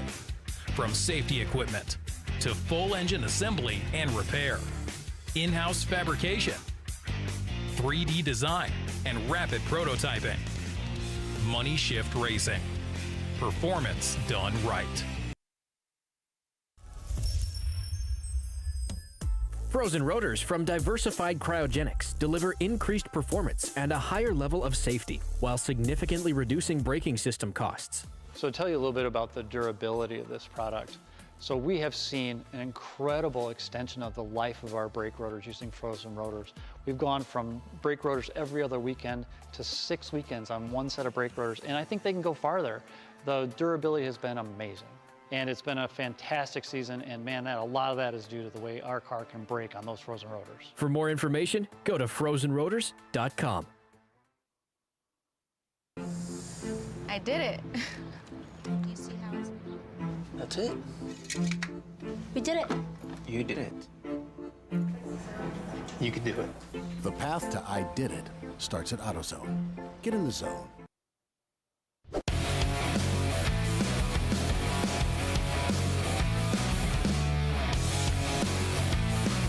All right, we're back. We are back for the final 30 minutes of racing here at Nelson Ledges. I'm Paul Veltum with Brian Belansky, Tiffany Alexander, Bill Strong. Just a few minutes remaining here in the race.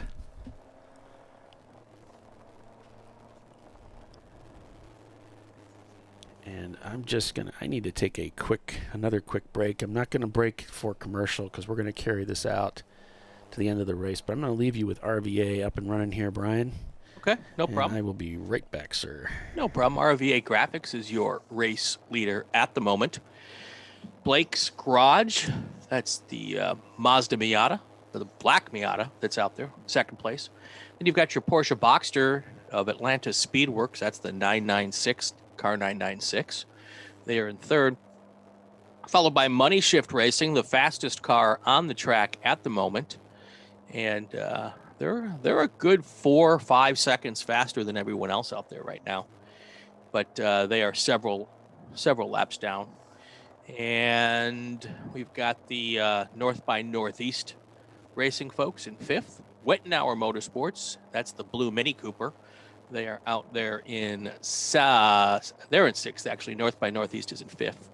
Your seventh place car, MDR Motorsports, that is the white Mazda Miata. That's the one with the puffy brakes. We see a little bit of brake smoke every time they come on out. So they're in seventh, followed by the JS Motorsports. The red Miata is in eighth. Banana Splits ran until, probably the last, about an hour ago. They had some issues and pulled off, and I think they're done for the day. Then you've got the number 10th place car is the EC car, class car, Nichols Racing. They've had some issues. They're going to try to come back here at the end. So we will see what whether or not they make it back for one last final hurrah. We're coming up on 21 minutes to go here. And last little bit, unofficially, yes. Yeah, 21-ish. But good days where the racing started with 17 cars. I think Bill said we've got 7 left out there right now. So good stuff. Yeah, 7. That's good. I mean, out of 17. Yeah. Yeah. You know, I think this is the point. Even if you're leading, you just want it to be done. Yes. It's time for a nap. I'm sure RVAs felt like that for several hours. Well, It's and like, we're getting. okay, just put this one in the books. Let's go. I think we're at the point now where, in most of these gaps between these cars, I don't think even if these cars pulled in right now, the car behind them would catch them. So The RVA's got 12 laps on Blake's garage, so that would be really close. Yeah, 15 minutes or so. Yeah. And then 35 laps on Atlanta Speedworks from first to third. So their places are getting very settled in. Yes, fairly close to being locked in. Mm-hmm. And I mean, that's still just 5 laps between Atlanta Speedworks and Money Shift. Yep. If I'm doing that math correctly. That's what it looks like. This is the time at Le Mans where they pull in and they pull out the spray wax and they shine up the car so they can get the nice shot going across the finish line with the checkered flag. Yep.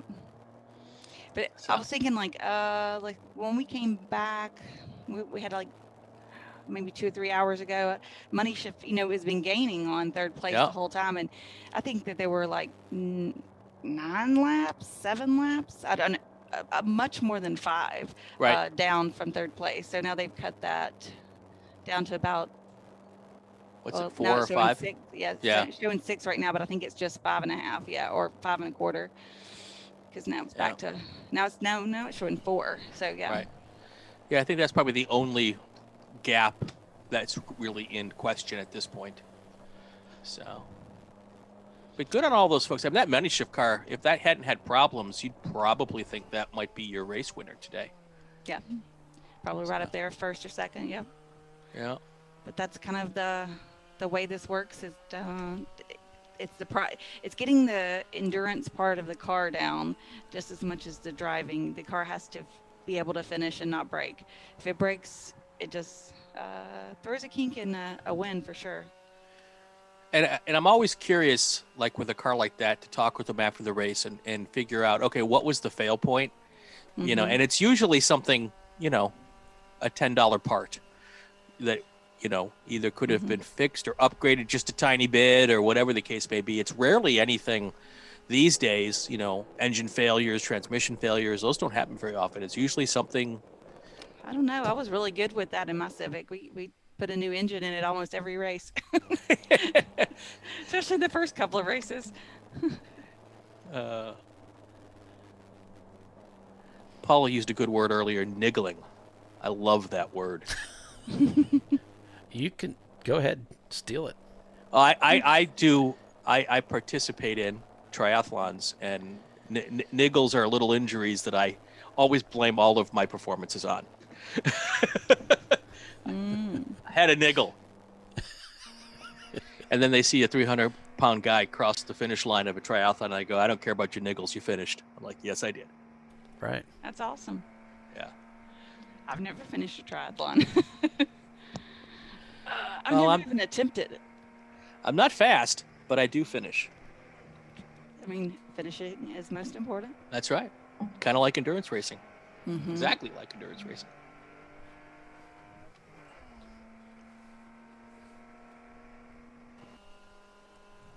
I want to do, they do a triathlon at inside Daytona every year. I want to do that triathlon because I've raced at Daytona. And so they use whatever the lake is out there, and and then they use the apron is where you run on, and then you ride the bike on the actual track. Wow, I didn't know they did that. That's interesting. Yeah. So I see Kevin is watching the broadcast. So Kevin, if you can hear us with Money Shift Racing, let us know what happened with the electrical issue yesterday. As we were getting to that 8 o'clock hour, you folks were working on the electrics. Curious to find out what was the story there, if you can divulge that. And just so you folks know, Money Shift Racing is not just the name of a team. You've seen our ads that run in between during our commercial breaks. It's moneyshiftracing.com is a professional racing organization. They build cars. They develop engines. They do some prototyping. They just got a new shop, by the way. They just expanded again. I think this is the third time they've expanded. And they're actually getting bigger than Bill's head right now. It's really amazing. Oh, wow. They've got a alignment rack. They've got a good crew of people out there, and they've been doing this a long time. They got a lot of experience with developing race cars. So, and they've been really helpful for me over the years. So I want to recommend that you give them a call. Check them out. It's moneyshiftracing.com. Where are they based out of? Oh, see, now I'm embarrassed. Oh, I think I'll look it up. I know they're in the Midwest somewhere, but I don't remember exactly where. You've consulted with them on my car, haven't you, Polly? Yeah, because I really know next to nothing about Hondas, and so they've really been super helpful. That's awesome. Let's see. So they're in Willoughby, Ohio. Oh, you type faster than me. I was pulling it up. 38273 Airport Parkway. I'm not sure if that's the new place or the previous. Yeah, they're on Facebook too. That looks like it's Cleveland-ish. Yeah, okay. Nice and close to Nelson Ledges. Yeah, this is their home race. Definitely.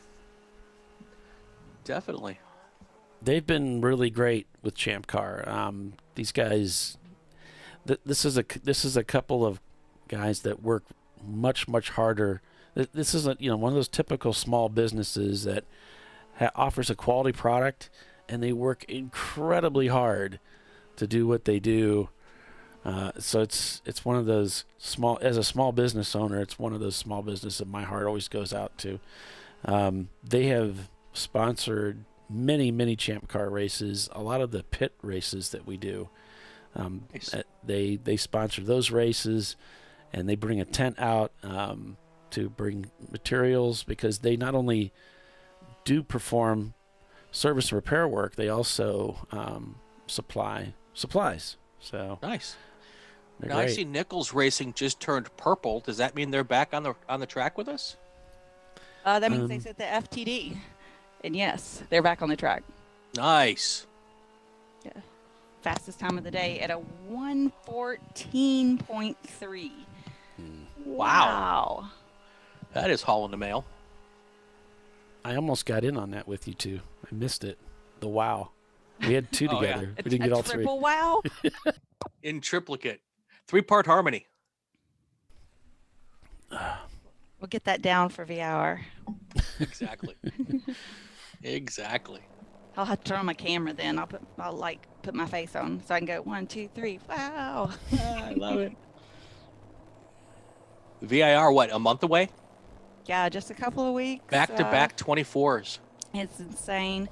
The Virginia International Raceway is going to be the August 12th will be the test day, and the 13th and 14th will be the 24-hour race. It'll usually starts at noon on Saturday and goes all the way till noon on Sunday in beautiful Alton, Virginia. Yeah.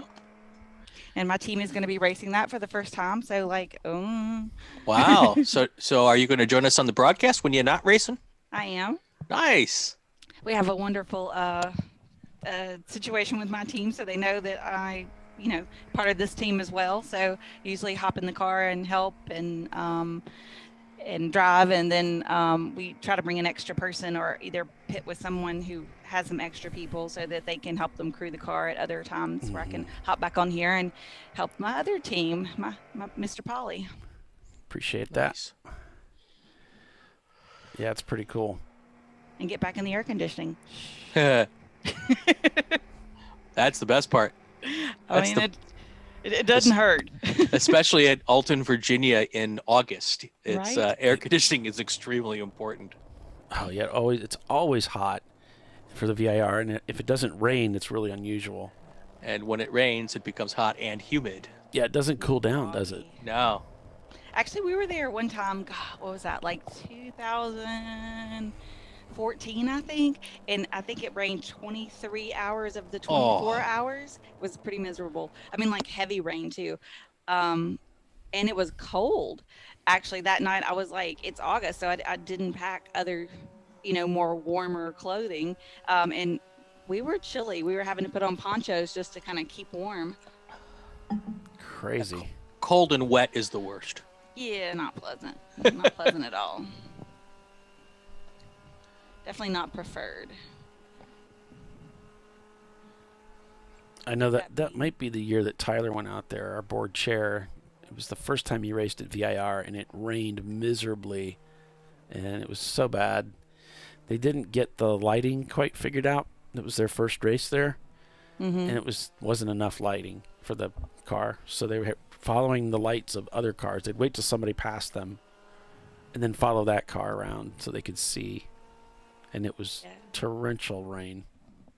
I mean, the in the hot pits, like there was a river running through the hot pits. I saw lots of team have bring a pallet, and so they would put it down so they could, because it was 1.5 feet to get to the pit wall that was underwater, so they would be able to get above that and cross over. That was a great idea. Oh. I had my brand new shoes, my brand new racing shoes on, and so I was trying to put Walmart bags or Target bags over them because they're suede, and I didn't want them soaked. And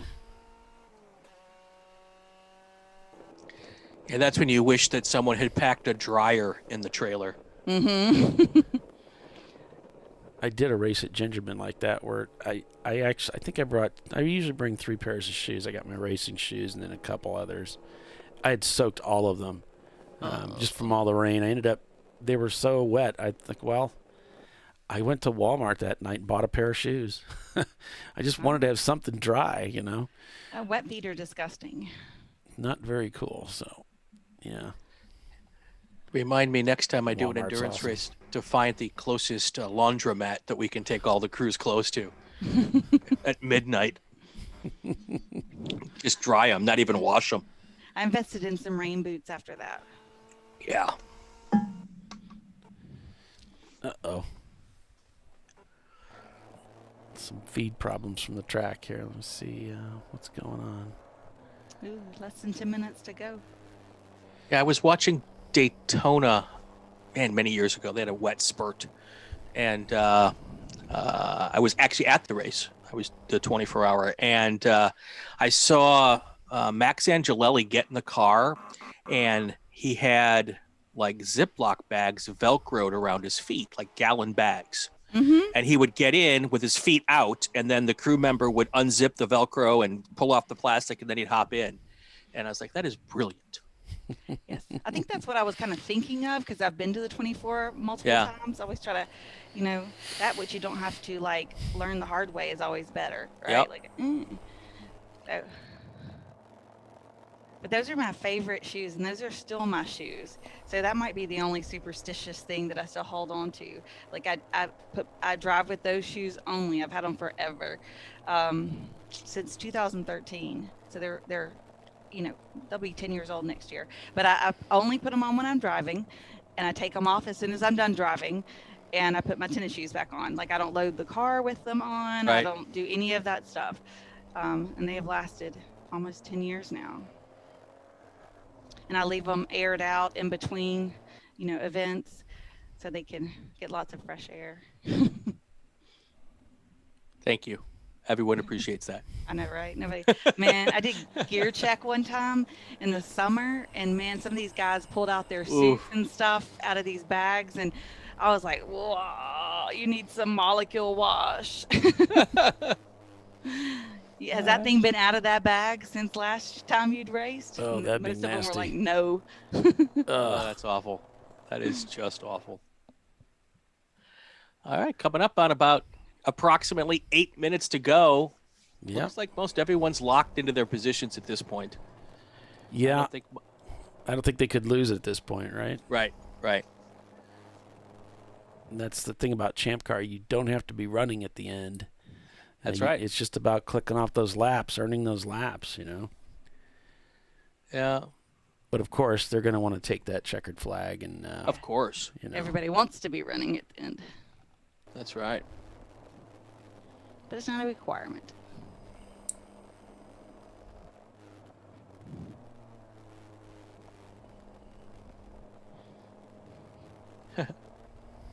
Farkita Farmer, Alton is better than Dothan in August. That I've been to Dothan in August. Anything's better than Dothan in August. That's like the 7th level of hell.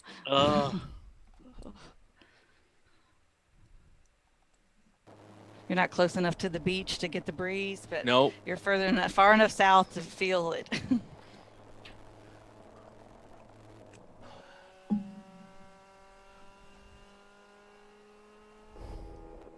Blake's Garage holding down second spot. And Atlanta Speedworks looking real good for third place. I think these guys have pretty much locked it up, and we've got cameras in the top 4 cars.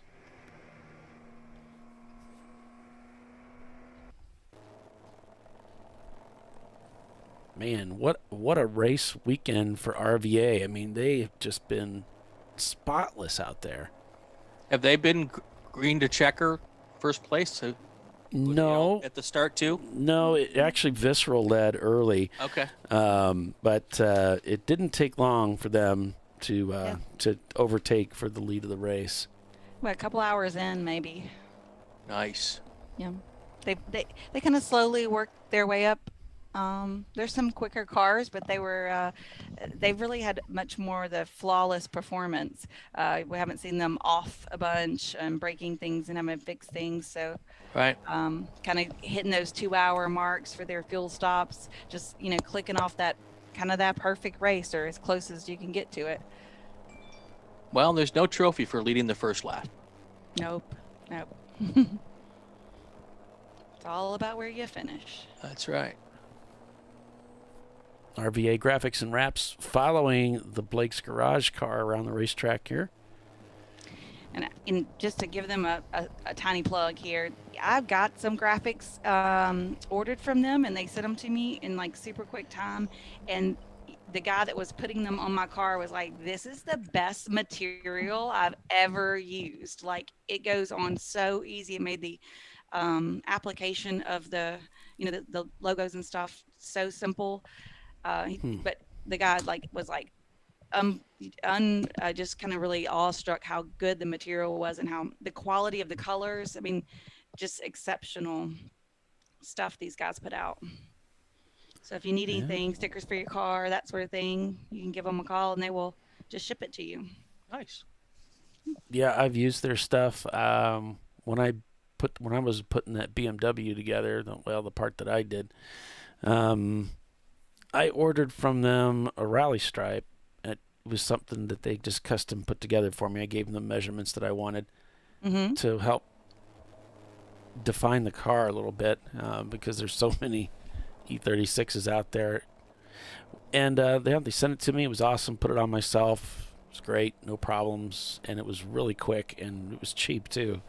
So just nothing but good to say. Priced. No, for something custom made. And anything like that you could do to your car to make it kind of unique really helps at Daytona when there's 120 cars coming into the pits. Absolutely. So for your crew to find that car coming down pit lane, it's like, yeah, they know who to wave down. And it helps the announce crew, too. I mean, if you have the brightest, most obnoxious colored car out there, we'll talk about it more because we know that that's the car. Right? That's we can true. see it. That's right. Yeah. That's right. Coming up on the final minutes here. And so what they'll do is they will invite the teams, unless they typically would invite the teams to come out to the wall to take that checkered flag and just kind of route their teams as they come down the straightaway to take that checkered flag. So we're looking at the starter stand here. Should be getting that one to go before too long. Yeah, I would expect to see that soon. And there's RVA down in the lower left.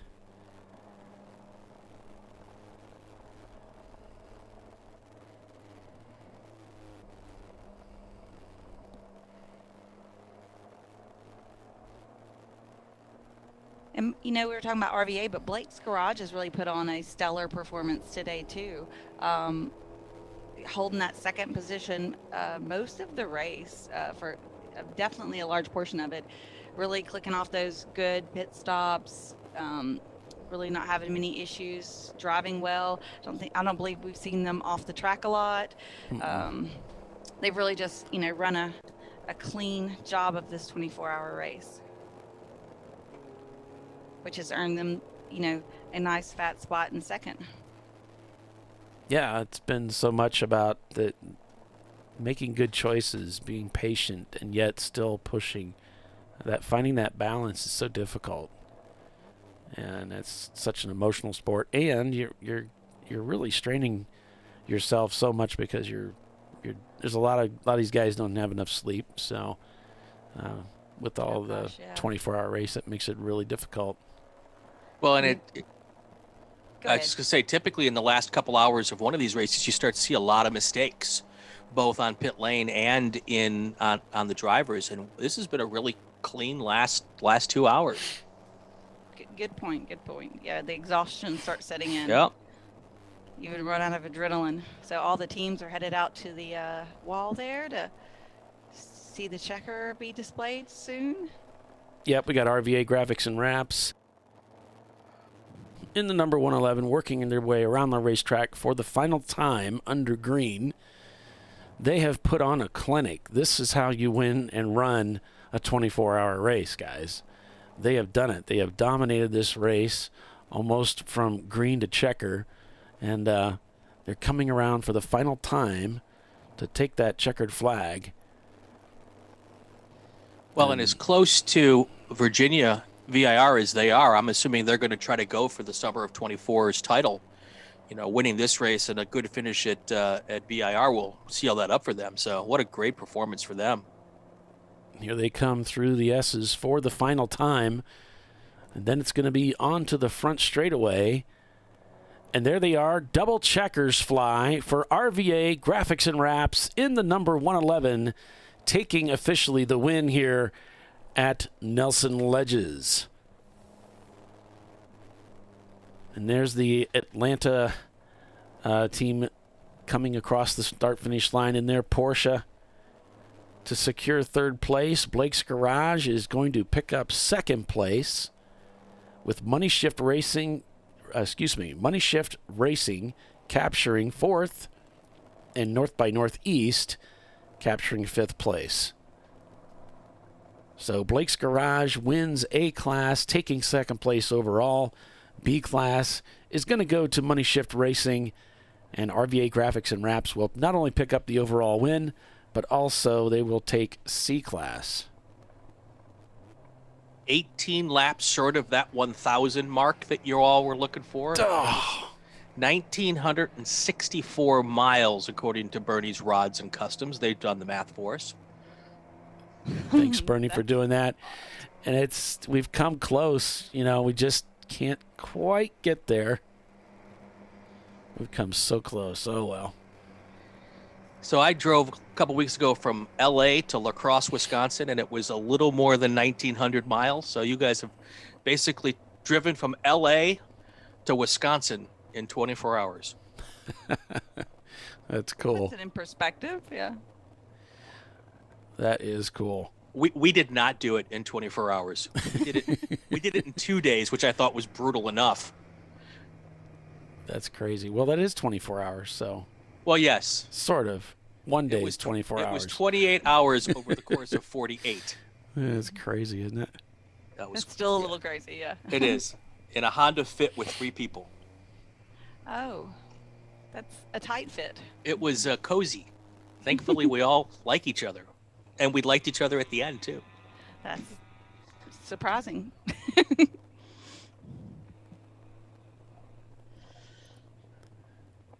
So they're taking him back to an area for their impound. Looks like they're out there by the garage area, and he's just kind of looking for direction.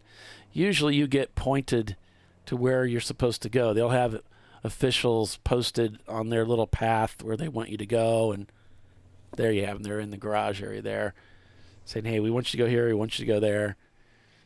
Oh, and if you do go back to that camera, I'm pretty certain that in front of that cart right there are the trophies. Are those the trophies? That's what it looks like. Yep. Yeah. You guys have the best trophies in all of motorsports, by the way. They are pretty awesome.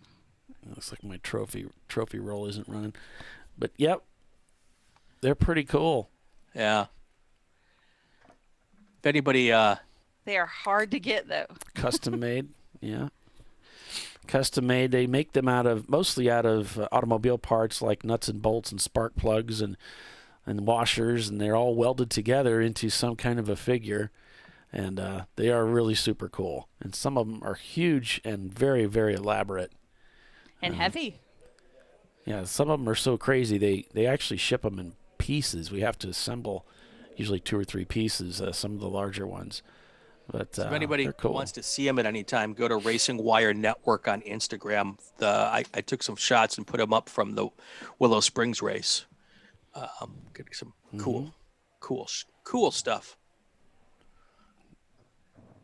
Yeah, I've got one. I used to show it on the show here all the time. Drive Doc nuts.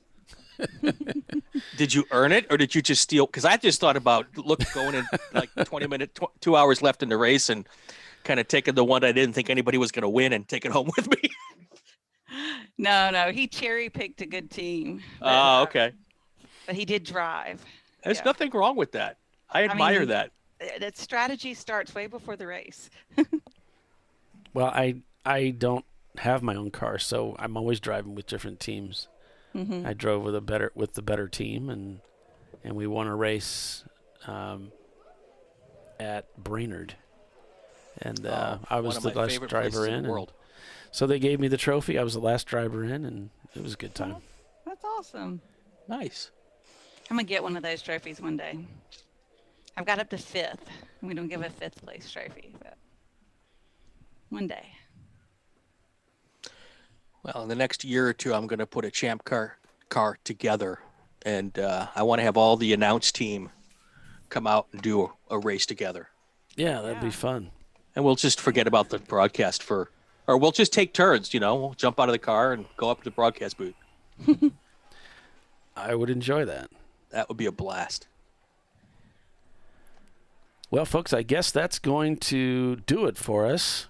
Wow, 24 hours of endurance racing at Nelson Ledges Road Course, as the emergency vehicles are already starting to come in, and as the corner workers come in. So after 24 hours of racing, it looks like that's going to do it for us. We've got RVA Graphics and Wraps taking the win over Blake's Garage in second. Atlanta Speedworks will finish third, with Money Shift Racing in fourth. North by Northeast in fifth. Wittenauer Motorsports in sixth. MDR Motorsports in 7th, JS Motorsports in 8th, Banana Splits 9th, and let's see who's got 10th place here. We got Paddock Saboteurs taking 10th place. So, but that looks like that's going to do it for us from Nelson Ledges Road Course. Thanks so much for joining us. We'll be back broadcasting live for the VIR 24 race on August 13th and 14th. We hope to see you then. So until then, for Brian Belansky and Tiffany Alexander and Bill Strong, I'm Paul Veltum saying so long for now. We'll see you next time, folks. Bye. Bye.